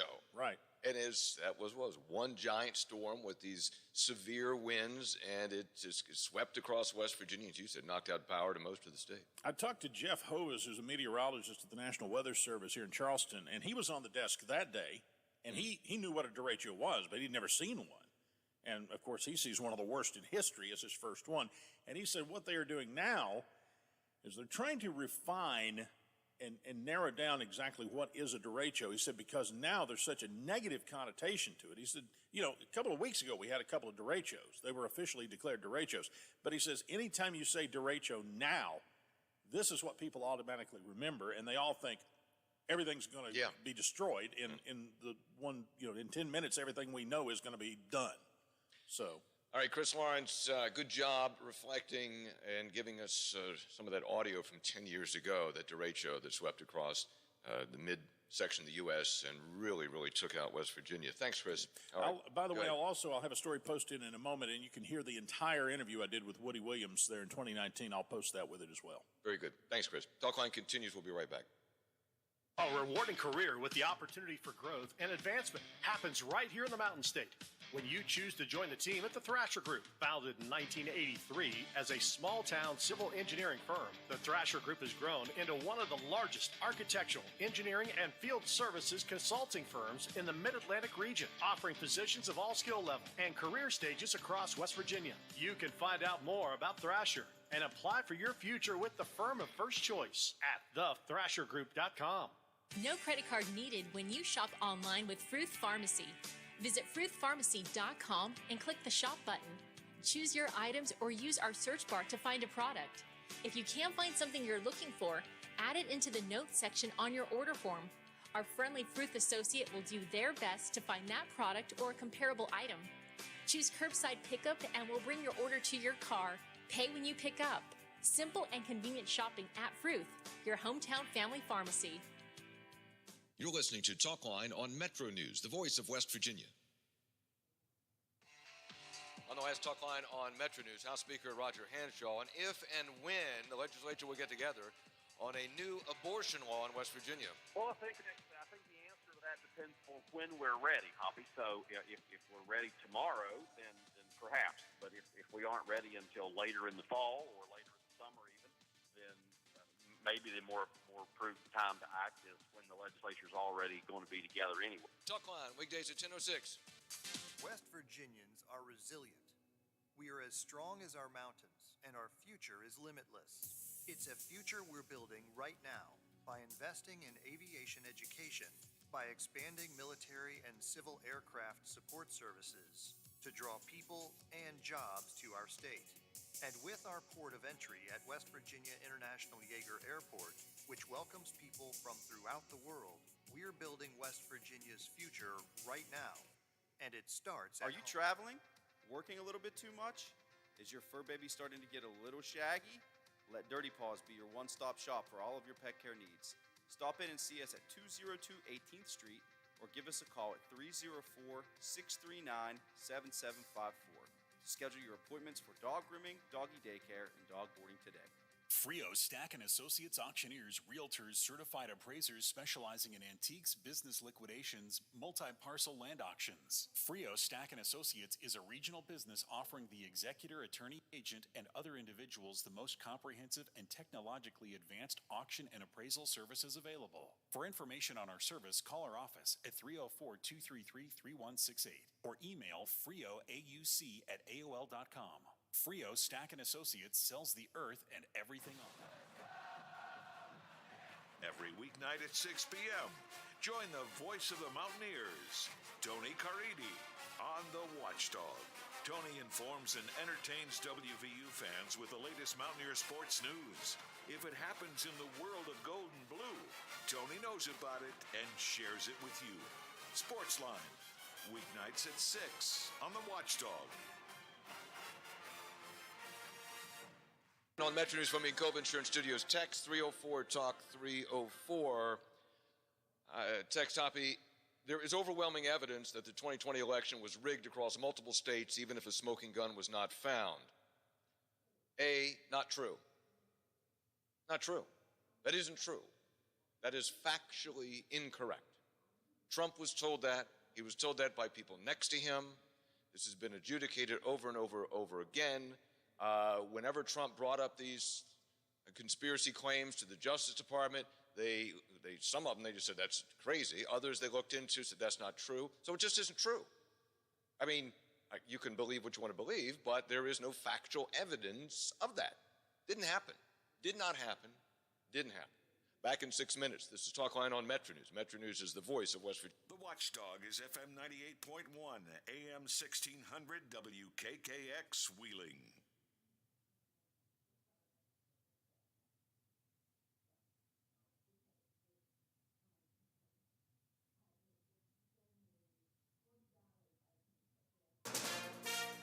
From ABC News, I'm Sherry Preston. At the NATO summit in Madrid, Finland and Sweden have been given a formal invitation to join the alliance. Together, our allies, we're going to make sure that NATO is ready to meet threats from all directions across every domain, land, air, and the sea. President Biden at that summit. ABC's Mary Alice Parks is also there. If this does happen, when this does happen now, they will have the protection of NATO. You know, that Article 5, those protections that mean that an attack against one is an attack against all, and that NATO, the entire alliance, would have to come to their defense should, for example, Russia cross those borders. At the summit, the U.S. has agreed to expand its presence in Europe. ABC's Tom Sufi-Burridge is in Ukraine with more on that. It's an incredible increase in the U.S. troop presence and military presence across Europe, particularly on the eastern flank. So we're talking about more F-15 squadrons in the UK, more troops in Italy. But crucially, the U.S. is saying this will be the first time it will have a permanent military base on the eastern flank in Poland and more troops in the Baltic states too. Happening right now in a Brooklyn, New York federal courtroom, sentencing for former R&B superstar R. Kelly, a jury convicting him of sex trafficking and racketeering charges, which Kelly denies. Prosecutors are asking for more than 25 years behind bars. San Antonio Fire Chief Charles Hood says those who came upon the semi-trailer full of bodies this week are still struggling to comprehend what happened. The heat was torrential. There was no air in that vehicle. There was no water. They suffered. They lost consciousness, and then they ended up dying. The death toll stands at 51 in what is described as the worst human smuggling operation in U.S. history. House Speaker Nancy Pelosi visiting the Pope today and receiving communion at a papal mass at the Vatican, despite her outspoken support for abortion rights. You're listening to ABC News. The IRS doesn't mess around. If they want your money, they'll take it. They can take your paycheck and bank accounts too, even threaten your home or business. Don't take on the IRS alone. If you owe back taxes, the smartest thing you can do is call Optima Tax Relief. The experts at Optima specialize in a powerful IRS tax assistance program called the Fresh Start Initiative. And their clients that qualify are saving thousands. One call starts the process to stop the demand letters, stop aggressive collection actions, and stop the IRS from targeting you. But don't delay. It's important to act now while you still have options. Optima is A+ rated with the Better Business Bureau. Optima has already resolved over $1 billion of tax debt for their clients. Get your life back. For tax help you need, for tax help you can trust, call Optima now for your free consultation. Call 800-343-6460. 800-343-6460. 800-343-6460. Optima Tax Relief. Some restrictions apply. For complete details, please visit OptimaTaxRelief.com. Wrapping up in Paris today, the trial of 20 men facing charges in the 2015 terror attacks. One of those, the only man who prosecutors say is left alive from the attack teams, Salah Abdel Salam. He faces life behind bars. 130 people died in the attacks, which ranged from the National Stadium to the Bataclan Theater. Israel may be going back to masking, with COVID cases surging. ABC's Jordana Miller's in Jerusalem. Israel is weighing once again making indoor face masks mandatory. That just days after health officials confirmed Israel is in the midst of a sixth wave driven by Omicron's BA.5 variant. Health officials worried over the spike in serious cases here, what has more than doubled in just 2 weeks. But they're also saying it's so much harder to understand the dangers of this sixth wave, given so many are home testing and failing to report illness. That makes it hard to accurately gauge vaccine efficacy, serious illness, and reinfection rates. Jordana Miller, ABC News, Jerusalem. And an anniversary for Apple lovers. 15 years ago today, the first iPhone went on sale. It was introduced by the late Steve Jobs. It's got multitasking. It's got the best networking. It already knows how to power manage. We've been doing this on mobile computers for years. It's got awesome security and the right apps. Since 2007, Apple has released 33 different versions of the iPhone. This is ABC News. I'll ring you up in a second. Kim, can you see if we have more acid wash? Desmona's thrift store is the spot for killer vintage finds. Oh, that looks fabulous on you. Hey, can you do the register? But her sales clerk situation feels pretty threadbare. Oh, yeah, let me clear out that fitting room. Indeed can help her hire great people fast. I need Indeed. Indeed you do. We instantly connect you with quality candidates whose resumes on Indeed match your job description. Earn up to $500 in sponsored job credits by conducting interviews on Indeed. Visit Indeed.com/credit. Terms and conditions apply. Sherry Preston, ABC News. Hey there, Dave Weekly here. Metro News Hotline. What's trending in sports, music, movies, tech, television, and more from a Mountain State point of view. Renowned local and national guests pepper the daily lineup with authoritative insights and commentary on a wide variety of topics from West Virginia high school sports to the financial markets. Join the fun. Every day, Coop and I dip into irreverent discussions with calls, texts, tweets, the question of the day, and the always popular In or Out. Metro News Hotline, weekdays from 3 to 6 on Metro News, the voice of West Virginia. Hello, everyone, from the Watchdog. I'm Darnell Foster with a look at your local weather forecast for your Wednesday. Mostly sunny skies, a high near 84. Partly cloudy overnight, a low of 58. Plenty of sunshine around for your Thursday with highs in the upper 80s. Have yourself a great day, everyone. From the Watchdog, I'm Darnell Foster. Follow us on Facebook for the latest news, show updates, podcasts, alerts, and live video streams from the Valley's only network dedicated to...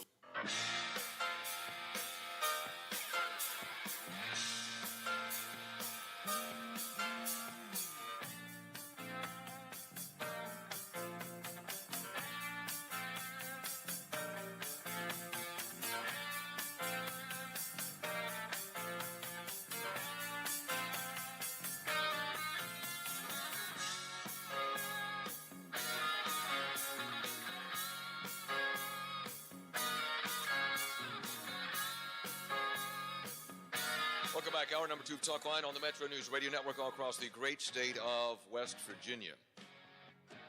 Hoppy, will you please ask the question of how an injunction that references Roe versus Wade is still in place if Roe versus Wade is not in place? It literally makes no sense. Well, I'm not a lawyer, but my understanding is that the injunction that is in place blocks the enforcement of a old law in West Virginia that outlaws all abortions except in the case of the life of the mother. Now, I don't think there's a time limit on that.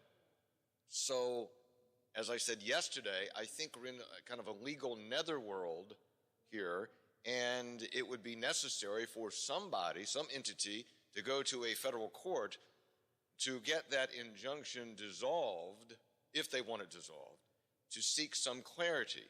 So there'll be some legal action here somewhere along the line to try to clarify, and probably legal action before there's legislative action, because in talking with the Governor Justice and with House Speaker Roger Hanshaw, there seems to be no sense of urgency about going into session and modernizing or changing or updating the abortion law in West Virginia.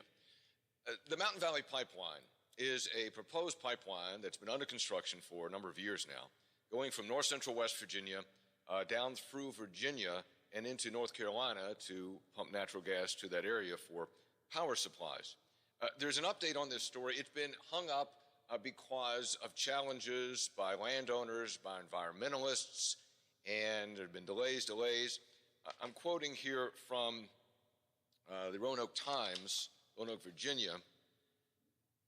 Having already spent $5.5 billion in more than 4 years building a natural gas pipeline through southwest Virginia, the developers are now asking for another 4 years to finish the job. In a letter last week to federal regulators, Mountain Valley Pipeline requested it be given until October 2026 to complete the 303-mile-long pipeline that's encountered fierce opposition at every turn since it was first proposed in 2014. Joining us on Metro News Talk Line is Lawrence Hammock. Lawrence Hammock is a reporter for the Roanoke Times. He covers environmental issues. He's covered this Mountain Valley Pipeline for years, written I don't know how many stories about it, and been on our program before. Lawrence, good morning. Good to talk to you again. How are you, sir? Good morning. How are you? I'm well, thank you. So what's this all mean? Well, it means that things are pretty much in a holding pattern, I would say, for at least another couple of years. Back in 2017, when the Federal Energy Regulatory Commission gave its first approval of the Mountain Valley Pipeline, it issued a 3-year certificate, which meant that construction had to be completed by October 13th of 2020. At that point, Mountain Valley was saying that it would have work done by the end of 2018.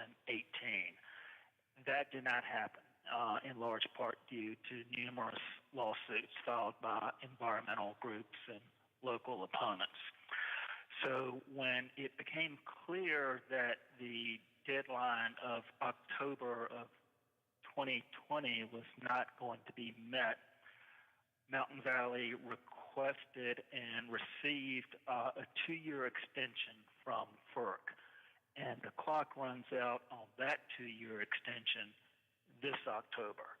So late Friday afternoon, Mountain Valley sent a letter to FERC asking for what would be the second extension, and this time they asked for an additional 4 years, which gives them, at least on paper, until October 13th, 2026 to complete the pipeline.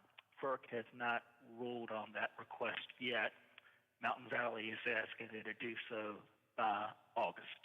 Lawrence Hammock is with this Roanoke Times reporter covering environmental issues, including the Mountain Valley Pipeline. So they need more time because, and where are things now with the actual construction? Is it hung up? And you don't have to go through it all because I think there's a whole litany of legal things here, but it's hung up now, right, in the legal system, the completion? Yes. Right now, throughout the entire 303 miles of the pipeline, about 2/3 of that is in West Virginia, the remaining third in Virginia. all construction right now is on hold. There is some activity on the right-of-way, but all that is supposed to consist of is erosion and control stabilization. In other words, if there's some runoff or they are authorized to fix it, but there is no forward construction, as they call it, no more digging of trenches or burying of pipes. And all of that is on hold for the foreseeable future for a number of different reasons, all of them involving legal challenges of essentially 3 different sets of permits at the federal level, and there are lots of moving parts, and so it.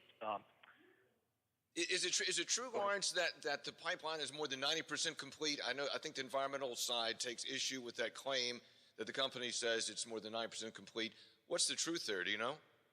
Yeah, well, I mean, it all depends on what you count and how you formulate it. Mountain Valley says that the project is 94% complete.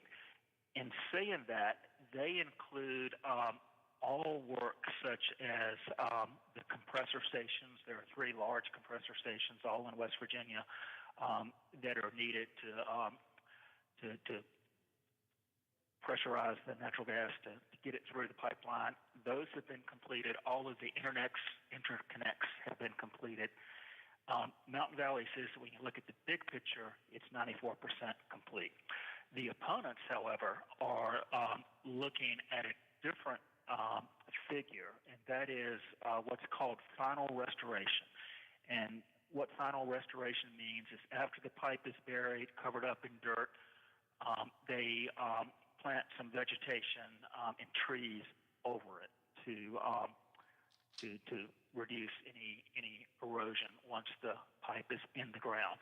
The final restoration part of the project is only 54, I believe, right about 50% done. So that is the figure that the opponents have been using to say that the pipeline is only halfway finished. But the reality is that much of the heavy lifting has already been done on the pipeline. You can argue the numbers different ways, but I don't think anyone can dispute that the project is certainly not complete, and there's still a chance that it won't be. But I do think it is substantially. This strikes me, Lawrence, as sort of this battle of wills, because the developers of the Mountain Valley Pipeline say they want an extension. They're going to stick with it, even though it's way over budget, way over time. And the environmental side and the landowner side think they can wait it out, like what happened with the Atlantic Coast Pipeline, who ran into some of the same opposition, and eventually the builders of Atlantic Coast Pipeline just gave up. Right. Yeah, and that is the hope of the opponents, and it may very well happen, but I think that the big difference between Mountain Valley and Atlantic Coast is when Atlantic Coast called it quits, they were not nearly as far along in the construction of the pipeline. I think they had maybe 10% of the pipe that was in the ground. Whereas Mountain Valley has spent a lot more time, and also, I mean, they've spent $5.5 billion. And so that's an investment that they are not willing, at least not yet, to walk away from. They're still holding out hope, I think, that there will be a return on that investment eventually. The opponents, however, are continuing to fight the project and file legal claims. And they, while there may not be an official order from any court that ends construction, I think the opponents are hopeful that eventually the investors will reach the point where they say, it's no longer worth it, and we're much like Atlantic Coast did. Yeah, I think, and these fights, these legal fights that are going on, have been going on, primarily focus on the section in Virginia, not in West Virginia, because in West Virginia the work's been primarily done, I think. And in this, we got all this natural gas in West Virginia, as you well know, with the Marcellus and Utica shales, and the producers here are saying there's demand. There's all this demand for natural gas, but there's pipeline capacity. And without the pipeline capacity, it doesn't do any good to go out there and drill more wells or produce more gas. Mm-hmm. So that's where that stands. Right, and I think you are correct. There are some stream crossings, I believe, in West Virginia that still have not been completed. But the biggest chunk of unfinished pipeline construction is in the Jefferson National Forest, which includes 2 counties in Virginia and a very small piece of Monroe County in West Virginia. That was the very first permit that was struck down by Mountain Valley opponents. In 2008, it has since been struck down again. Mountain Valley is in the process of seeking a 3rd permit from the U.S. Forest Service. But because that was the first loss in court for Mountain Valley, the pipe in the Jefferson National Forest is only a 3.5-mile stretch, but that has yet to be. No pipe has been buried in the National Forest. They've cleared the right-of-way. They have the pipe sitting on these what they call cribs, these wooden structures that elevated about 4 feet off the ground. And a couple of times the pipes have been out of the ground for so long now that the wooden cribs have rotted, and the pipe is like rolled down the hill because Mountain Valley had planned 4 years ago that they were going to put it in the ground, and it never happened. Well, Lawrence Hammock, Roanoke Times reporter covering environmental issues, including the Mountain Valley Pipeline, and he's written many, many stories, and has many stories, I'm sure, to come on this. Lawrence, it's good to speak with you again. Thank you for your insights. Take good care. Thank you. All right. All right. We'll take a break and come back. Got a lot of texts. We'll read those when we return. Our phone calls at 1-800-765-8255. Talk line resumes after this. How can I help you? Just give me 2 West Virginia lottery scratch-offs, please. All right. Did somebody say scratch? Who are you guys? And why do you have turntables in a gas station? We're the winningest boy band of all time. Squad! Reminding you gotta take a chance. Now let's get scratching. Take a chance. It could happen to you. Please play responsibly. Greer Industries. For over 100 years, Greer Industries has been providing products that build a solid foundation and pave the way to a bright future. Greer Asphalt Company has 3 conveniently located asphalt plants in north central West Virginia, where they can produce a superior product with unparalleled customer service. All WVDOH approved. To learn more, visit GreerIndustries.com or call 304-296-2549. Greer Industries. This is Talk Line on Metro News, the voice of West Virginia. On the last Talk Line on Metro News, House Speaker Roger Hanshaw, and if and when the legislature will get together on a new abortion law in West Virginia. Well, I think the answer to that depends on when we're ready, Hoppy. So if we're ready tomorrow, then perhaps. But if we aren't ready until later in the fall or later in the summer even, then maybe the more prudent time to act is when the legislature's already going to be together anyway. Talk Line, weekdays at 10:06. It's the summer's hottest party, the Circus Saints and Sinners Party on the Plaza, presented by Panhandle Cleaning and Restoration. The fun happens Saturday, July 9th at the Plaza on Market in downtown Wheeling. Enjoy food trucks, beer and wine, and all-day live music starring Pittsburgh's No Bad Juju and Cleveland Rockers Trailer Park Ninjas, with special guest Spinning Jenny. Get tickets at partyontheplaza.org. Cybersecurity attacks can cripple and even force a small business to close. Does your organization have a focused approach to being cyber resilient? If you can't answer yes, you should contact Omni Strategic Technologies to help you identify the steps to protect your data and reputation from the very real cyber threats that exist today. Schedule your free consultation by calling Omni at 304-242-7600 or online at omniperforms.com. Omni Strategic Technologies, the only cybersecurity firm that the Watchdog trusts. Highland Sports Complex is the coolest destination for sports and entertainment the Ohio Valley has ever seen. Pop in for some open basketball in our field house or reserve some turf time for your next practice or game on our synthetic fields. Online registration is open for development classes and leagues for youth and adults. Highland Sports is also the hottest destination for birthday parties and other events.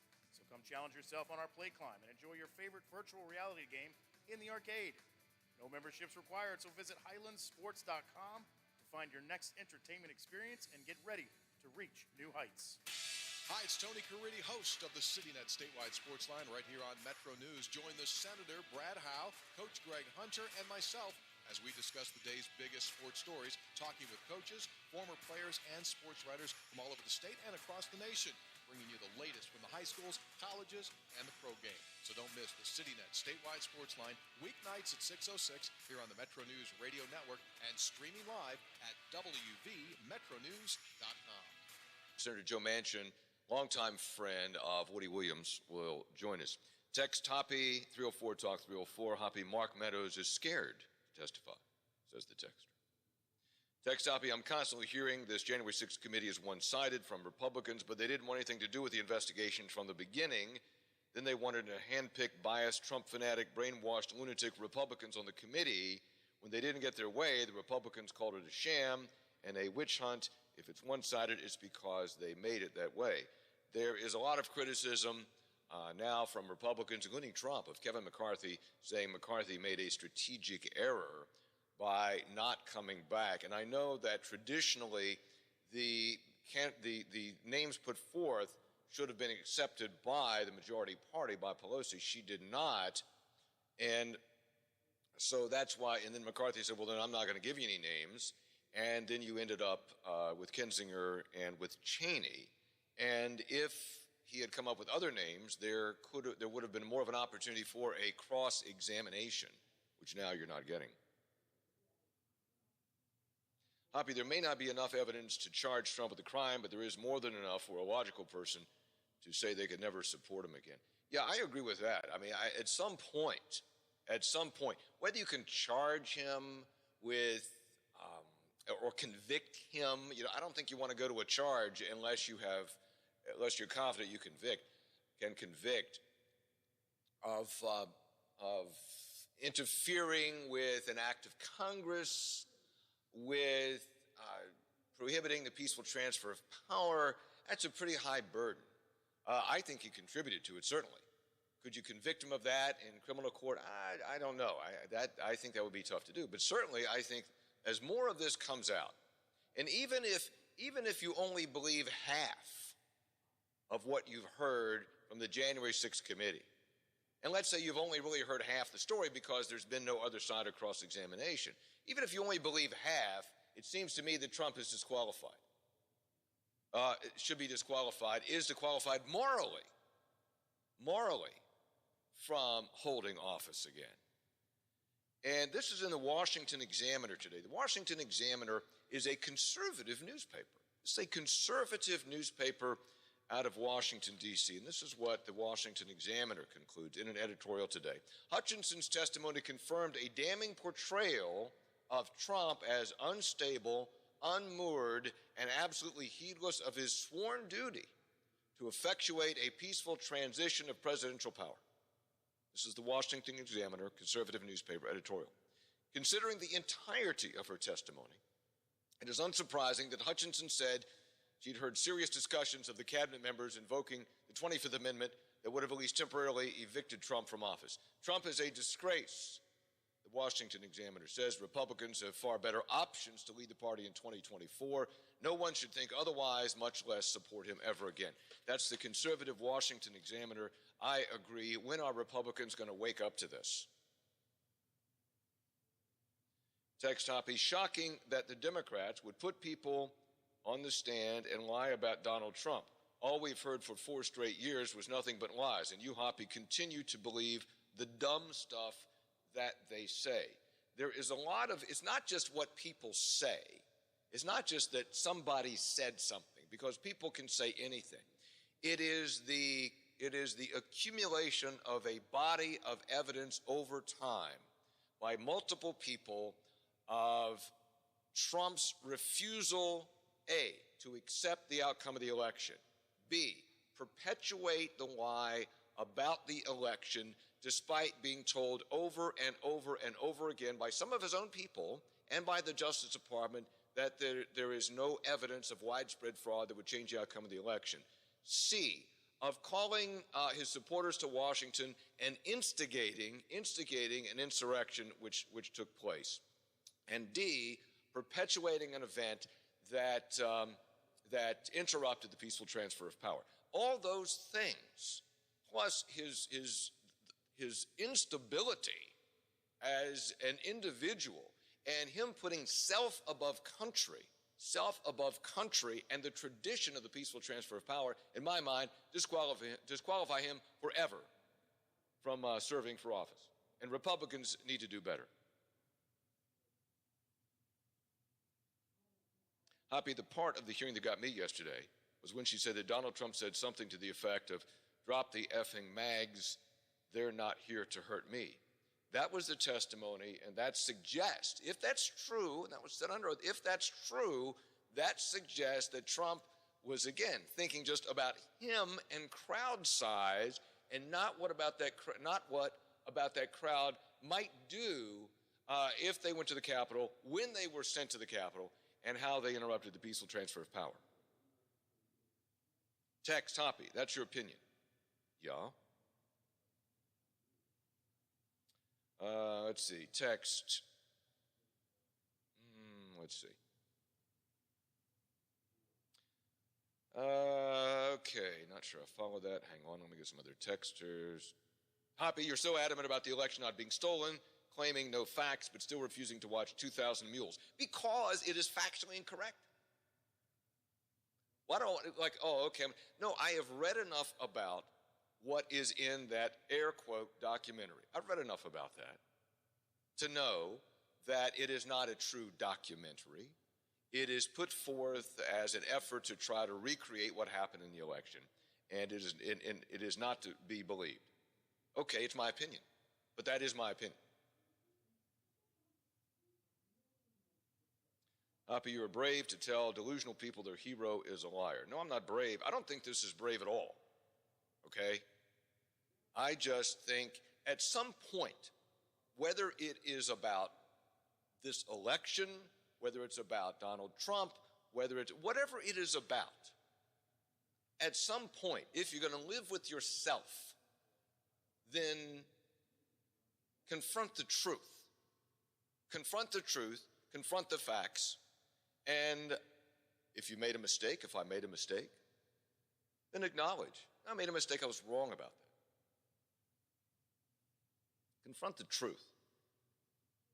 Hoppy, this whole political theater is good proof of how hard it is to pull off an actual conspiracy to do something against the U.S. government. People will talk about plans that will fail. We should stop buying into conspiracy theories and be more diligent about getting good quality sources of information. I don't think this to me, by the Trump team, is not a grand, well thought out conspiracy. It's a confederacy of dunces. It's a confederacy of wild-eyed, misguided dunces. It is not an organized, well thought out conspiracy. All right, we'll take a break and be back. More to come here on Talk Line. We'll return in just a moment. Coming up, Senator Manchin on Woody Williams. This is Talk Line on Metro News, the voice of West Virginia. The Watchdog is FM 98.1, AM 1600 WKKX Wheeling, FM 97.7, AM 1370 WVLY Moundsville. Chris Lawrence, West Virginia's last living Medal of Honor recipient, Woody Williams, has died. Very, very sad for all of us. Woody, all of us have fond memories of Woody, and I don't think there's a person in West Virginia that did not know Woody or know what he stood for and what he fought for, but also the veterans and the service members from West Virginia all over the country have lost a true champion. That is Senator Joe Manchin earlier today reacting to Williams' passing that happened about 3:15 this morning. According to Manchin, he actually met with Woody on Sunday, and Williams was adamant at that time about getting a facility added at the State Veterans Cemetery and Institute to allow for comfortable interment services for the families of veterans. Williams was awarded the Medal of Honor after he eliminated 7 Japanese gun emplacements during the Battle of Iwo Jima with a flamethrower. In a 2019 interview, he said there were hundreds of those pillboxes as he went on the attack. It was a lot more. Yeah. But I used 6 flamethrowers, and by that time I'm done. The elimination of those 7, though, enabled Marines to finally advance on the island. His action came the same day of the historic flag raising on Mount Suribachi at Iwo Jima. Arrangements for Williams' funeral are incomplete. Senators Manchin and Capito tried to get legislation enacted allowing him to lie in state at the U.S. Capitol as the last Medal of Honor recipient from World War II. Although there was little opposition, both indicated today that red tape has complicated the process. You're listening to Metro News, the voice of West Virginia. It's back. Encoma Insurance presents the Charleston Stern Wheel Regatta. Concerts, carnival rides, stern wheel boat races, and more. June 30th through July 4th, bring the family to the Kanawha River in downtown Charleston. Something for everyone with activities for all ages. Plus live music, including Everclear. And Rick Springfield. Plus fireworks on Saturday and Monday. June 30th through July 4th, you got a regatta at the Charleston Stern Wheel Regatta. Don't miss it.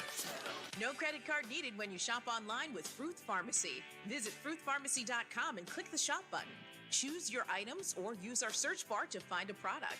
If you can't find something you're looking for, add it into the notes section on your order form. Our friendly Fruth associate will do their best to find that product or a comparable item. Choose curbside pickup, and we'll bring your order to your car. Pay when you pick up. Simple and convenient shopping at Fruth, your hometown family pharmacy. A Kanawha County teenager charged in the 2020 murder of 4 family members will stand trial in October. 18-year-old Gavin Smith of Elkview pleaded not guilty to the 4 counts of murder Tuesday. He was 16 at the time of those killings, and his status was transferred to adults in May. Governor Jim Justice approving a bid award for construction to begin on a 3-mile stretch of Corridor H in Tucker County, part of a major project in the Roads to Prosperity program. From the Metro News Anchor Desk, I'm Chris Lawrence.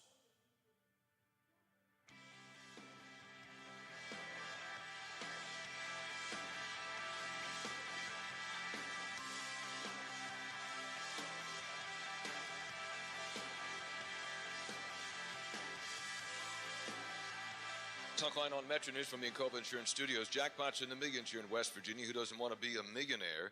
Get into Powerball drawings Mondays, Wednesdays, and Saturdays, and the Mega Millions drawings on Tuesdays and Fridays. Will you be the next big winner? Play today. The Powerball jackpot is $365 million. The Mega Millions jackpot is $360 million. The West Virginia, coming up, by the way, Senator Joe Manchin reflecting on the passing of his friend, Woody Williams, the last surviving Medal of Honor recipient from World War II, and of course, Marion County, West Virginia native. The West Virginia Virtual Academy is one of 2 virtual charter schools that was approved last November by the newly created West Virginia Professional Charter School Board. So this is West Virginia moving more in the direction of charter schools. The focus of the online charter school, Virtual Academy, will be on career preparation. The school is enrolling grades K through 10 for this fall and will grow by grade level each year to eventually serve grades K through 12.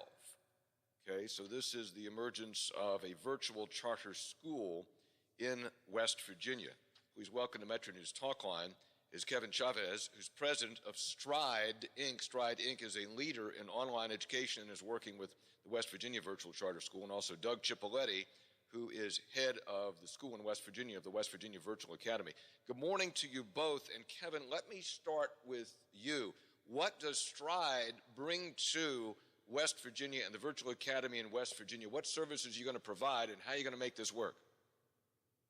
Well, thanks so much, Hoppy, for having us on. It's really good to be on your show. Stride has been in business. Originally, we were K-12. We've been in business 20 years. We're the leaders in online education.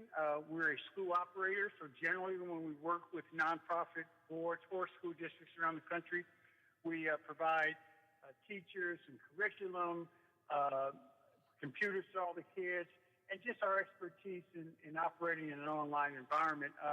And I will say that what many American families faced over the past couple of years was emergency remote learning, and there's a difference between emergency remote learning and online learning administered by people who actually know what they're doing. We've been doing it 20 years, and so we're really excited about this opportunity. We operate in nearly every state, and our role with the West Virginia school is to work with Doug and his team to make sure they have the resources they need to provide to West Virginia families a quality option in online learning, which, as we know, is still relevant for many families. Well, let me go to Doug Cipoletti, head of schools in West Virginia for the West Virginia Virtual Academy. Doug, good morning. Thanks for joining us. So, why are you confident that children can get a quality education through a strictly online mode as opposed to an in-person mode? Hoppy, thanks for having me on your show. It's great to be here. You know, one of the things that Stride is able to provide is a ready-built platform that is designed for online learning. They have interactive, standard-based curriculum that we also pair with offline content, and we will be teaching live classes on a daily basis to our students with West Virginia certified teachers. So I think, as Kevin pointed out, this is going to be a great opportunity for students to realize what good virtual education can look like as opposed to emergency online education. Doug, is there any concern that students who go strictly online will miss out with some of the other advantages that come with in-person learning? I mean, physically being there in front of a teacher, of interaction with other students, of other activities that go on, of the other benefits of a public education? So my answer is no. I don't think that there'll be any cause for concern. One of the things that Stride's curriculum has in place is lots of interactive, out-of-the-classroom opportunities. We are in the process of hiring a career readiness coordinator. We have a community engagement specialist, and these people are going to be employed with the focus of creating those experiences for students, whether it's a field trip, whether it's pushing into a vocational classroom in one of their local CTE centers. It could be a whole variety of things. The other thing that I would like listeners to understand is whenever we're delivering these live classroom sessions, they're in a learning environment with their webcams on, so they're able to see the teacher's able to see them, and in many cases, they're able to see their classmates. So they will have lots and lots of opportunities to interact with other kids, both virtually and in person. Kevin, let me go back to Kevin Chavez, who's president of Stride. And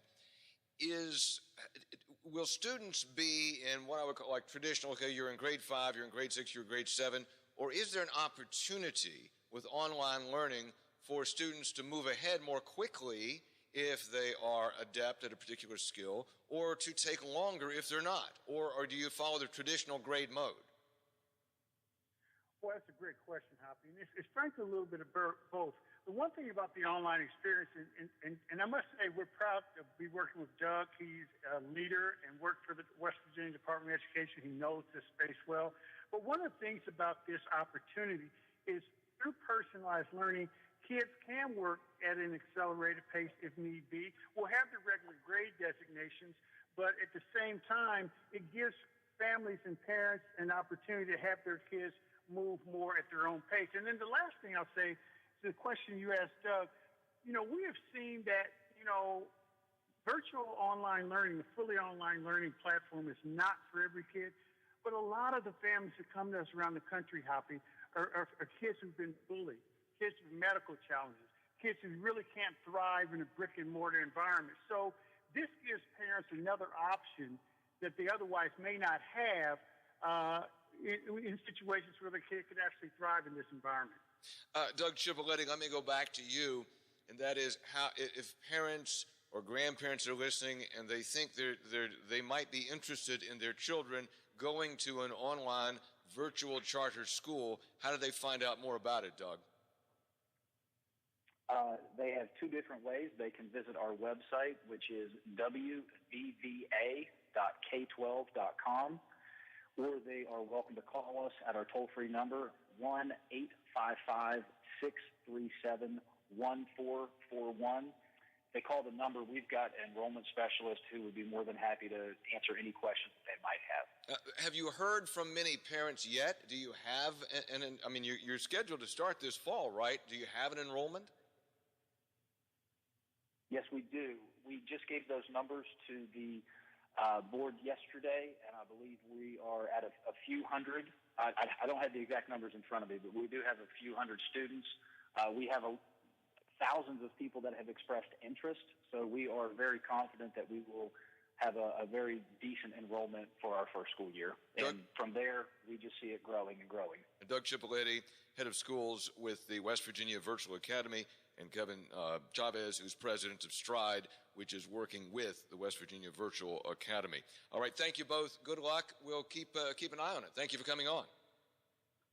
Thanks so much. Thanks for having us. Appreciate it. Thank you. When we come back on Metro News Talkline, U.S. Senator Joe Manchin reflecting on the life and contribution of the late Woody Williams, Medal of Honor recipient who passed away early this morning at age 98. What's in the best pepperoni roll and who makes it? This debate is not easily resolved. But one thing all West Virginians can agree on, more good-paying jobs to sustain our families and build a bright future for our kids. And we can have it if we make bold, clean energy investments. Passing this agenda would accelerate job growth so future generations can call West Virginia home. We can discuss pepperoni rolls forever, but it's time for Congress to finish this debate and get it done for West Virginia. Paid for by the Environmental Defense Fund. Don't let seizures control your life. Fight back with the WVU Epilepsy Center. In our state-of-the-art facilities, we help adults and children manage epilepsy and seizures and offer the very latest surgical treatments. And the WVU Epilepsy Center is a Level 4 treatment center, helping people around the region and across the country take back control of their lives. Call 855-WVU-CARE or visit wvumedicine.org/RNI/epilepsy center. You're listening to Talkline on Metro News, the voice of West Virginia.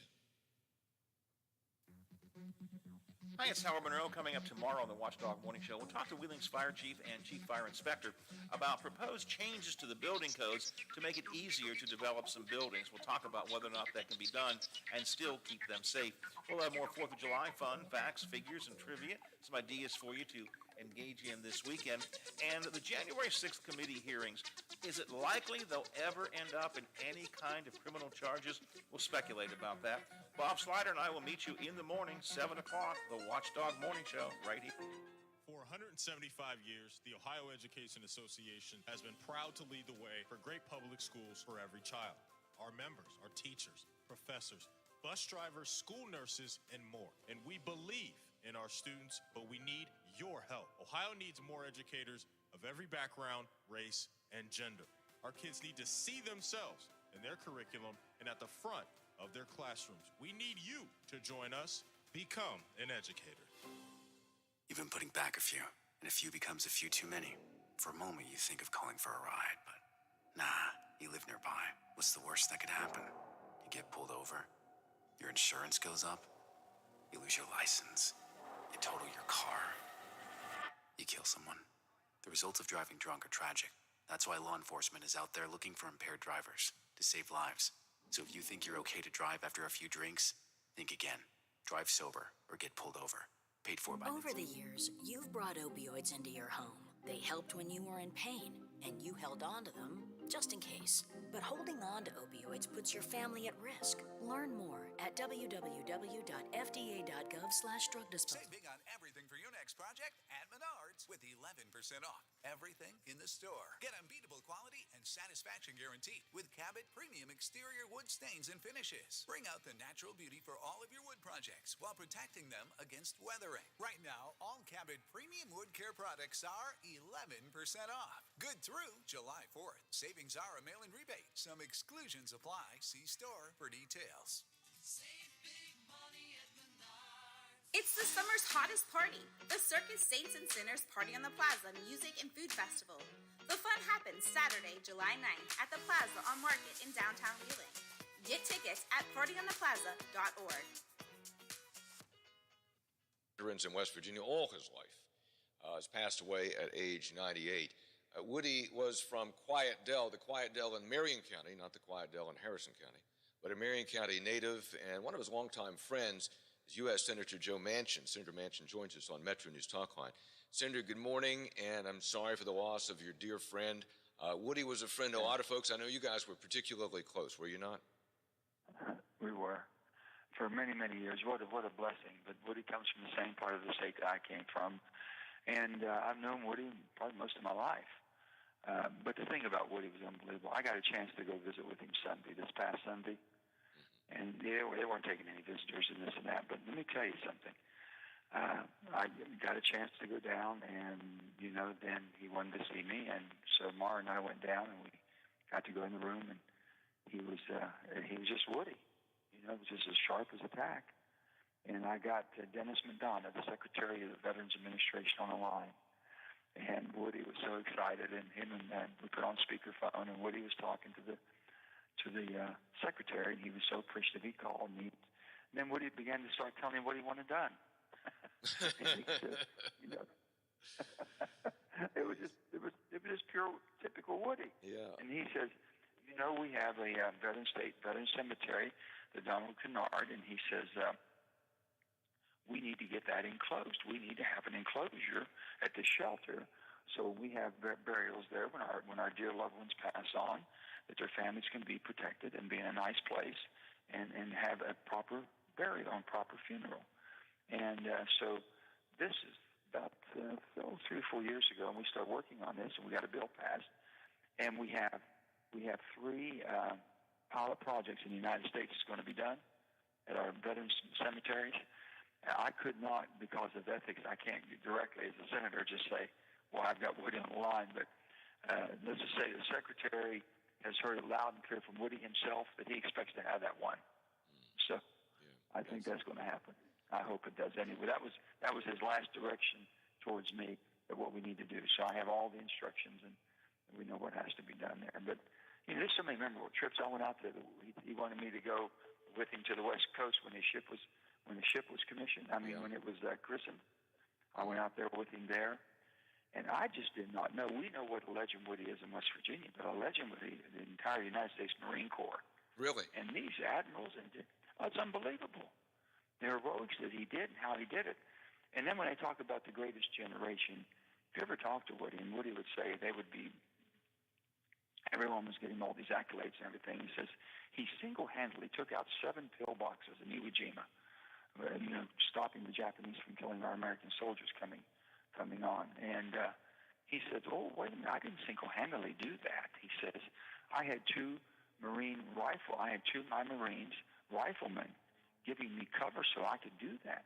He says, they gave their lives. They both got shot and gave their lives for me. So he said, how could you say it was single-handedly?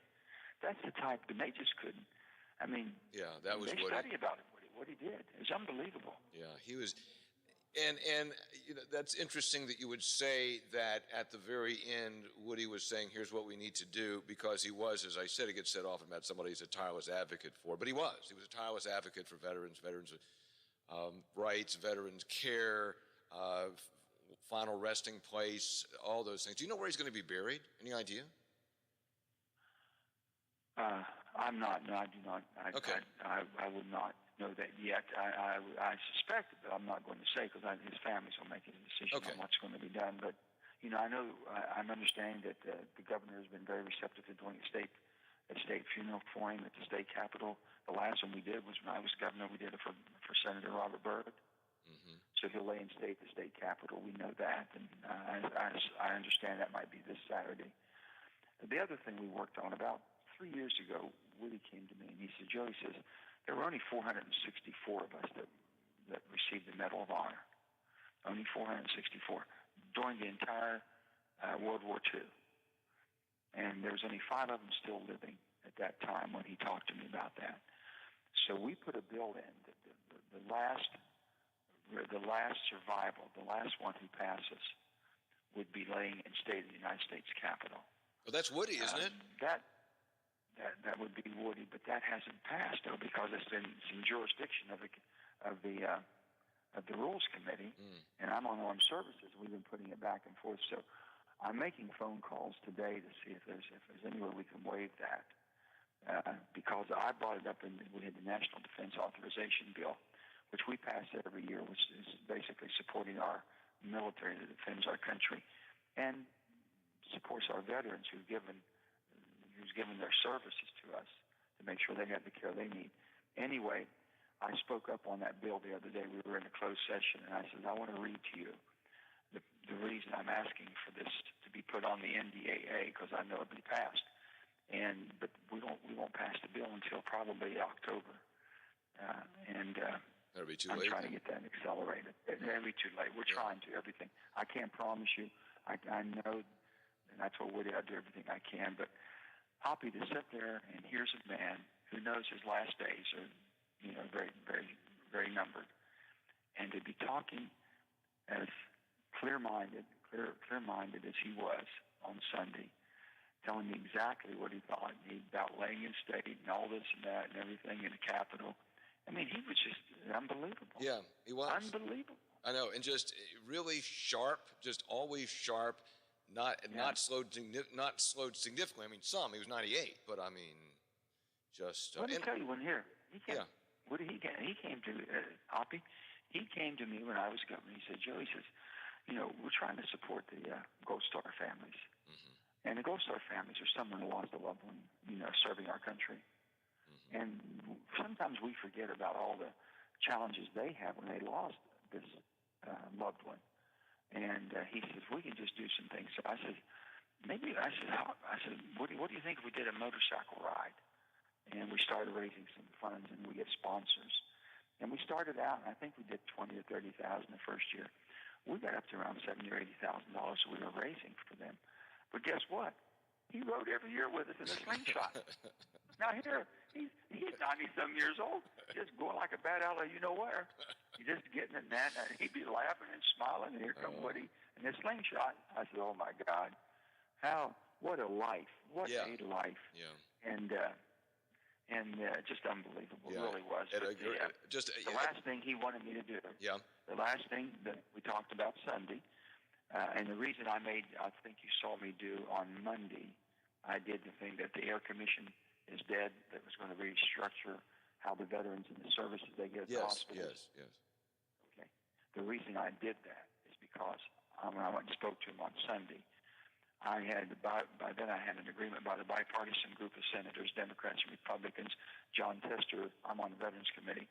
John Tester is the chairman. Jerry Moran, the Republican from Kansas, he's the ranking member, and he's a good friend.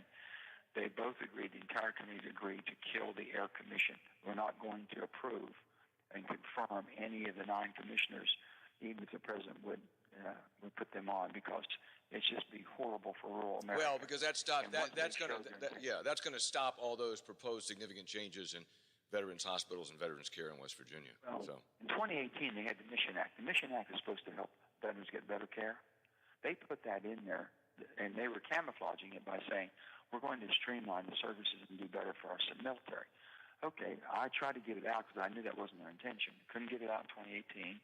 I tried to pass a bill in 2019, still couldn't get it out. This year, here, real quick, Hoppy, when they did put it out, what they intended to do, then all the senators jumped on board and said, heck no, it's going to hurt my state. Well, it would have killed our 4 hospitals. We stopped all that completely. He was tickled to death with that. Well, good. Well, good. Really good sharing of memories about your friend and a friend of many, many West Virginians and a great American, Woody Williams. All right. Thanks, Senator. Well, I hope, Poppy, when you're 90 years old, you can ride in a slingshot and go riding with me. I cannot begin to have the kind of life and make the kind of contribution that Woody Williams made. Great American. Thank you, sir. God bless Woody and his family. Thank you very much. Talk Line continues.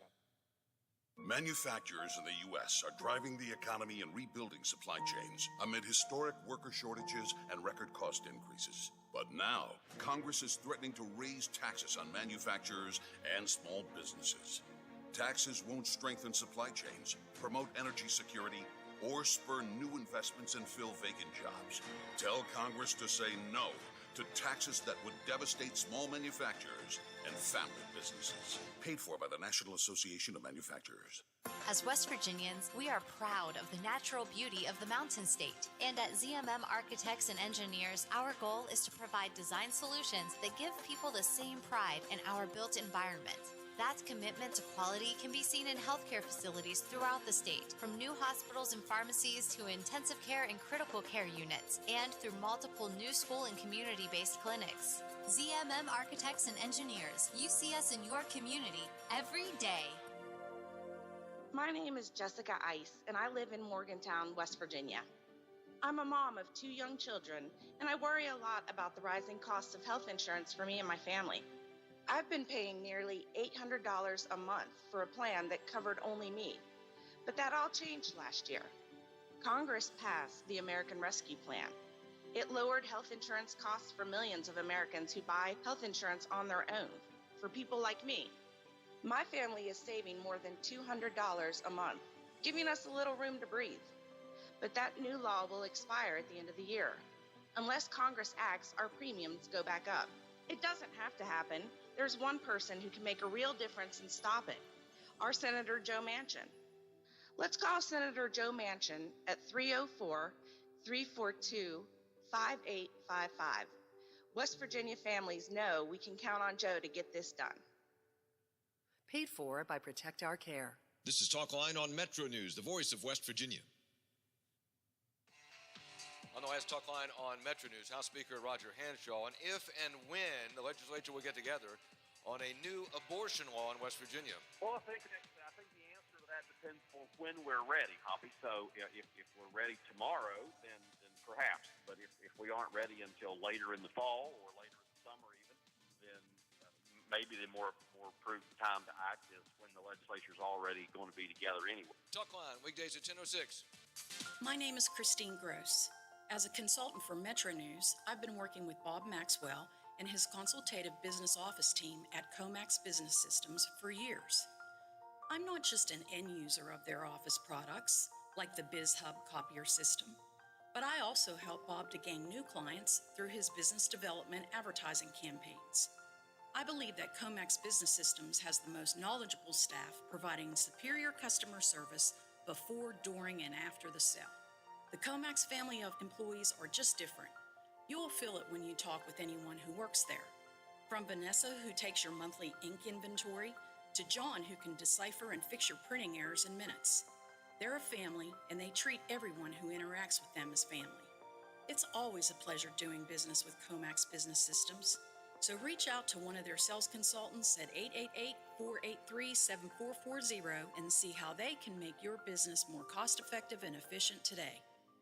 Cybersecurity attacks can cripple and even force a small business to close. Does your organization have a focused approach to being cyber resilient? If you can't answer yes, you should contact Omni Strategic Technologies to help you identify the steps to protect your data and reputation from the very real cyber threats that exist today. Schedule your free consultation by calling Omni at 304-242-7600 or online at omniperforms.com. Omni Strategic Technologies, the only cybersecurity firm that the Watchdog trusts.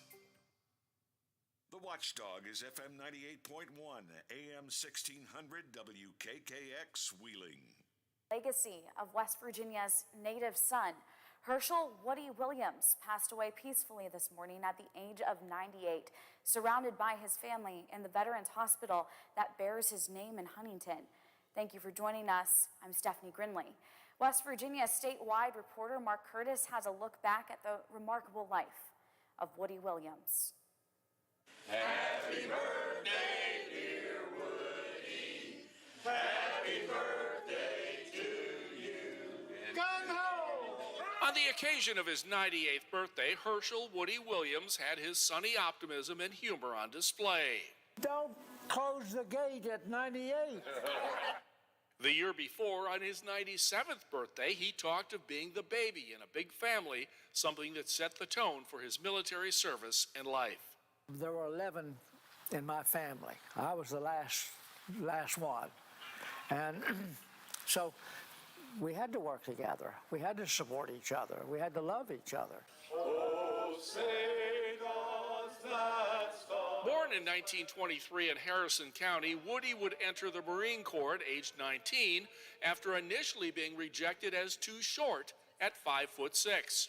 He may have been short in stature, but he was long on guts, serving in Guam and Iwo Jima, two of the most vicious battles of World War II. It was at Iwo Jima in February 1945 that Williams, using a flamethrower like this one, attacked and destroyed several enemy pillboxes and killed dozens of Japanese troops, all while U.S. forces came under heavy machine gun fire. For his bravery and heroism, Williams was awarded the Medal of Honor by President Harry Truman. But as with so many Medal of Honor recipients, he accepted it humbly, as two of the 4 riflemen who flanked Williams were killed. I've been in the Medal of Honor Society since 1947. But most of them will say, it doesn't belong to me. I wear it in honor of those who never got to come home, who sacrificed their life.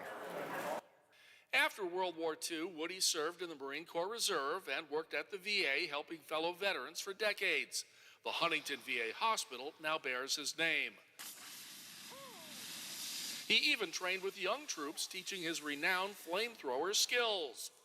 Later, he launched a foundation dedicated to supporting Gold Star families that lost a loved one in defense of this country. The number of Gold Star memorials has grown, where loved ones can come grieve, reflect, and remember. That said to that community, my loved one is not coming home. April 8, 2004, United States Marine Corps.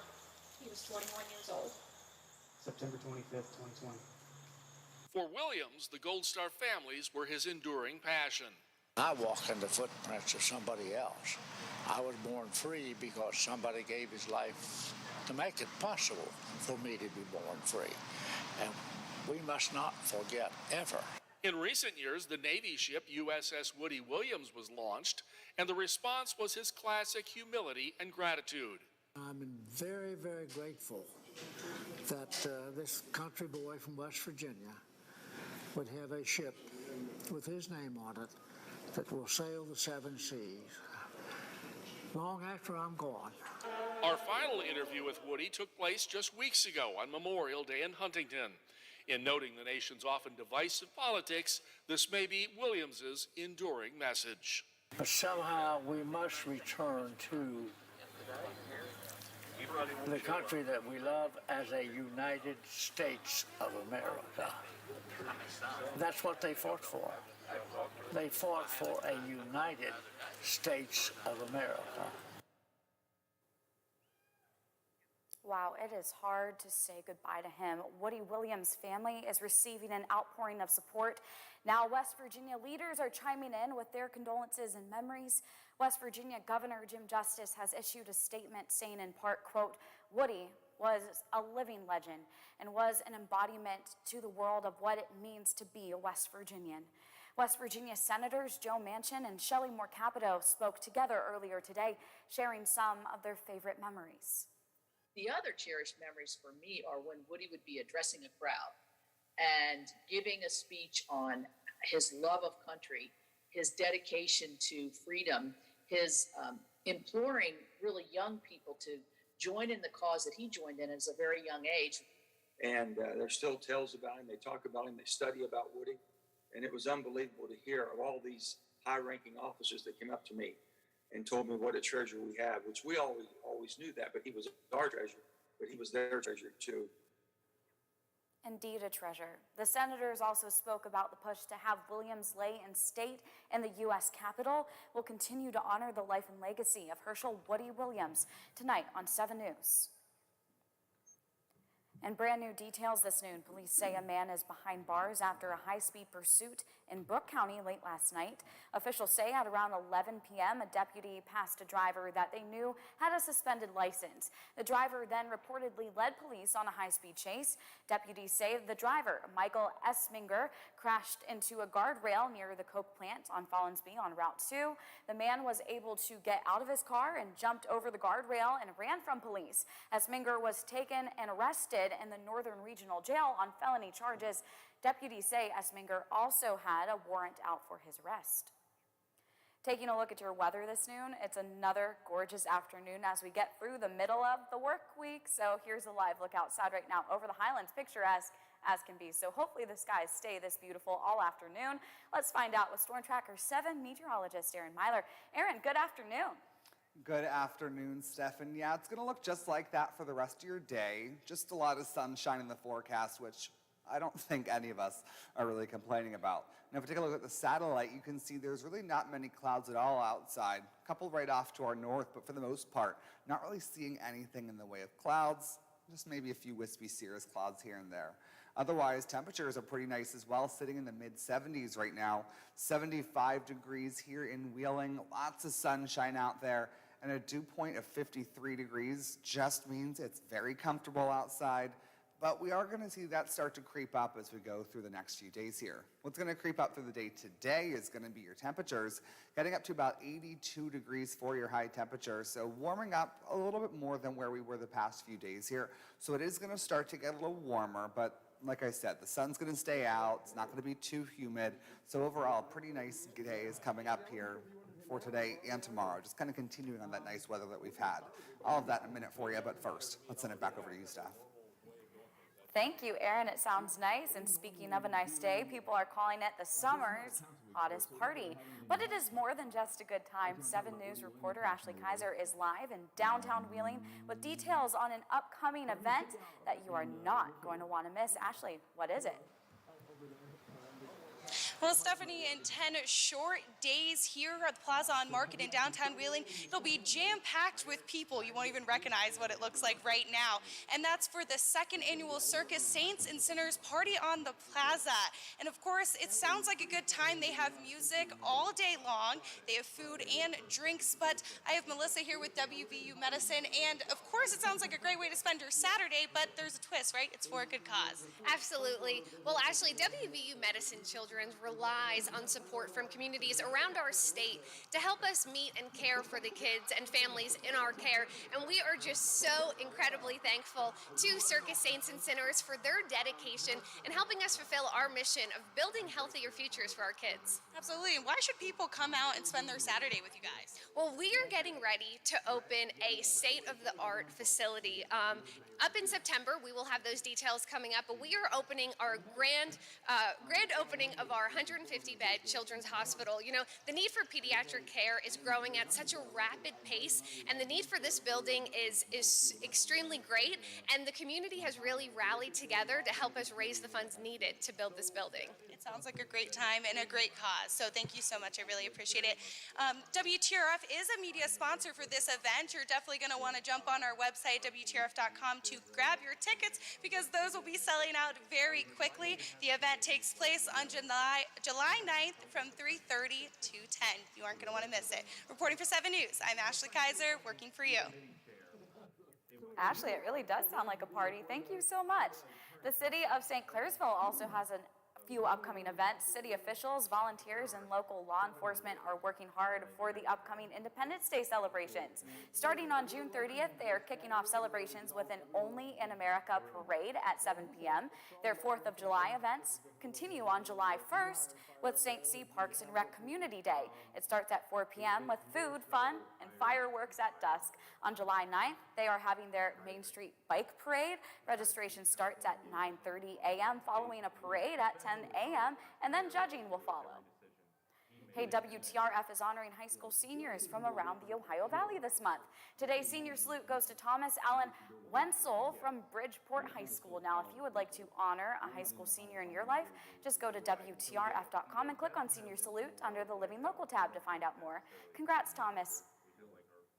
And is the rest of our work week going to look this beautiful? I sure hope so. Aaron has the answers and a full look at your forecast right after the break. We'll be right back. The best in live and local talk turns momentarily on The Watchdog. Whether it's dinner for a special occasion, a quick lunch, or happy hour fun, the Highlands has you covered with nearly 2 dozen eateries. Bubba's Burgers, Primanti Brothers, or Five Guys. Bob Evans, Cheddar's, Texas Roadhouse, or Olive Garden. All just minutes away off I-70 on the hilltop at the Highlands. It's the summer's hottest party, the Circus Saints and Sinners Party on the Plaza Music and Food Festival. The fun happens Saturday, July 9th at the Plaza on Market in downtown Wheeling. Get tickets at partyontheplaza.org. Cybersecurity attacks can cripple and even force a small business to close. Does your organization have a focused approach to being cyber resilient? If you can't answer yes, you should contact Omni Strategic Technologies to help you identify the steps to protect your data and reputation from the very real cyber threats that exist today. Schedule your free consultation by calling Omni at 304-242-7600 or online at omniperforms.com. Omni Omni Strategic Technologies, the only cybersecurity firm that the watchdog trusts. Greer Industries is a proud supporter of the West Virginia Scholar Program and West Virginia Wesleyan. For over 100 years, Greer Industries has been providing products that build a solid foundation and pave the way to a bright future. Greer Asphalt Company has 3 conveniently located asphalt plants in north central West Virginia, where they can produce a superior product with unparalleled customer service, all WVDOH approved. To learn more, visit GreerIndustries.com or call 304-296-2549. The views and opinions expressed on the following program are not necessarily those of this station or its sponsors. Live from the Robinson Auto Group Studios, this is your Wheeling No Two Ways About It with your hosts, Wheeling Mayor Glenn Elliott and Vice Mayor Chad Fallman.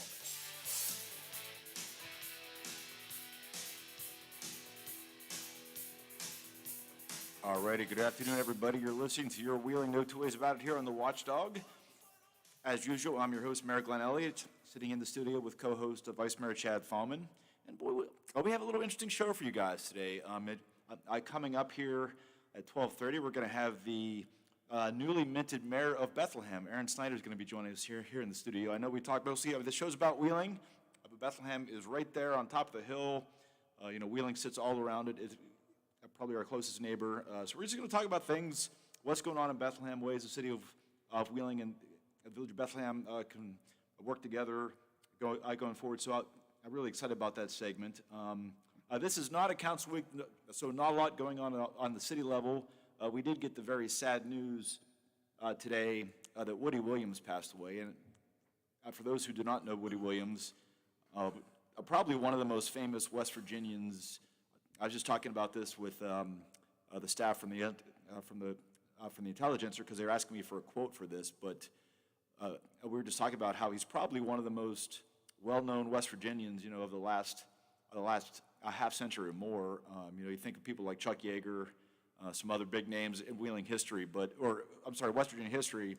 But Woody Williams is up there. Maybe Jerry West. Some would say maybe former Senator Robert Byrd. But these are names that are just well-known West Virginians. Woody Williams was a Congressional Medal of Honor winner. Served during World War II. And fought in the Battle of Iwo Jima, which, we've all seen pictures of Iwo Jima, of the Marines hoisting the flag up on. It's probably one of the most iconic images of the entire Second World War. If you ever visit the Marine Monument in Washington, D.C., there's a reproduction of that, a 3D sort of statue reproduction of that scene. And Woody Williams fought in that battle. What he did there, and I don't have the exact facts in front of me. I've read it several times, but basically by himself, he took on a lot of fire, used some sort of flamethrower device, put himself at risk to save lives in his battalion or whatever, took out a lot of Japanese fighters. Really, for his act was awarded the Congressional Medal of Honor. I believe he was handed that by President Harry Truman. Just to put things in perspective, the lifespan that this guy had. Came back home to West Virginia, really took up the cause of the families, so-called Gold Star families who have lost family members in battle, kind of took up their charge, approached us in the city several years ago about bringing a Gold Star family monument down to Heritage Port. It's down there today. We were so fortunate. Woody Williams basically came to Wheeling and challenged us to raise the funds to bring that here. We work with a local official from the American Legion who also has passed away here in the last year, John Nanny, to make that a reality. If you go to Heritage Port today, you'll see that Gold Star family monument there. And that's basically, it's something that Woody Williams told us that, he was a decorated war veteran, so he got to go to obviously was invited to a lot of events over the years, and he really felt like, the families of those who were lost suffered just as much, in his process, but they often didn't get the recognition for what it meant to that family. And so he made it sort of his cause to provide, recognition for those who have lost family members in combat. I don't know the exact number, but there are now Gold Star Gold Star Family Memorial Monuments across the state, across the country. Woody Williams was a force of nature if you met him.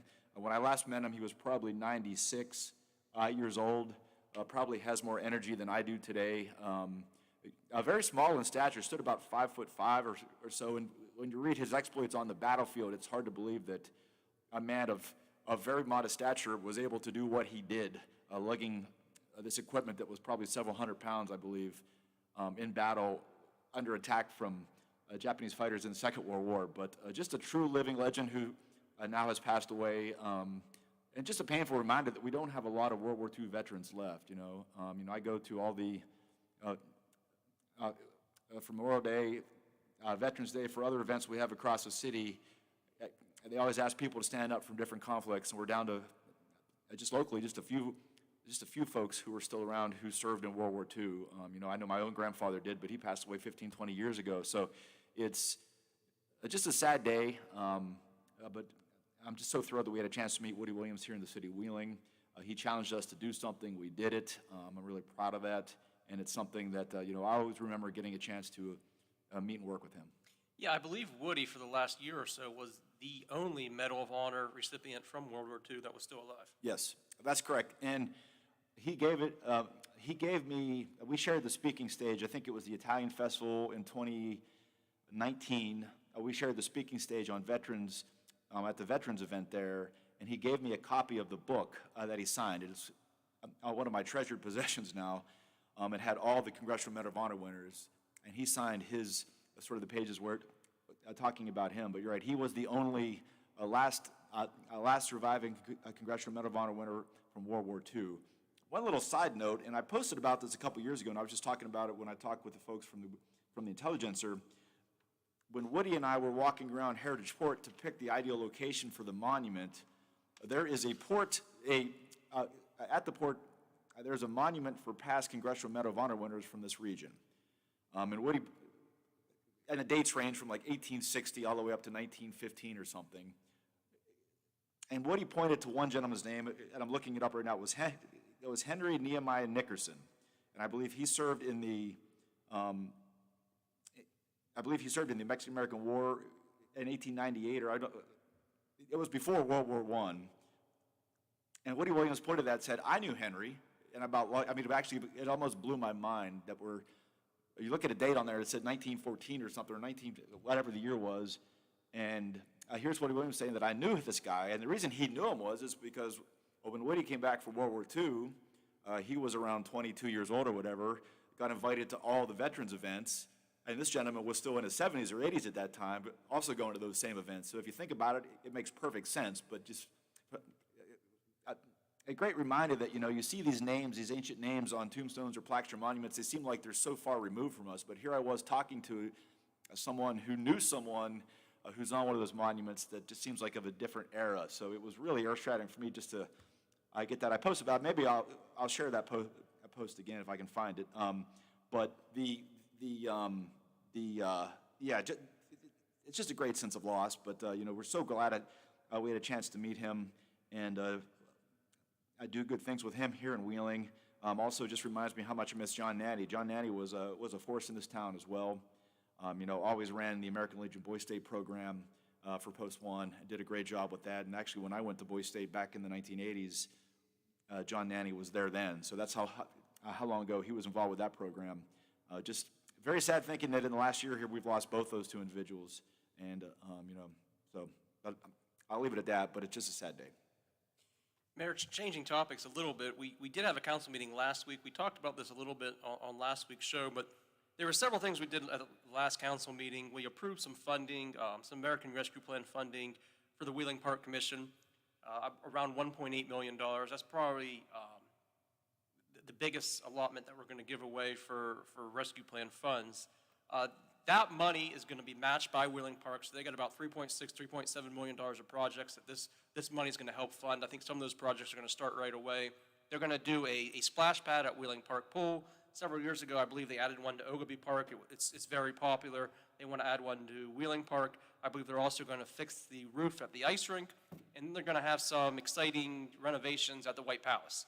The ballroom upstairs is going to be redone. I think the steps going up to those steps is going to be redone.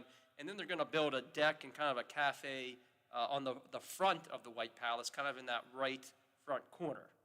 So these are some things that I anticipate construction would probably start on some of these projects later this year and hopefully be finished up some point next year.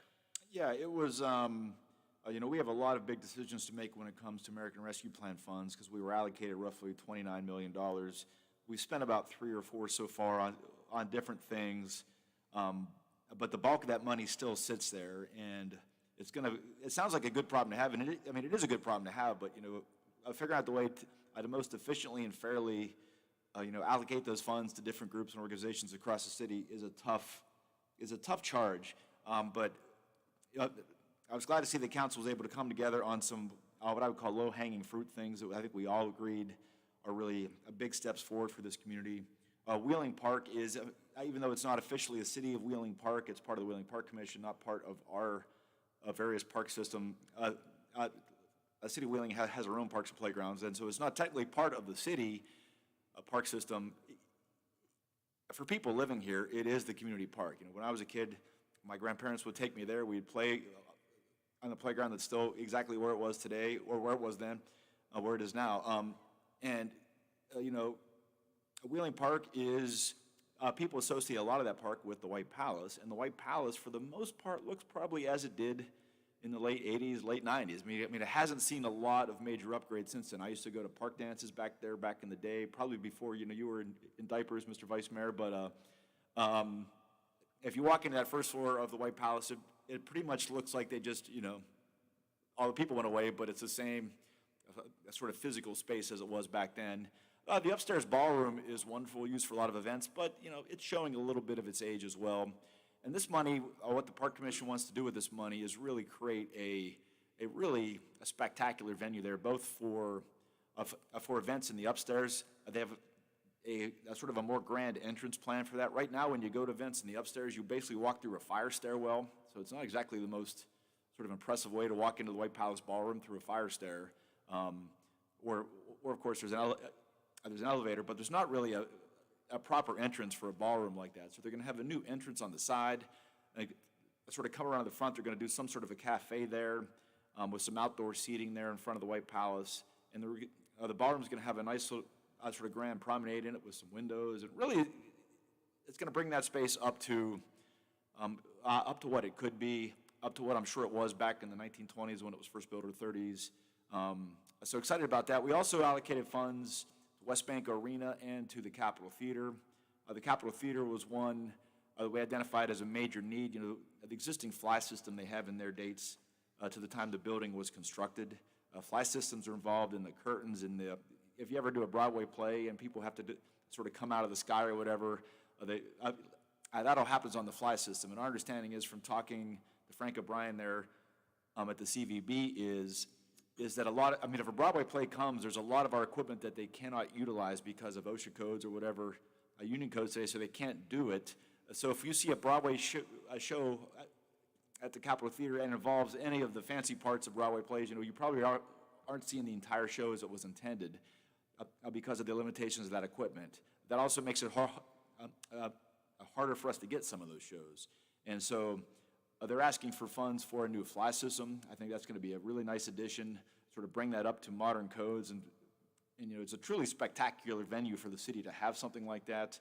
But it's been about 100 years since that building was built. I think it's time for a new fly system, and we're happy to help with that. And the third thing we talked about was West Bank Arena. A couple years ago, just before we came into office, made a major upgrade to the seating there, replaced all those old orange chairs with much more modern-looking seats. I think they're dark gray now or black or whatever, but they look much more modern and more comfortable. Absolutely more comfortable.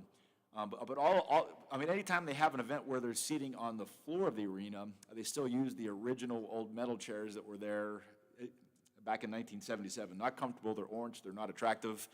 And so it was a big number. I think it was like $600,000 or something for chairs, but we felt like this was a good way really to upgrade. So when you have events to take advantage of that floor space for seating, that now all the seating will look consistent throughout the building, will be more comfortable for folks as well, and not really throwing in these orange sort of vintage chairs into the mix, which is not a great look. So I think these were three things we all identified as council were very important.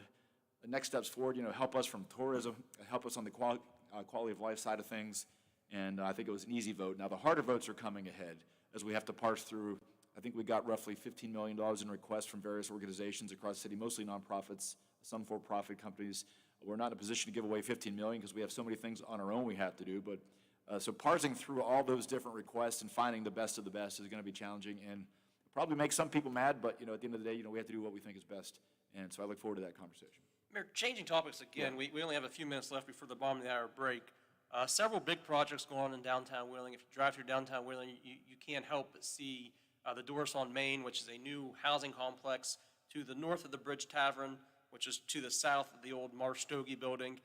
That project is finally coming out of the ground. This is a housing development that Jeff Woder, the Woder Corporation, is building. I think conversations on this, I can remember 2018, 2019 is probably when we started talking about getting that site developed with Woda. That project is moving forward. And then the biggest project that's visible downtown Wheeling is the new City of Wheeling parking garage that's being built on the corner where the old Chase Bank used to be. That's a major project, a major investment the City of Wheeling is making. And then there's another big project that isn't quite as visible because it's happening in an existing building, the Wheeling-Pittsburgh Steel Building. I believe that's about a $37 million renovation. That's an old office building, used to be the headquarters of Wheeling-Pittsburgh Steel, and that's going to be turned into, I believe, last I heard, 119 housing units with some commercial retail space on the first floor and some commercial retail space in the basement. That project is moving forward, although you don't see a whole lot happening on the outside of that building. But the other two projects, Doris on Main, City of Wheeling parking garage, you can't help drive through downtown Wheeling without noticing those. And Mayor, last week, probably one of the more exciting announcements that we've had. I was hoping you were going to get to this. Is the streetscape project, which is desperately needed, has been desperately needed in Wheeling for many years. The streetscape project is new paving, new sidewalks, new traffic signals, new lights, and new trees in downtown Wheeling. Some people aren't aware of this, but Main Street and Market Street are part of West Virginia Route 2, so we have been working with the state since at least 2016 when we came into office to get that project moving forward. The city is contributing a few $1 million to that project, and the state of West Virginia, considering that is part of West Virginia Route 2, is paying for the bulk of that project. That project was finally put out to bid. We don't know what the numbers are going to be when they come back. I would anticipate they're going to be a little bit higher than what was expected a few years ago, because that's just the way things seem to be going right now. But nonetheless, it's a positive step forward. That project desperately needs to start. It is without a doubt the biggest news for downtown Wheeling in a long, long time, because people are so frustrated with the condition of the streets. We hear it all the time. We hear it not only from visitors and residents and tourists and guests, but we hear from downtown businesses who are really frustrated at the condition of these streets. Now, just a little history. If you listen to this show a lot, this will all be a repeat, but for those who do not know, downtown streets are part of State Route 2, as the Vice Mayor said, so they're not city responsibility. And normally, sidewalks are, under West Virginia state law, are the responsibility of the property owner, not a city or a township or village or whatever. Back in 1980, the state, though, did do a significant project downtown Wheeling, and a lot of the existing sidewalks we see now, to the extent you see any bricks in them, are all part of that 1980s era project. But it's been about that long since any major sort of effort has been made to make the sidewalks and streetscape look better downtown Wheeling. So this project was really first brought up by my predecessor, by the former governor, Earl Tomlin, and by the former CEO of the health plan, Jim Pennington, back in 2014, 2015, when the health plan was considering a move to downtown Wheeling.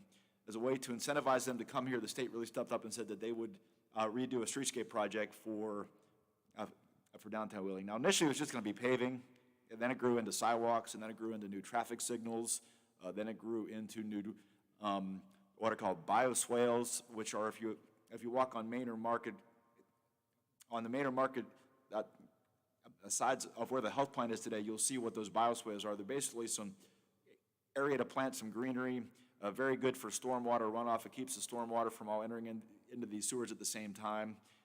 And also, it just makes it more, sort of a more attractive look and feel downtown as well.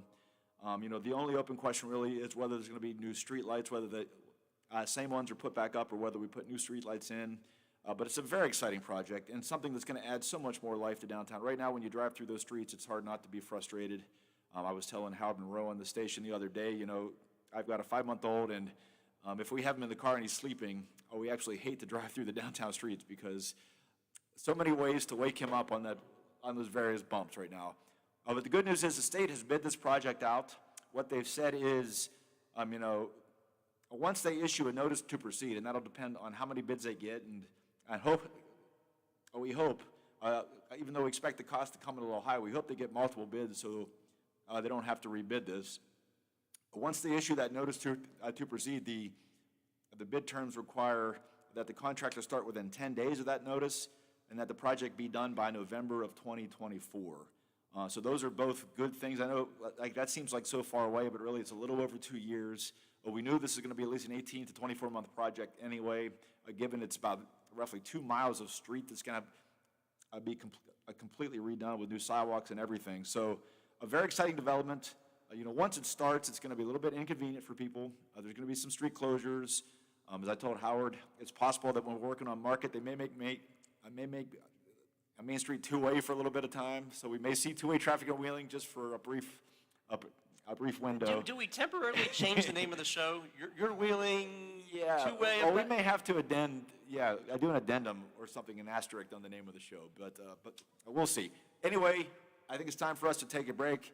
When we come back, we're going to have the newly sworn-in mayor of the Village of Bethlehem. His name is Aaron Snyder. He's only 20 years old. We're going to talk to Aaron about all the exciting plans and ideas he has for the Village of Bethlehem. And so stay tuned. We'll be right back. West Virginia Metro News. I'm Carrie Hudasek. West Virginia's only living Medal of Honor recipient, Herschel Woody Williams, has died at the age of 98. Williams had been hospitalized at the VA Medical Center in Huntington, which bears his name.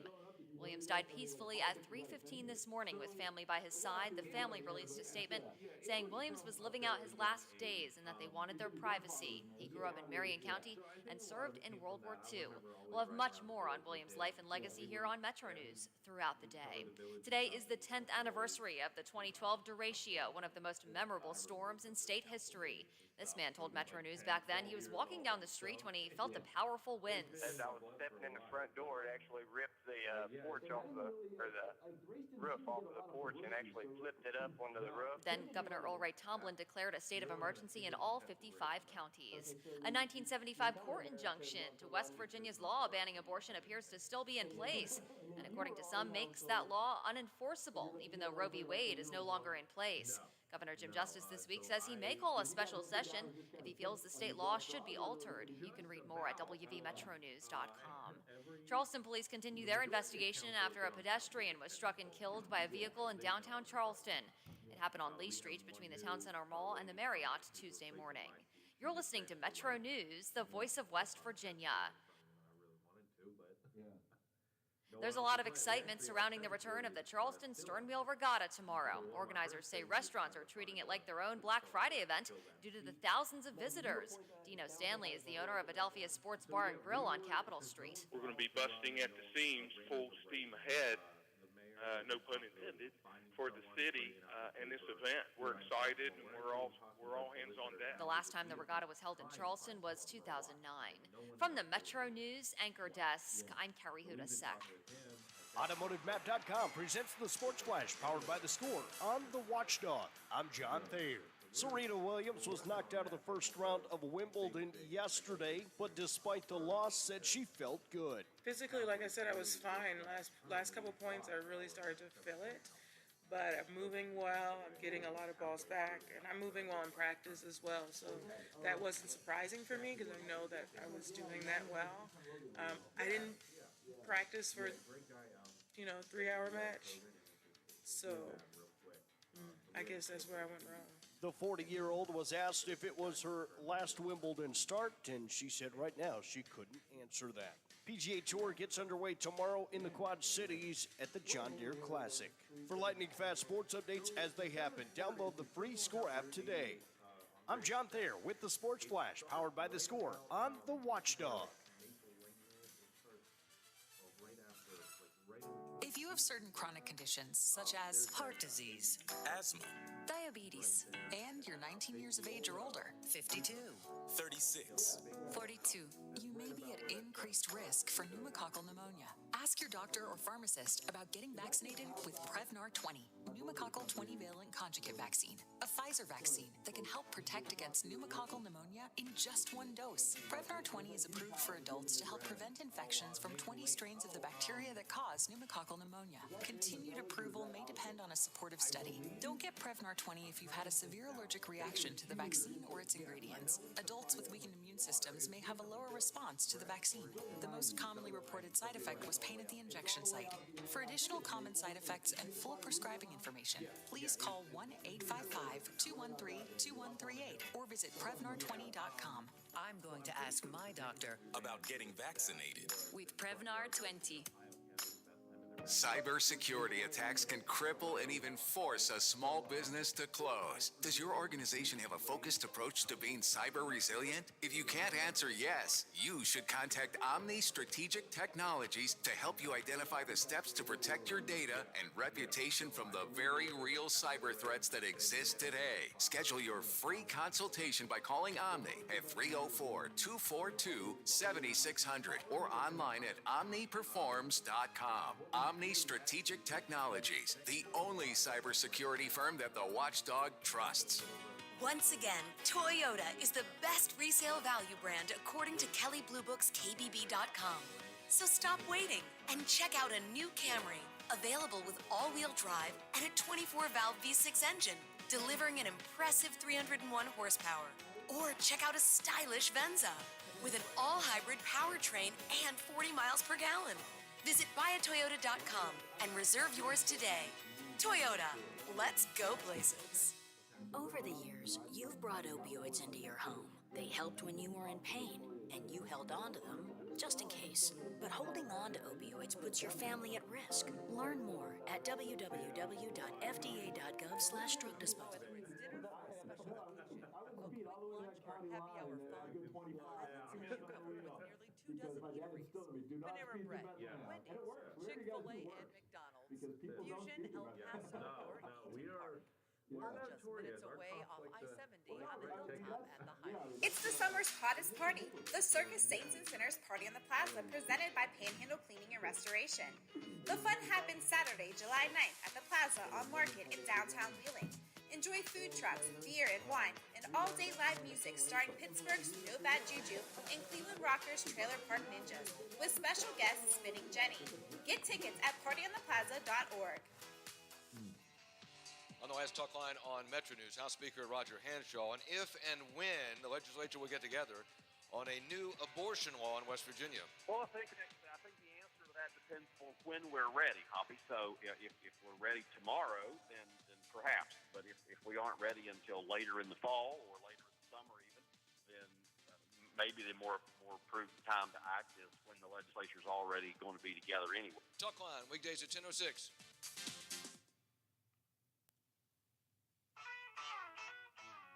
Text us or call us with questions or comments. Your Wheeling No Two Ways About It continues on The Watchdog.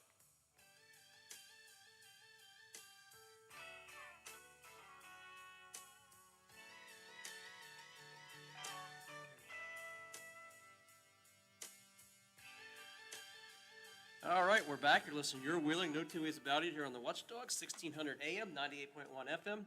I'm Chad Thalman, Vice Mayor of the City of Wheeling, in the studio with co-host Mayor Glenn Elliott, and we have a guest, Aaron Snyder, the newly sworn in, pre-sworn in? Pre-sworn in. I take office July 1st, is the first day in office. Mayor of Bethlehem. That's right. Thanks for joining us. No, thank you for having me. I'm looking forward to this. Aaron, I assume you're probably the youngest mayor in the history of Bethlehem. Yes. And you may be one of the youngest, if not the youngest mayor of any town or city in the state of West Virginia? Yes, so early on when I decided to run the campaign, I talked to quite a few people, and we did a lot of research, and to everything we could find, I believe the next youngest mayor was around 22. Wow. I'm 20, so Yeah. I flew right under.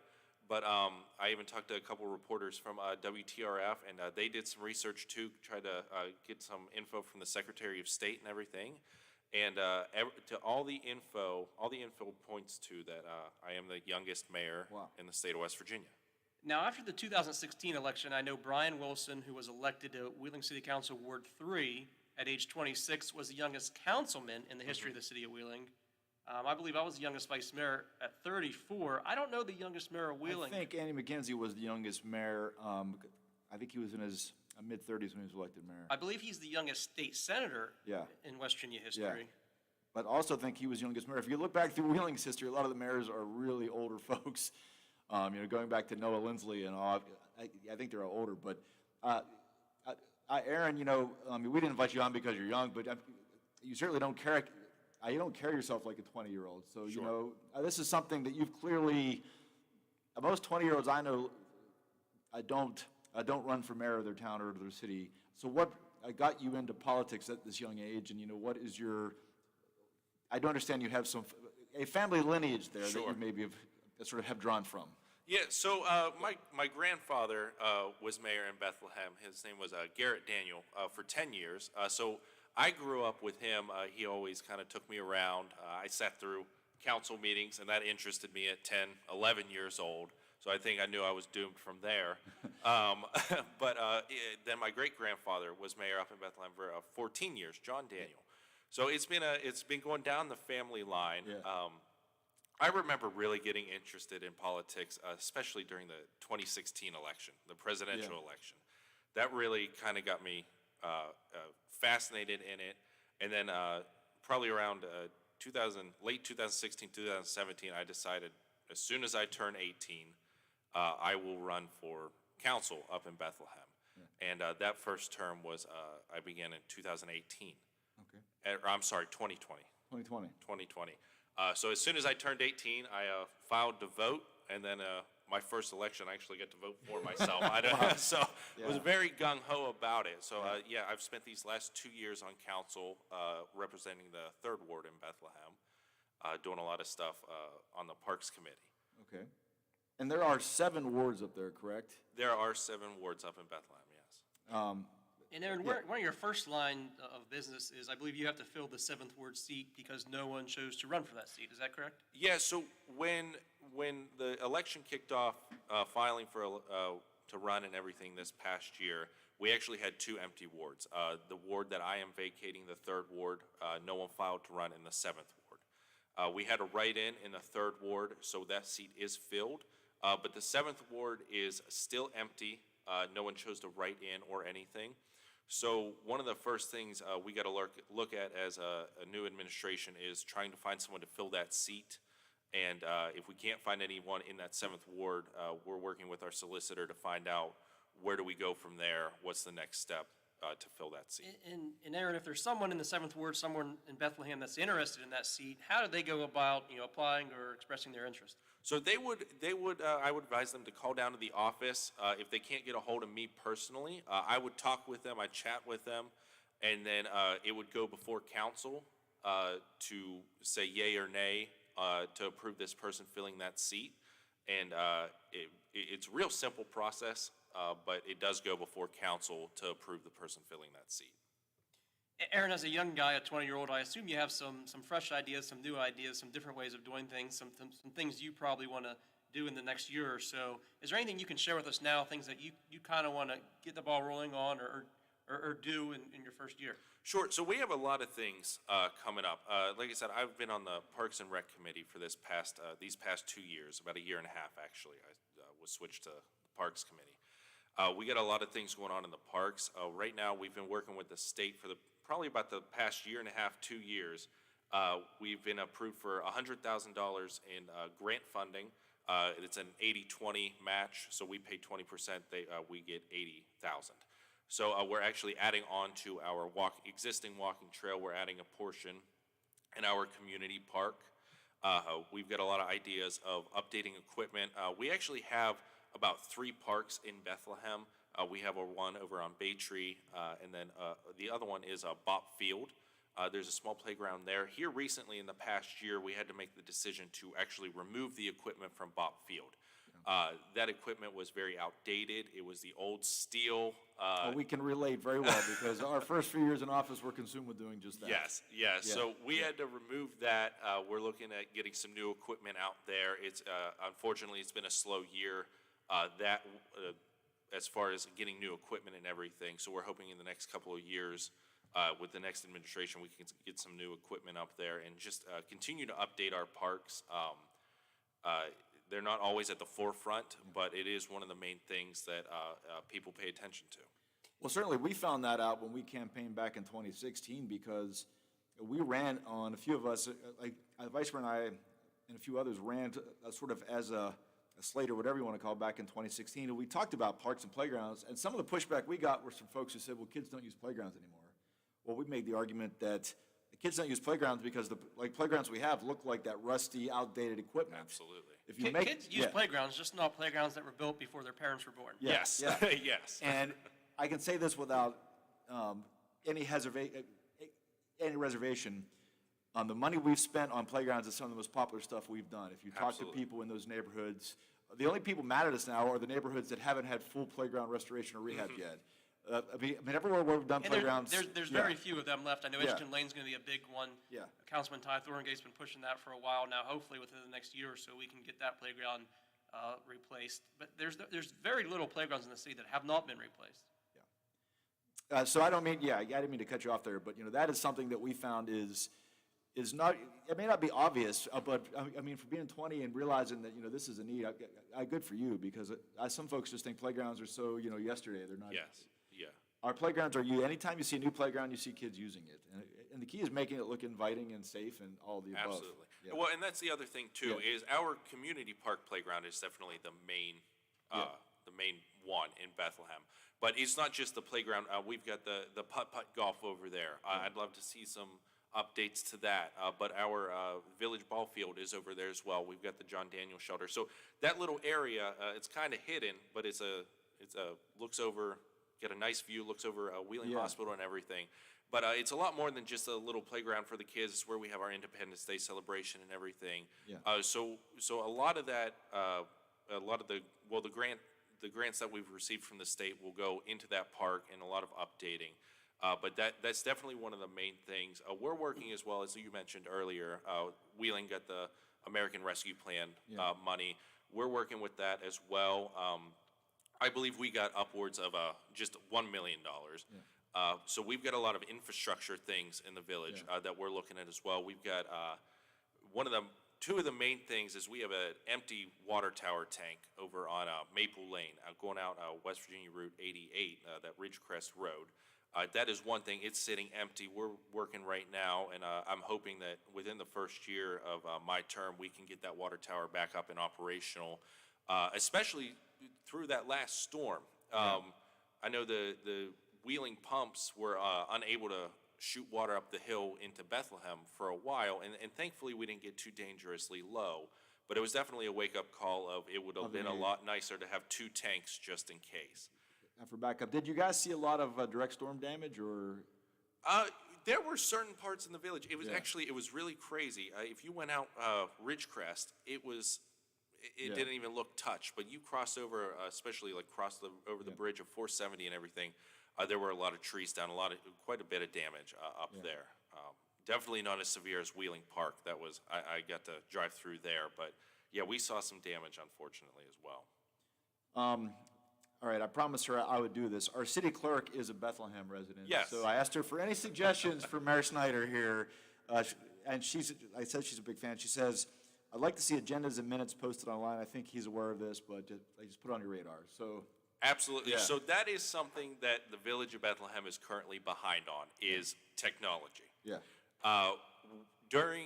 When the pandemic hit and we had to close meetings through the West Virginia Sunshine Law, we had to post them somewhere. So we started recording meetings and posting them, as Wheeling does. Yeah. And it was a great thing, a lot of feedback from a lot of people. Obviously, all your residents aren't watching the playback of the council meeting, but those. If they are, you'd really worry about them. Yes. Yeah. But those that did really enjoyed it, and then unfortunately, the current council, the majority voted to discontinue recording meetings for some reason. But that is an administrative decision that I can do as mayor to reinforce and put the recording the meetings back into action. So I can't say it'll be right away, but I am looking into having those meetings recorded again, having someone come and record them and post them on Facebook, YouTube. And as far as the minutes, I'd like to see those posted as well.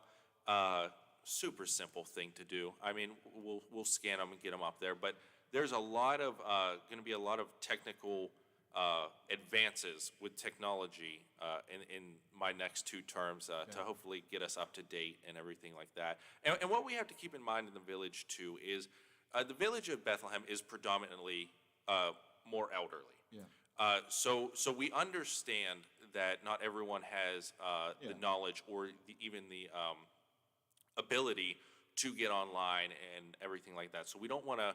We're not moving away to absolutely zero paper or anything like that. People can still call and get minutes at any time. Our council meetings are obviously always open. Yeah. But it is time to start making some technological advancements. Yeah, no, I don't know the exact the demographic breakdown. You guys, our population's roughly what, 2,500? Right around there, yes. Do you have any breakdown of the age, sort of different age breakdowns within that? Or? I do not currently. One thing I said, I know still we are more predominantly elderly. One great thing I can say is we do see a lot of younger families moving into Bethlehem, and that is something great to see. And that also goes back to the parks. Yeah. Younger families, when they're touring a house and everything, that's something they look at. Playgrounds, what kind of shape are they in, and everything like that. So we see a lot of younger families moving in, and we're very thankful for that, and just wanting to, as the times move on, keep up with them.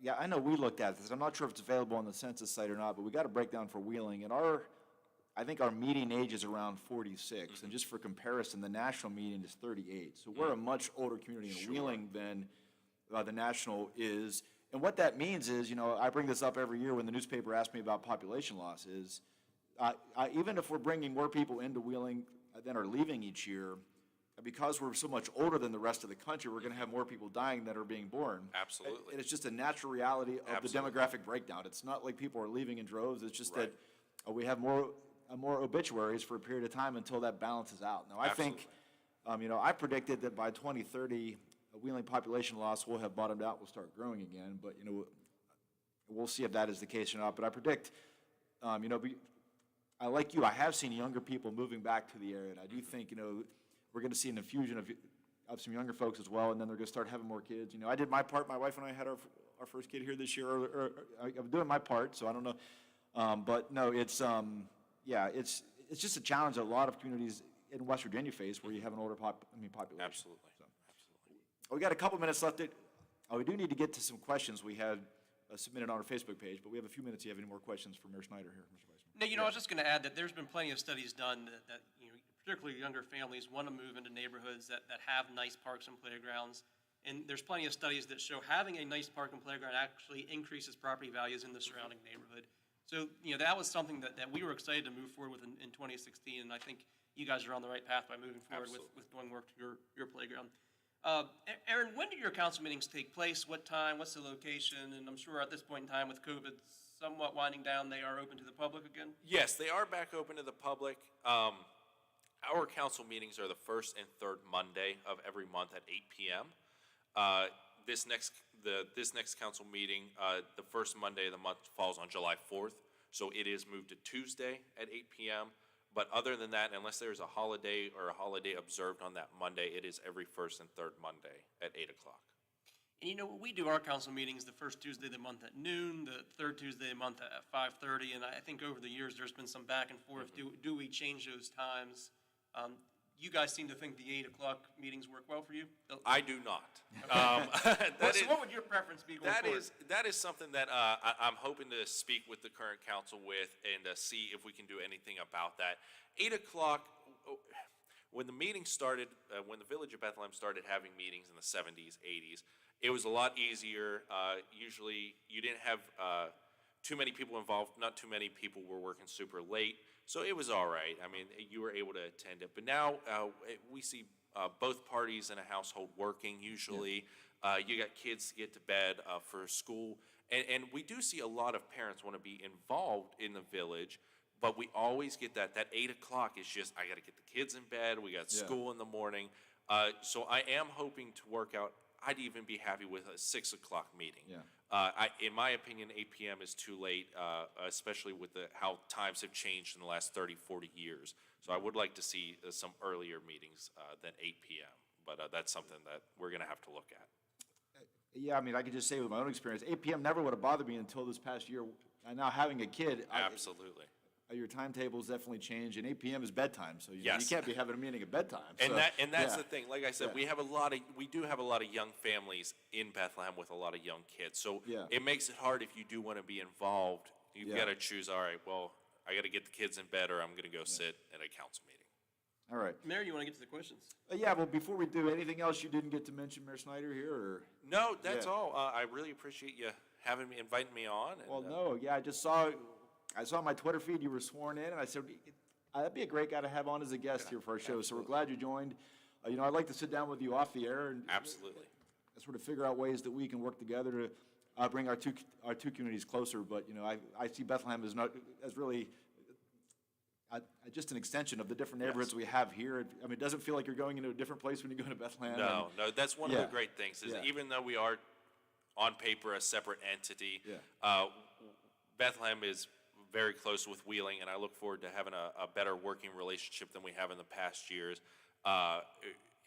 We're so thankful that Wheeling is right down the hill because that really is a great place, a lot of small business and everything. So I'm in Wheeling every day. So even though we're separate governments, we do appreciate Wheeling and everything you guys do, and I'm looking forward to that working relationship.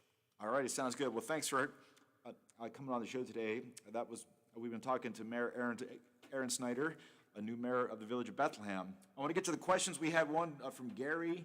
Said the question is, at the completion of the very expensive repairs to the suspension bridge, will it be accessible to vehicular travel?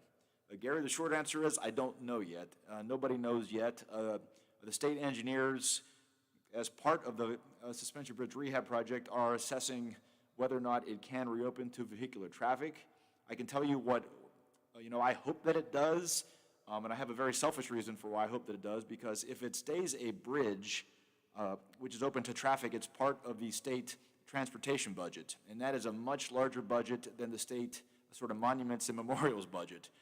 So if it's closed down as a bridge, it goes off the road grid, and then it's conceivable 30, 40 years from now that a mayor and council will be begging to save that bridge, and the state's going to say, well, we don't really have any money to save that bridge. You keep it a bridge, you keep it in the much larger DOT budget, I think you have a great chance of keeping it open down the road. Now, what has to be done if they reopen it, the cars, though, is some serious effort to limit the big vehicles from getting on it. We can't have buses, really large oversized trucks getting on that bridge, and that means installing some sort of hard barricade, maybe 6 foot height or whatever, that absolutely prevents larger vehicles from using it. Now, I know some folks have objected to that because it may not look as pretty, but we can't have another bus on that bridge under any scenario. It's just not something that we can allow to happen. So that's my thoughts on it, but stay tuned for that. Ultimately it's the state's call, it's their bridge, they're paying for these repairs, and we don't have a lot to say. But we're certainly hopeful that it can be open at least to smaller cars going forward. And the music's already playing. Did we just go through a whole segment with? It sounds like we did, Mayor. We have another question from Maureen. I'll get to it next week, Maureen, I promise. You've been listening to your Wheeling No Toys About It here on The Watchdog. Thank you, Mayor Snyder, for joining us today in the studio from Bethlehem. We'll see you next week here on No Toys About It. Thank you.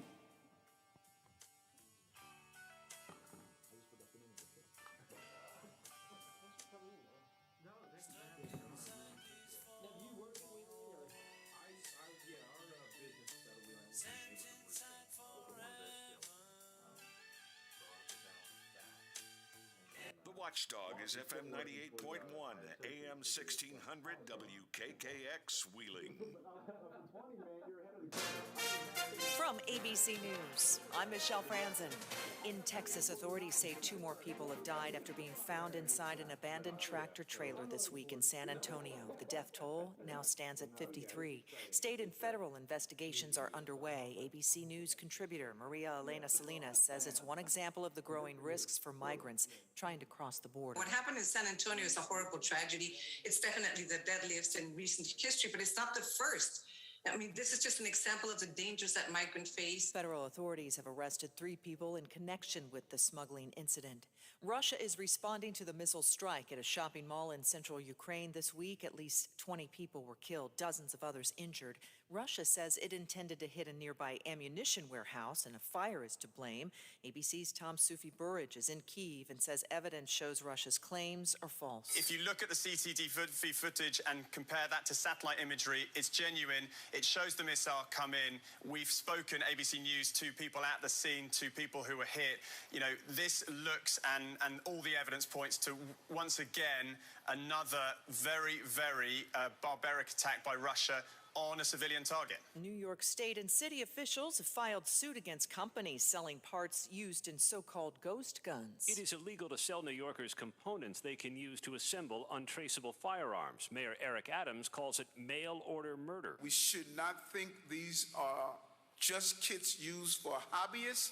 They're being used by murderers. New York Attorney General Letitia James said the 10 companies named in her lawsuit are located out of state, but sold parts fashioned into guns used in violence here. And these actions have clearly and repeatedly endangered the health and safety of our communities, creating a public nuisance. James said some buyers had criminal records. Aaron Katursky, ABC News, New York. On Wall Street, stocks are mixed in afternoon trading. You're listening to ABC News.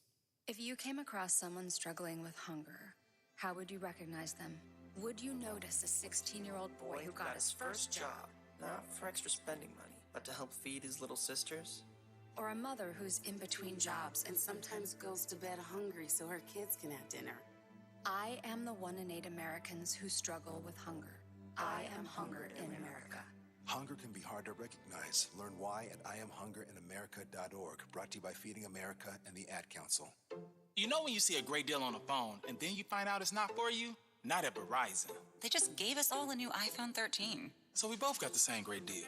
Yep. Get iPhone 13 on us with select trade-in and 5G unlimited plans for every customer. Current, new, everyone. To show the love. Only from Verizon. $799.99, 128 gigabytes only. Device payment purchase with new or upgrade smartphone line required. Less up to $800 trade-in/promo credit applied over 36 months. 0% APR. Trade-in conditions apply. Israel may reinstate indoor mask mandates as health officials confirm the country is in the midst of a 6th COVID wave. Health officials worried over the spike in serious cases here, what is more than doubled in just 2 weeks. But they're also saying it's so much harder to understand the dangers of this 6th wave, given so many are home testing and failing to report illness. ABC's Jordana Miller reporting from Jerusalem. A life-changing device, now 15 years old. It was on this day when most of us were still using Blackberries or the flip phone that our lives would transform, but we didn't know it. It had already been unveiled. iPhone. June 29th, 2007, the iPhone went on sale. It didn't just change phones, right? It changed the world. Even if you're one of those who has never had an iPhone, it likely influenced the phone you do have. Joanna Stern at the Wall Street Journal out with a new documentary about the impact of the iPhone. A lot of the phone today is sort of a remote control for our lives, right? We can order a car, we can order food. Alex Stone, ABC News. Delta says it's preparing for potential chaos at airports this holiday weekend. The airline now says passengers will be able to rebook flights for travel between Friday and next Monday at no extra cost. You just have to fly between the same airports and stay in the same cabin service level. This is ABC News.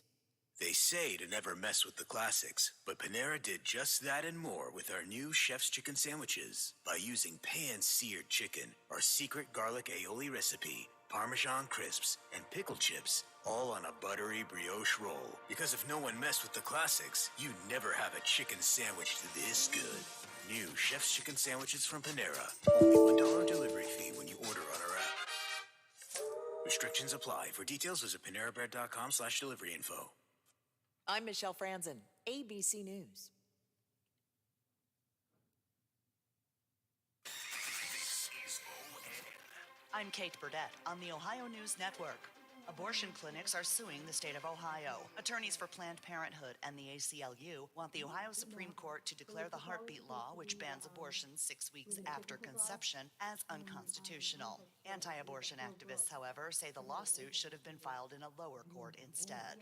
Intel is apparently putting together an elaborate plan to get employees ready for the giant computer chip factory it plans to build in suburban Columbus. Andrew Kinsey of ONN affiliate WBNS-TV in Columbus explains. The Columbus Dispatch indicates the company will start recruiting this fall for its new Albany plant. The goal is to first make the hires, then train them at their plant near Phoenix, Arizona for a year before moving them back to Ohio. The goal is to hire 3,000 workers. The plant is expected to open in 2025.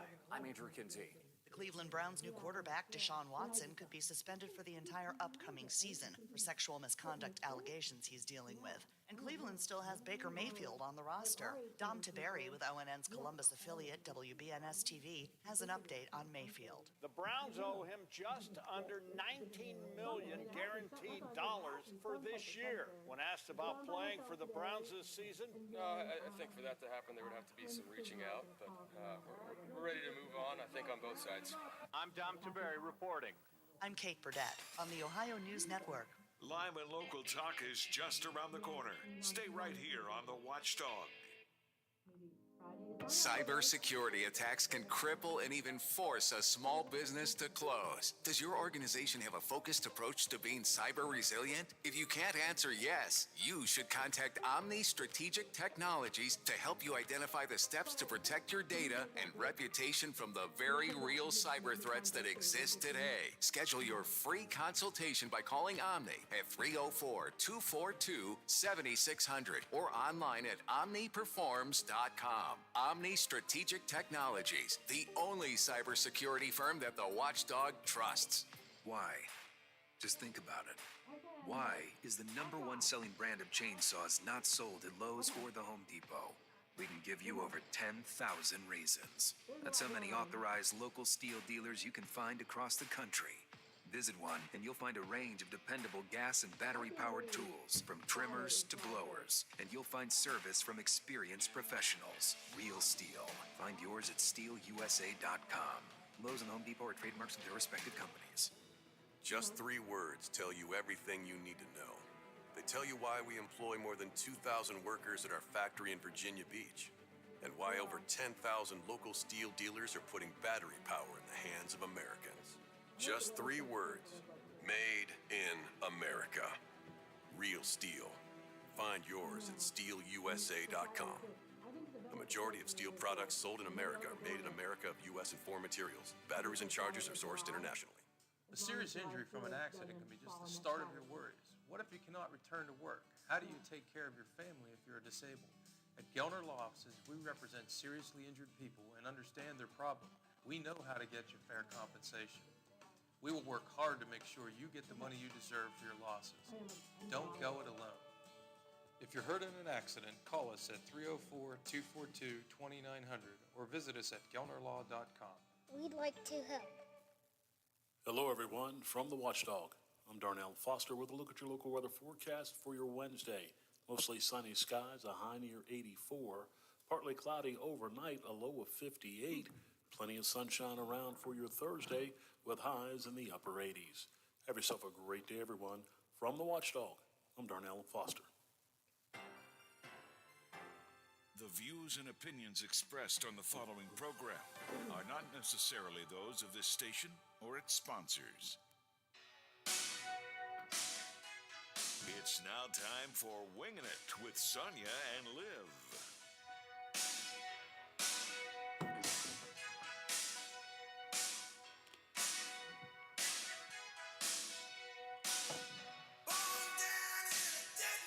What a great way to bring in today's show, Lola. Oh, thank you, Miss Sonia. Thank you.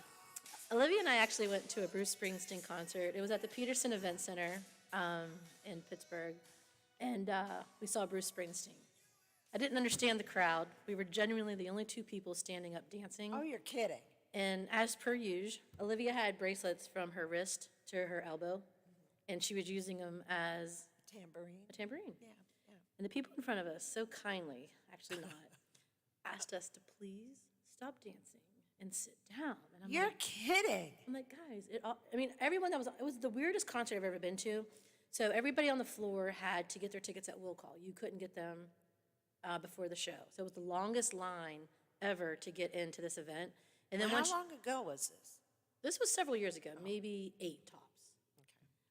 It was the longest line in the world to be able to get your tickets. And then we were stuck outside. And once the show started, all the concessions closed. So we couldn't even get concessions.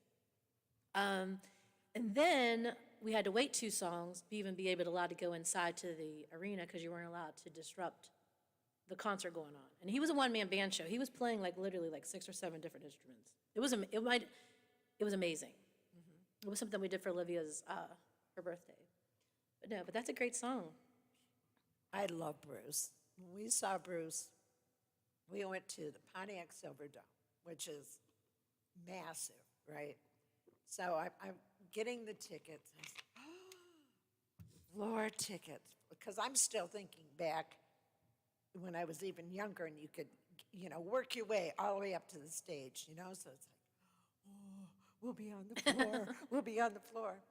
Yeah, we were on the floor all right, row 99 out of 101. Oh, no. So I said, that's all right. Hook it. We used to do this thing where whoever I was with would hook their finger in my back belt loop, and then I just go.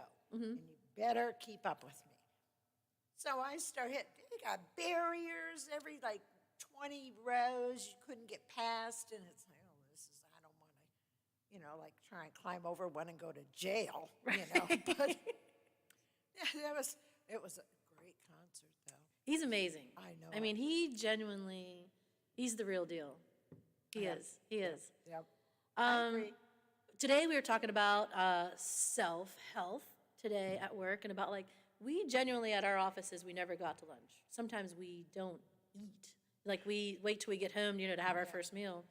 But if today is your sign by the weather to get outside and walk, do it. I have never seen a Wednesday this beautiful. I know. I think this might be the first waterfront Wednesday outside. In 2 years, because last year it rained every single Wednesday. Yeah, I heard. I wasn't here last week, but I heard that they decided to move it inside. Did and then they? it didn't. I wondered. It didn't rain until after. I know, but when you've got, you have so many varied instruments, because I went to a symphony up in Weirton years and years ago, but it was, the symphony on tour. And it wasn't really, the threat was there. They were under a tent, but they ended up having to cancel it because the humidity was so bad. And you have violins and, wooden instruments, and they didn't want to run the risk of warping and, all that kind of stuff. So, and when you've got you got to take care of them, man. But, well, at least it went off. It didn't get canceled last year. Right? I mean, last year was just... It was awful. Everyone, I knew, it's Wednesday. It's going to rain. I know it's going to rain. I feel so bad for everybody. It's crazy.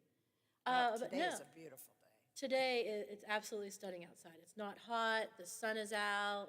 It's so pretty. Friday is July 1st. Can you believe this? The summer's going away before we even have it. It's crazy. It's amazing. There is so many events going on this weekend. I'm not going to be able to cover them all. The second half of the show, we have Ken Criswell coming on from Kathy's House. I got to speak to him yesterday at length.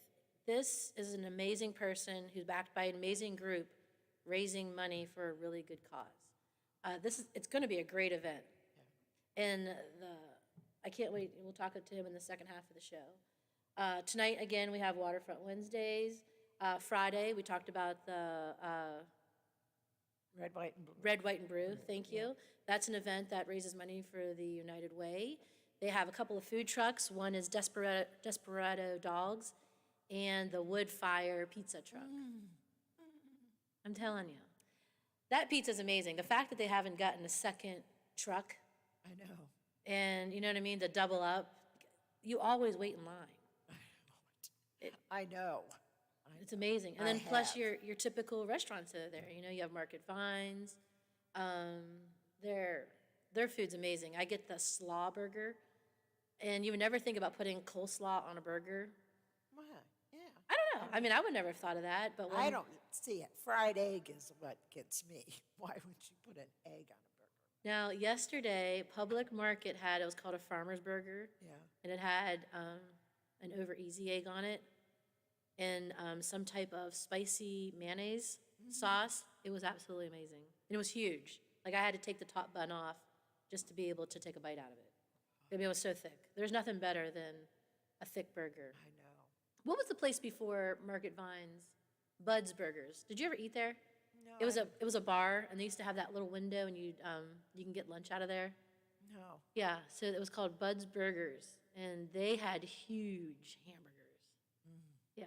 See, I love that.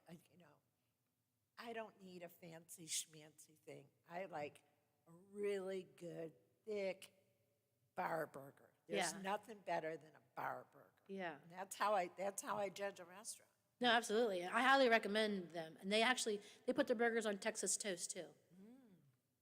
That's even better because nothing is worse than if you're, particularly if you're taking it home. Mm-hmm. You know, you get home and the bottom of the bun is all soggy and it's like, I don't really want to pick this up. No, so you do. So yeah, there's a lot of great places. I saw that VC Wares was going to stay open late on Friday night during that event. So definitely get down there. It's a lot of fun. It's kid-friendly. A lot of people think that some of these events that happen are not kid-friendly. It is. Oh, it is. It's great. Bring your chair.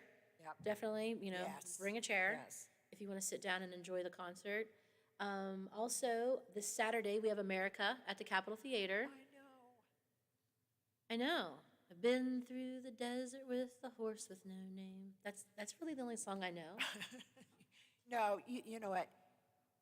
When you're there, you will be shocked at how many songs the words will come to you because you've been hearing Oh, it no, absolutely. forever, you know. My first Kiss concert, and I was like, would I really like Kiss?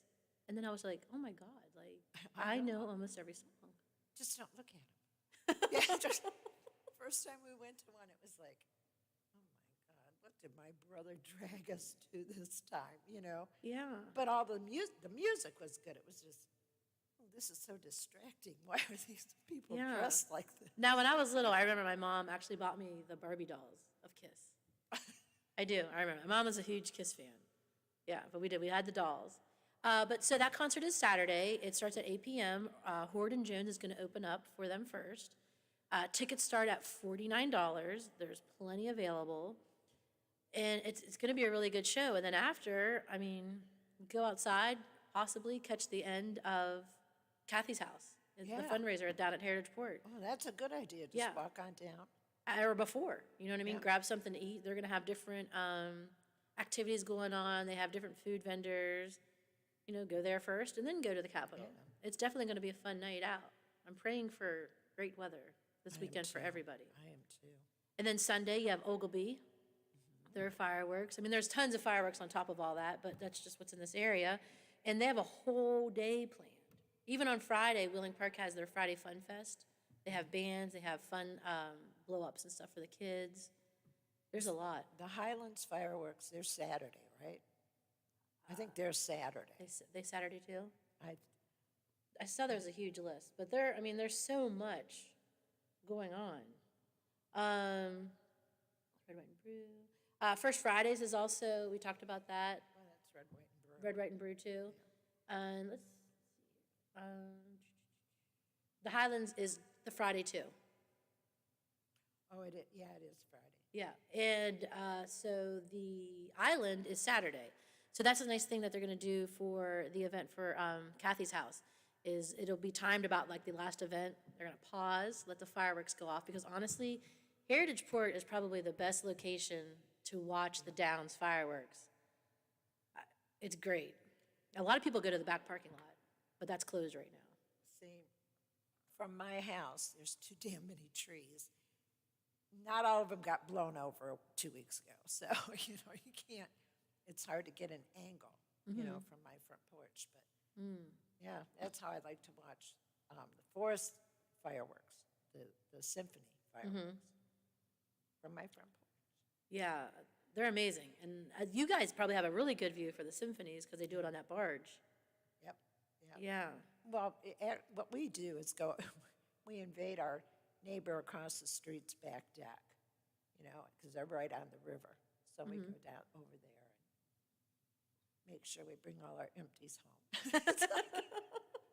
But you don't got to go far. You just got to stagger back across the street. So it really is nice. That's smart. Also, this Sunday is the Wheeling Heritage Port car show. They typically have about 100 cars, prizes, cash prizes to the top 20 entries. You can still register to get your car. Call 234-3731. Food and drinks and entertainment will be provided also. And that is from 11 to 4. And at that moment, we're going to take a break. As always, please support the sponsors that support this station. You're listening to The Watchdog. Hi, it's Howard Monroe. Coming up tomorrow on the Watchdog Morning Show, we'll talk to Wheeling's Fire Chief and Chief Fire Inspector about proposed changes to the building codes to make it easier to develop some buildings. We'll talk about whether or not that can be done and still keep them safe. We'll have more 4th of July fun, facts, figures, and trivia. Some ideas for you to engage in this weekend. And the January 6th committee hearings, is it likely they'll ever end up in any kind of criminal charges? We'll speculate about that. Bob Slider and I will meet you in the morning, 7 o'clock, the Watchdog Morning Show, right here. Save 11% on all your outdoor storage needs at Menards. Suncast offers a variety of outdoor storage sheds to keep your gardening tools, bicycles, and outdoor equipment organized and protected with their reinforced walls and floors, metal hinges, and lockable handles. Get peace of mind with the 11% off all Suncast storage sheds now at Menards. Good through July 4th. Savings are mail-in rebate. Some exclusions apply. See store for details. My name is Christine Gross. As a consultant for Metro News, I've been working with Bob Maxwell and his consultative business office team at Comax Business Systems for years. I'm not just an end user of their office products, like the BizHub copier system, but I also help Bob to gain new clients through his business development advertising campaigns. I believe that Comax Business Systems has the most knowledgeable staff providing superior customer service before, during, and after the sale. The Comax family of employees are just different. You'll feel it when you talk with anyone who works there. From Vanessa, who takes your monthly ink inventory, to John, who can decipher and fix your printing errors in minutes. They're a family, and they treat everyone who interacts with them as family. It's always a pleasure doing business with Comax Business Systems. So reach out to one of their sales consultants at 888-483-7440 and see how they can make your business more cost-effective and efficient today. Introducing our new redesigned 7 News app. Our new app features a sleek, modern design and easy-to-navigate home screen with quick access to local news content and a localized weather forecast. Subscribing to notifications is easier, and with one tab, you have access to recent push notifications. There are more ways to watch and find video. To get the new WTRF7 News app, just update the latest version or download the WTRF7 News app in your Apple or Google Play Store by searching WTRF. 1 in 3 adults has prediabetes. 1 in 3. That means it could be you, your football buddy, your football buddy, or you, your best man, your worst man, you, your dog walker, your cat jogger. While 1 in 3 adults has prediabetes, with early diagnosis, prediabetes can be reversed. Take the risk test at doihaveprediabetes.org. Brought to you by the Ad Council and its prediabetes awareness partners. The timeless sounds of polka live here. Join us 9 to 11 a.m. on Sundays for the Polka Showcase with Rich Biella. Sunday mornings never sounded so good. People do the same shit to them.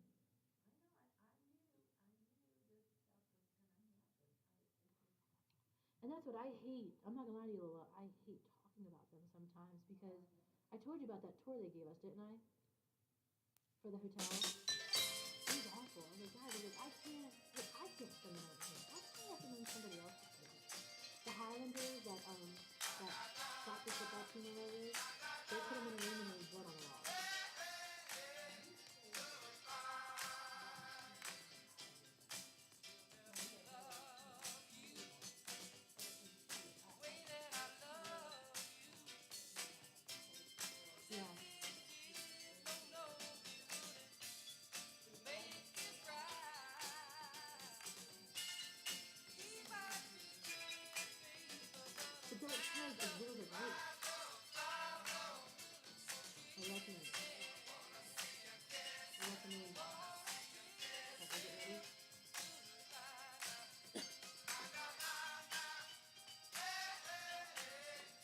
All right, well, welcome back to the second half of Winging It.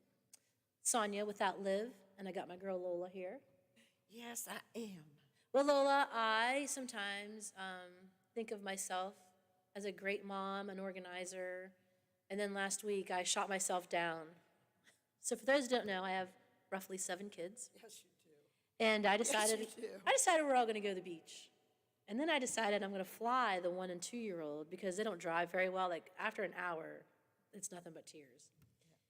That it might have been the worst flight, not only for myself, but I determined the next time I take a flight with the babies, I'm going to buy Starbucks gift cards and give them to the people in front of me and the people behind me, and just say, hey, you're not going to have a great flight, but here's something to look forward to after the flight. Here's a Starbucks card. I don't have any recommendations for any parents on how to fly with 1 and 2-year-olds if this is new to you. The tablets did not work. Nothing worked. My flight home was so bad. Benadryl. Right? That should have been an option, and it wasn't. My flight home was so bad, I actually gave the 2-year-old a can of Coke, and I let her drink out of the can. That's how bad it was. I steeped that. I was that parent at that moment. But you know what? She was quiet for 22 minutes about. I'm serious. You are a brave one, Miss Sonia. Yeah. Brave one. I actually thought, this is going to be a great trip. The babies are going to be playing. No. I spent more time on the phone with the doctor's office than I did with my family. It was just not, it was like one thing after the next, like nothing can go right. But we went to Myrtle Beach, you know what I mean? It wasn't as busy as it typically is in the summer. I don't know if like some things aren't really picking up. Gas prices are definitely gouging people to be able to travel places. When we went down there, gas, it ranged from like $4.50 in some areas, but we paid at the same place every time. It was $4.27. It was amazing. It's amazing how different it is The further depending south on where you are. go, you usually get, I know, I fill up here, and then I can't wait to get down into the Carolinas, because I know it's going to be a whole lot cheaper. Yeah. Even at a truck stop. Well, that Flying J that in Whitfield, Yep, that's always like a key stop for us. Yeah. Yes. Yeah, Yes, we always look forward to stop. there. And It was like- Loves. I love Love's truck yeah, stops. yeah. I did hear Sheetz this weekend is going to have amazing gas price sales, so I can't imagine all the people that are going to be lined up, not only with their cars, but probably their lawnmower cans. And their boat. Oh, yeah. I didn't even think about things like that. That's crazy. So hopefully, we're getting ready to go on the downfall. But some of the things that a lot of people don't realize that you can do for fun over the summer are special events. Bowling. You can sign up your kids for free bowling all summer long. The movies at the cinemas at the Highlands on Tuesdays and Wednesdays, they have 2 movies to choose from each day with free admission. The next movie coming up is the 28th and 29th. Which 29th? Is 29th today? I don't know what day of the week it is. It sure is. It's the Paw Patrol and Addams Family. And then next week's the Cruds and A New Age in Hotel Transylvania. And then they have Addams Family 2, Space Jam, Sing 2, and Sonic the Hedgehog. Those are great family movies. And they're free. Wow. Yeah, it's at the Can't Highlands. beat that. You can't be free. Because I'm going to tell you what, if you haven't been to the movies lately, it is not cheap. No, it's not. It's not. This weekend at all the city pools, Warwood, Bridge Street, the Island, and South Wheeling is free admission to get in. Good. When my kids were little, we went to the Island pool a lot. It was like the first splash pad in the area. Yeah. That little baby pool that they had. And pizza was always from Domino's, 75 cents a slice. The city pools are the cheapest pools to go to. And they're nice. And They they're are nice. really They nice. are really nice. Yeah. My niece is a lifeguard at the South Wheeling one, and she really likes it. And now you have all these beautiful murals to look at, too, at some of them. Yeah. Yeah, the one at South Wheeling is a really nice project. Sure beats filling a dumpster full of water. Right? Right? A special project that Mindy, who also helped paint the South Wheeling thing, they're looking for communities to do certain projects like that. They're going to try to help you figure out how to do a fundraiser to do that, and they're going to come to your community and paint those murals and beautify your area. They're colorful, and they're absolutely beautiful. That is so cool. It is. Anything she does is amazing. I'm probably going to botch her last name, but it's Yarbrough. Yarbrough. Yeah, Yarbrough. Yarbrough. Yeah. You did good. Thank you. Oh, you're Thank you. welcome. Tonight is show of hands. Oh, Yes. this is the first I've heard about it. Yeah. There's 4 people that it's in person. I don't know if that's the first one's been in person since COVID or not. I'm not 100% on that. They've had others. But yeah, it's tonight. I know there's a couple of vendors. Tito's Sloppy Dogs. They're looking into going into the catering business. So they're looking at purchasing new equipment. And I speak about this all the time.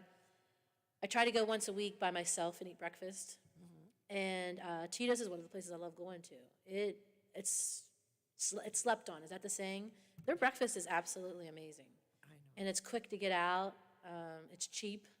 You can't find cheap breakfast anymore. But their food is absolutely amazing. I love Tito's. Yeah, and it's a wide variety. It reminds me of an old Sassines in a way. Do you remember Sassines? Yes, I do.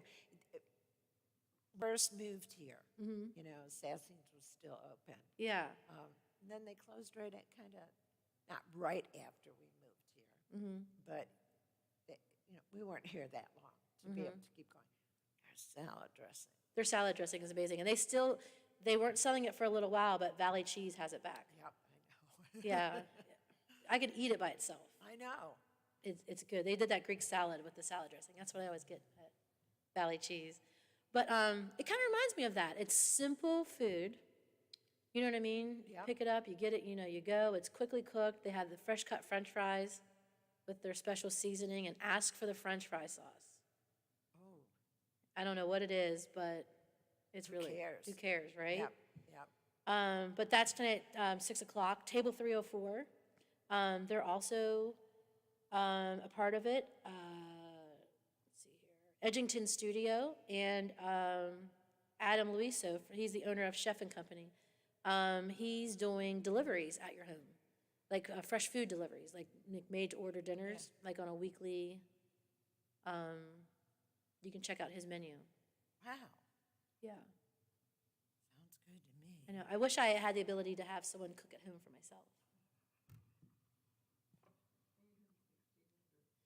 So that event starts at 6 o'clock. It's at River City, and they typically have appetizers, different food there. Attendees get to vote on their favorite person, and then the winner gets a minimum of $4,000 to complete their project.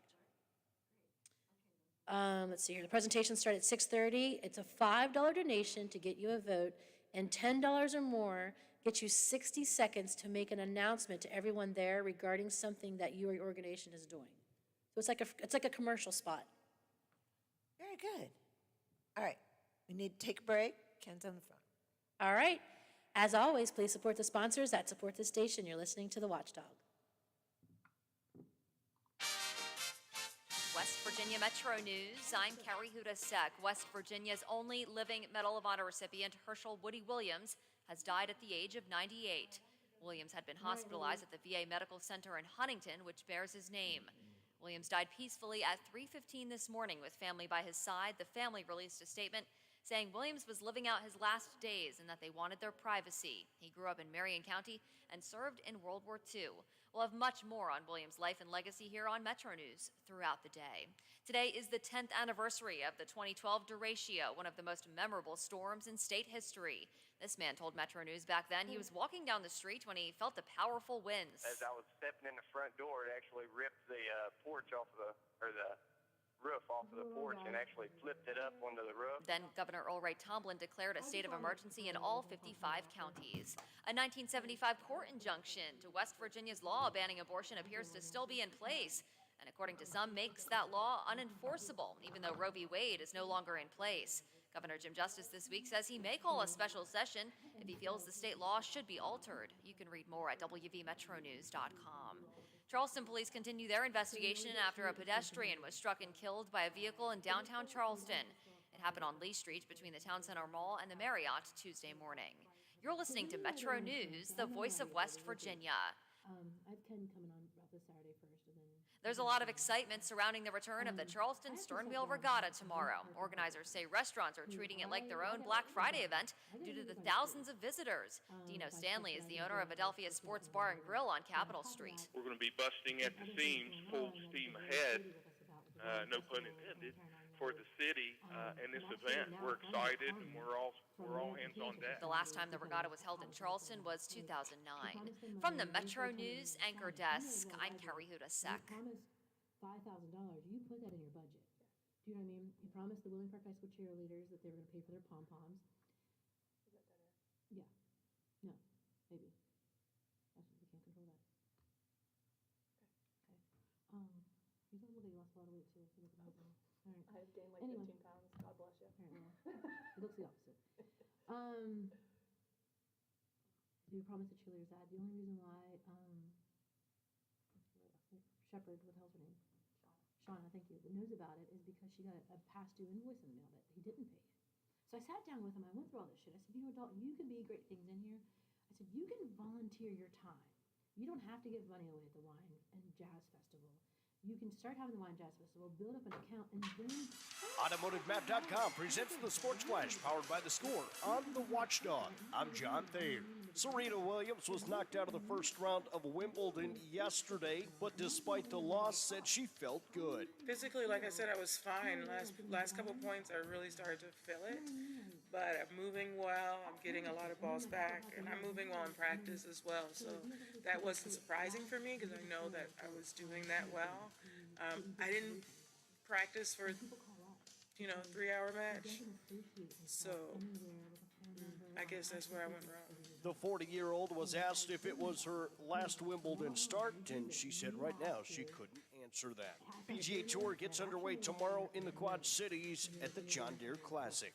For lightning fast sports updates as they happen, download the free Score app today. I'm John Thayer with the Sports Flash, powered by The Score on The Watchdog. If you have certain chronic conditions, such as heart disease, asthma, diabetes, and you're 19 years of age or older, 52, 36, 42, you may be at increased risk for pneumococcal pneumonia. Ask your doctor or pharmacist about getting vaccinated with Prevnar 20, pneumococcal 20-valent conjugate vaccine, a Pfizer vaccine that can help protect against pneumococcal pneumonia in just one dose. Prevnar 20 is approved for adults to help prevent infections from 20 strains of the bacteria that cause pneumococcal pneumonia. Continued approval may depend on a supportive study. Don't get Prevnar 20 if you've had a severe allergic reaction to the vaccine or its ingredients. Adults with weakened immune systems may have a lower response to the vaccine. The most commonly reported side effect was pain at the injection site. For additional common side effects and full prescribing information, please call 1-855-213-2138 or visit Prevnar20.com. I'm going to ask my doctor about getting vaccinated with Prevnar 20.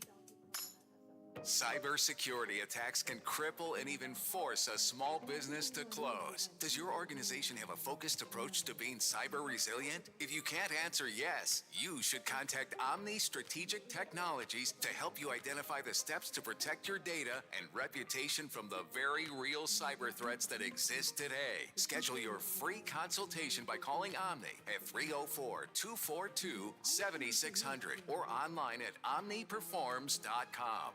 Omni Strategic Technologies, the only cybersecurity firm that the Watchdog trusts. Highland Sports Complex is the coolest destination for sports and entertainment the Ohio Valley has ever seen. Pop in for some open basketball in our field house or reserve some turf time for your next practice or game on our synthetic fields. Online registration is open for development classes and leagues for youth and adults. Highland Sports is also the hottest destination for birthday parties and other events. So come challenge yourself on our play climb and enjoy your favorite virtual reality game in the arcade. No memberships required, so visit highlandsports.com to find your next entertainment experience and get ready to reach new heights. On the last talk line on Metro News, House Speaker Roger Hanshaw, and if and when the legislature will get together on a new abortion law in West Virginia. Well, I think the answer to that depends on when we're ready, Hobby. So if we're ready tomorrow, then perhaps. But if we aren't ready until later in the fall or later in the summer even, then maybe the more prudent time to act is when the legislature's already going to be together anyway. Talk line, weekdays at 10:06.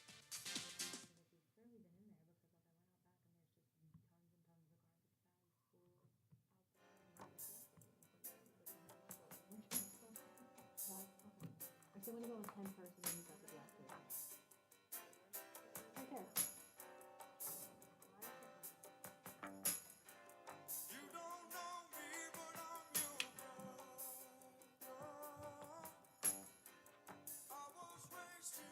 Lola, your next life, you're going to be a DJ. I promise. I promise. You always play the good hits. All right, well, our first guest this half hour is Ken Criswell, and he's from Kathy's house. Ken, how you doing? Hey, doing very good today, Sonia. I had to chuckle a bit. I was listening to your previous segment, and it was like a trip down memory lane. Myrtle Beach, my family used to go there every summer, like so many families from this region. And then just your talk about all the various pools and activities and everything going on. It was bottom line is I got caught up in it. Next thing I know, I looked at the clock, and it was like, oh, my gosh, I'm 5 minutes late. It's time to call in. That's right. Ken, I'm not going to lie. I'm really impressed, and I'm really excited about your cause. Tell us a little bit about it. Well, thanks, Sonia. I really appreciate that. Kathy's House Foundation was started a little over 5 years ago when my sister Kathy had passed.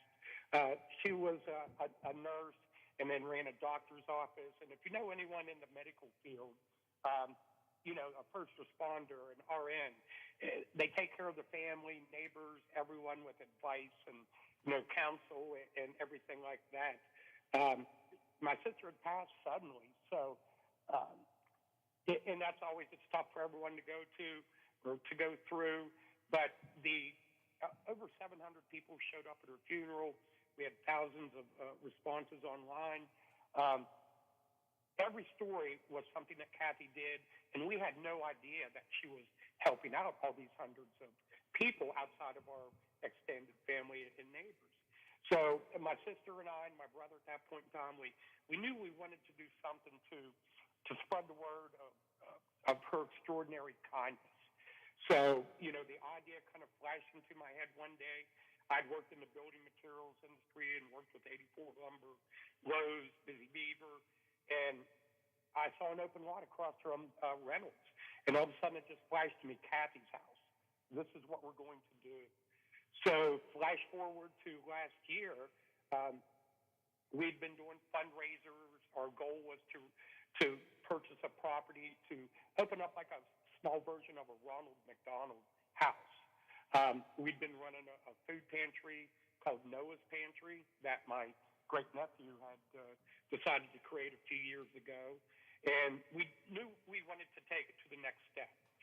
So we had purchased a house in Glendale, about 4/10 of a mile from Reynolds WVU Medicine. And we've been remodeling it, working on it. And, our goal here coming up soon is to have it a place to stay for families that are going through their medical, their loved ones being at the hospital, whether it's the cancer center or the hospital itself, et cetera. So the foundation continues to grow. As we want to expand, we've been looking at other places in the region where a Kathy's house might fit.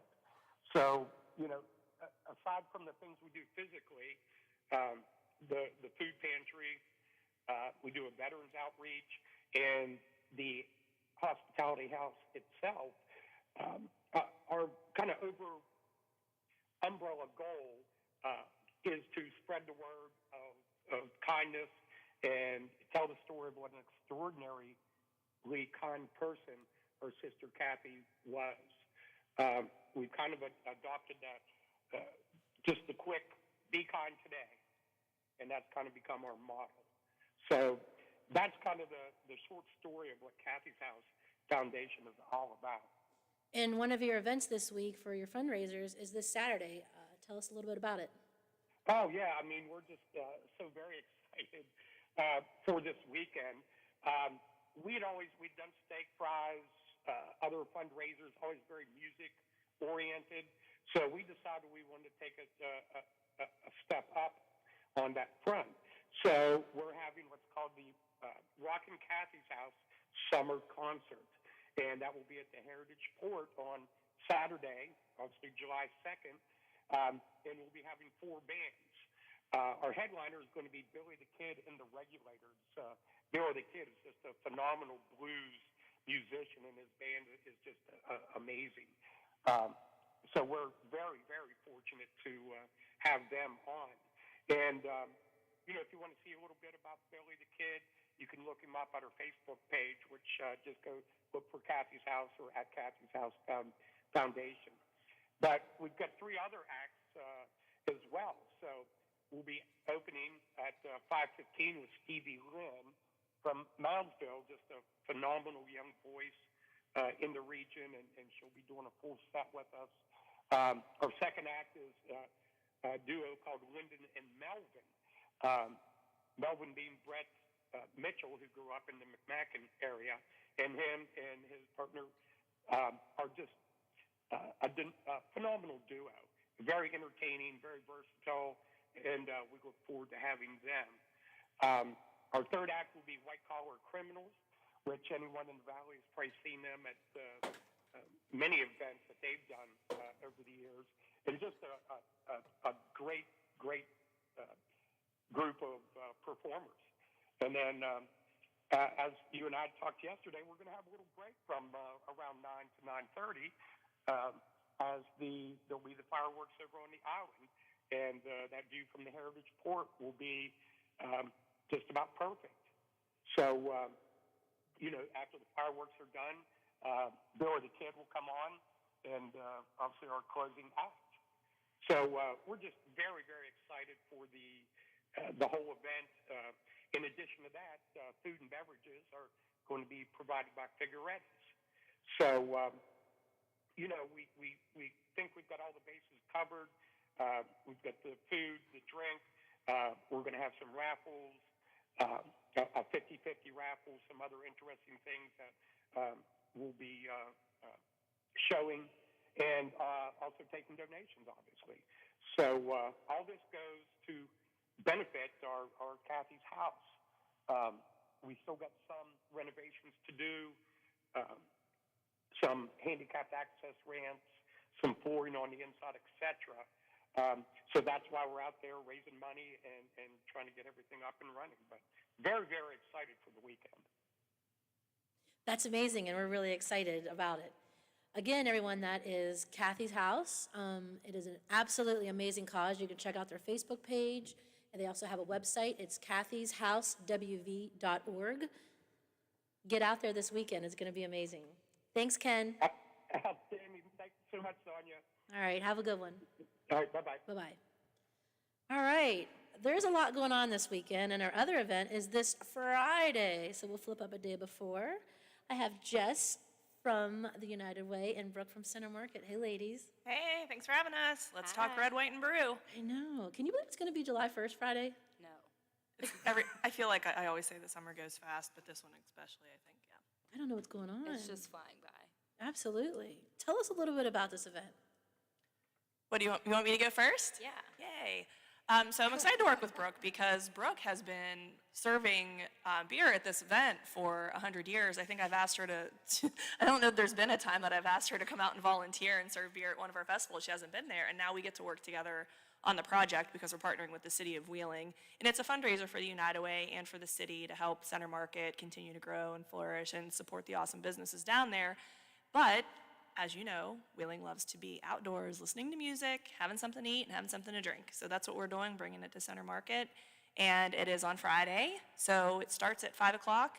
The music will start at 6 o'clock, and we'll be there until 11. We're going to do the packages with the mugs and the wristbands and a drink ticket for $12 again for people to come out and support, and that money goes to the United Way. And then the proceeds, or the tips from all of the bartenders, the volunteer bartenders we have down there, which are awesome. We couldn't do events like this without volunteers. Those tips all go to the United Way as well. That's amazing. It's super fun. Brooke, this is your first year technically on a new side of this event. I know. I've been behind the counter serving the beer all this time. Now I'm going to be behind the scenes a little bit more. So I'm nervous and excited. I'm sure it's going to turn out great, but it's been a lot of planning going into it. So what's amazing, last year Chris and I poured beer, and after we were starving, and I was like, we're going to go across to Market Vines, get something to eat. And they're like, sold out everything. So it's an amazing event for the whole Center Market. It's an amazing event for the whole community. Absolutely. We lost a lot of that these last couple of years, not that we talk about that, but we did. There were times that we could not gather. So these events, that's what makes the Ohio Valley special. Being able to bring the community together, put people in the same place from all walks of life, that's what makes this place so great, this community. And there's so many nonprofit events in the area. Pretty much every event you support somehow supports a nonprofit in the community. So it's just tenfold the amount of benefit that events like this have, and absolutely to the businesses in the area. I think they see it, and they enjoy having that many people out in front of their establishments looking at their products. Yeah, absolutely. And Jess did a good job. There's a couple of food trucks that are going to be there. So the Woodfire Pizza Company, Desperado Dogs, and Mobile Chef. Yep. I've worked with some of the vendors inside the market to make sure that they're staying open. So Valley Cheese will be open for the love of pierogies. Coleman's will be open till 6:30, and Wooden Stitches that serves the Hershey's ice cream, she'll be open too. Ugh, so Little making bit sure of that there's a everything. lot of food options in case anyone runs out. And if anybody hasn't been to For the Love of Pierogies, it is amazing. Delicious. Yes, I'm serious. It's certainly on my list for Friday. It is so good. I am a sucker for pierogies, and there's a place I go to at Saddle Ridge, and they actually have a pierogi pizza. Oh, really? Yeah, so I keep trying to pass this off. Hey, this would be a great flatbread, I make homemade pierogies, but they're so basic, and I know that they have such an array of flavors. I feel like I'm going to get a ton of ideas from there. And I'm not someone that's like, oh, my pierogies are best. I think all pierogies are delicious. Oh, no, listen, I grew up on Mrs. T's. Right. Exactly. So I think they're all delicious. And I had them when they were located in St. Clairsville at that establishment, so I'm really looking forward. I'm glad that they're here. That's a great addition to the market. Absolutely. What part of the market are they in? They're actually right outside of the Coleman's entrance, so in the lower market house in between Coleman's and Valley Cheese. Nice. I also think Valley Cheese is slept on. Oh, Valley Cheese is delicious. That's so good. And the people there couldn't be nicer and more friendly, more accommodating. I always ask for recommendations. I do that with waitresses too. And sometimes I do that at Valley Cheese. They'll ask me a question. I'll be like, what do you think? What do you recommend? Yeah. And they're great. I just love them. They're one of the few people in this area that make egg salad sandwiches still. Oh, my goodness. Yeah. They make it, and Whisk makes egg salad every once in a while. It's amazing. Yeah. I'm a sucker for some egg salad. Yeah, they're delicious. People think of them a lot for meat and cheese trays, as you should, but they're a great lunch spot. Yeah, and it's cheap. They always have a Good daily price. special going. I tell you, last week it was so hot, and I was like, man, I really just need a slushie. They even got slushies down there. I didn't know that as often as I'm there. I had orange cream slushie and a pina colada slushie, non-alcoholic. of Double course. whammy slushy day. It was that hot. Was it mixed together? No, I just got orange cream, but I'm sure they would have mixed it for me. Nice. I like that. Yeah, there's a lot of great business owners in the market. And again, supporting your community, supporting local, being around community members, listening to local entertainment, having local food. I mean, that's what makes the Valley so special. So everybody should come out and support. Who will be the entertainment Friday? So we have the Muddle coming out, and they've always been great. They've done our reverse raffle for ages, and then MSM as well, who has been prevalent in some of the other events that we've done, and you'll hear them around a lot. So a really good mix, stuff that you'll like to dance to, and some good tunes to hang out and have fun with your friends and celebrate the weekend. And what hours are the event? It starts at 5. It's 5 to 11. The music will start at 6 o'clock, but you can roll out right after work, pack a bag, take it to work with you, change, roll out of work, and come straight down to Center Market. And bring a chair. Yeah. Yeah, bring your own chair. Bring Yep. your BYOC. Yes. That's right. These outdoor chairs are getting pretty fancy now. I agree with that. I'm a softball mom, so I see the gamut of I'm all telling the you. chairs. I saw one that's like a hammock. Oh, I've sat in one of those. It's incredible. Yeah. I think I'd fall asleep. I know. That's what I was just like. I saw that today in one of the newspaper ads, and I was like, oh my God, I think I would love this. Yeah. But then I can also see myself kind of over flipping and flipping off of it. I could see myself doing that too. I'm that person. I'm that person that's the reason why the tags are on, the iron, don't iron your pants while they're on. You're the reason I'm for the it. reason why those tags You are the liability. Do you remember you probably do, you probably don't, but when I was younger, I used to iron my hair with the home iron. No, Yeah. I do not. My mom used to My straighten mom it. tells me that too. Yeah. I've had a straightener. As I long could as be your I've been mom, bro. alive. I could be. Yeah. No, there was no such thing as a straightener when I was younger. There was crimpers. Yep. Tight crimpers. Yeah. I do remember crimpers. But no, my Aunt Karen always used to tell me how she ironed her hair all the time. Yeah. She had really long hippie hair, so Yeah. she would do that real thing. It's amazing. It's amazing, yeah. All right, so any other events coming up for the United Way? Well, just a couple more notes on Red, White, and Brew. The event is free, so you can come out and enjoy the music for free. The food is obviously at a cost, the alcohol also at a cost. And then anyone who's drinking has to be over 21, of course. There will be 2 booths set up to card folks, and then you'll have a wristband. Those wristbands are $2, and the proceeds go to the United Way. So keep that in mind, too. It's a free festival. That's your cost. You don't have a better entry into events than $2, right? And then to buy your food and drink. So everybody come out, support, eat dinner there, have some drinks. And also, Brewkeepers is going to be open, I'm sure, on their gorgeous deck. That, again, we talked about local. There's your local drinks right there. We also appreciate Karen Bauer and McCann and Wine and Beverage for providing and coming down to set up their trucks. And then can I give a quick shout out to some of our volunteer groups? Because Absolutely. we don't always have volunteer groups. We have the Saints and Sinners that help us with Oktoberfest quite often, but we have Junior League. They're coming and taking over a couple booths with their volunteers, which is awesome. We have a group from Old Navy that's coming to support part of our serving. Me too. And then Williams Lee. We also have them coming out and taking over some shifts. The planning of volunteers, for our standpoint, obviously Brooke and I have gone back a lot, and she's doing the heavy lifting on the planning and getting the streets shut down and all of the bagging of meters and all of that. All the applications. And the applications and, signing over her firstborn to make sure that we can have certain things down at Center Market. It's a big complication process to get liquor license and things like that. So props to the city for taking care of, and Brooke for taking care of that. And a lot of people don't realize how hard it is to get the event to the event. Right. Do you know what I mean? The legwork to get to that point. Yeah, our big lifting is getting the volunteers in place, having lots of conversation, make sure we don't forget anything. And also we help get the food trucks down in that area.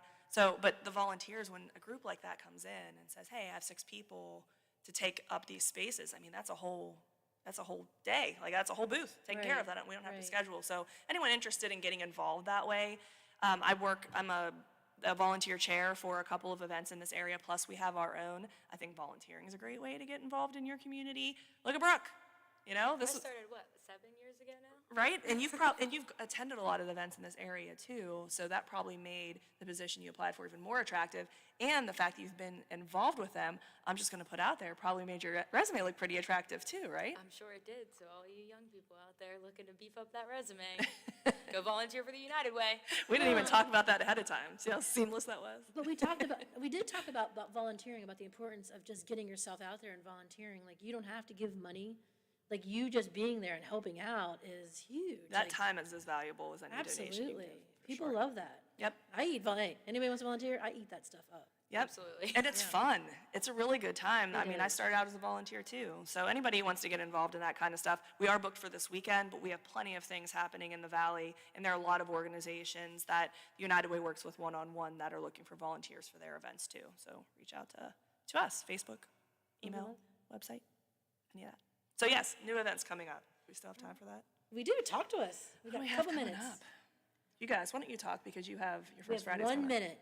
First Friday is coming up. We have this July 1st, which is obviously Red, White, and Brew. We have another First Friday event scheduled in August 5th.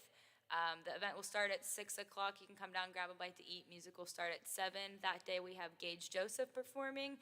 And then September 2nd, same thing. Come down, grab a bite to eat at 6. Music will start at 7. And we have Eli and the Mojo Kings. I love them. All down at Center Market. All right, everybody. And as always, if you're looking to see where you can find these events, go to visitwheeling.com. See you next Wednesday, everybody.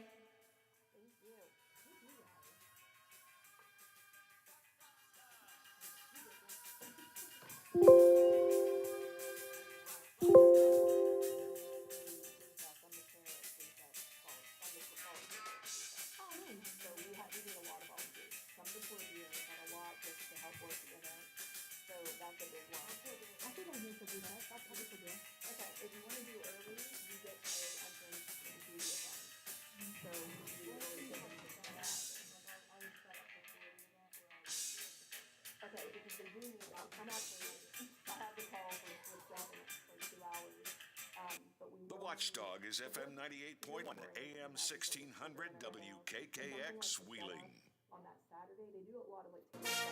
From From ABC News, I'm Michelle Franzen. NATO is beefing up its security and expanding its alliance as Russia's war in Ukraine shows no sign of ending. At today's NATO summit in Spain, President Biden announcing the U.S. will establish a permanent base in Poland. ABC's Mary Alice Parks is in Madrid. Those troops in Poland, that will be the first permanent U.S. troop station in NATO's eastern flank. Think back to before Russia's invasion of Ukraine. We heard President Putin talk about how he thought NATO was encroaching, becoming more of a threat to Russia's borders. He was concerned about the possibility of a buildup of NATO troops on the eastern flank. Well, that's exactly what he's gotten. The Secret Service pushing back on some of Cassidy Hutchinson's testimony yesterday at the House Select Committee hearing. The former aide for then Chief of Staff Mark Meadows revealed that as violence was unfolding on January 6th, she says former President Trump ordered his security detail to take him to the Capitol, even attempting to grab the wheel of the SUV from the Secret Service agent. ABC's Alex Perchet has more. Certainly, this alleged incident with the Secret Service agent Engel, who was protecting the president, that's certainly one of the more inflammatory anecdotes from yesterday's testimony. But I think also the fact was the committee is trying to connect the dots between the president marching with these rioters up to the Capitol, and that is something that Cassidy Hutchinson had firsthand knowledge of and testified to effectively. In Texas, 2 more people have died following the tractor-trailer smuggling incident in San Antonio.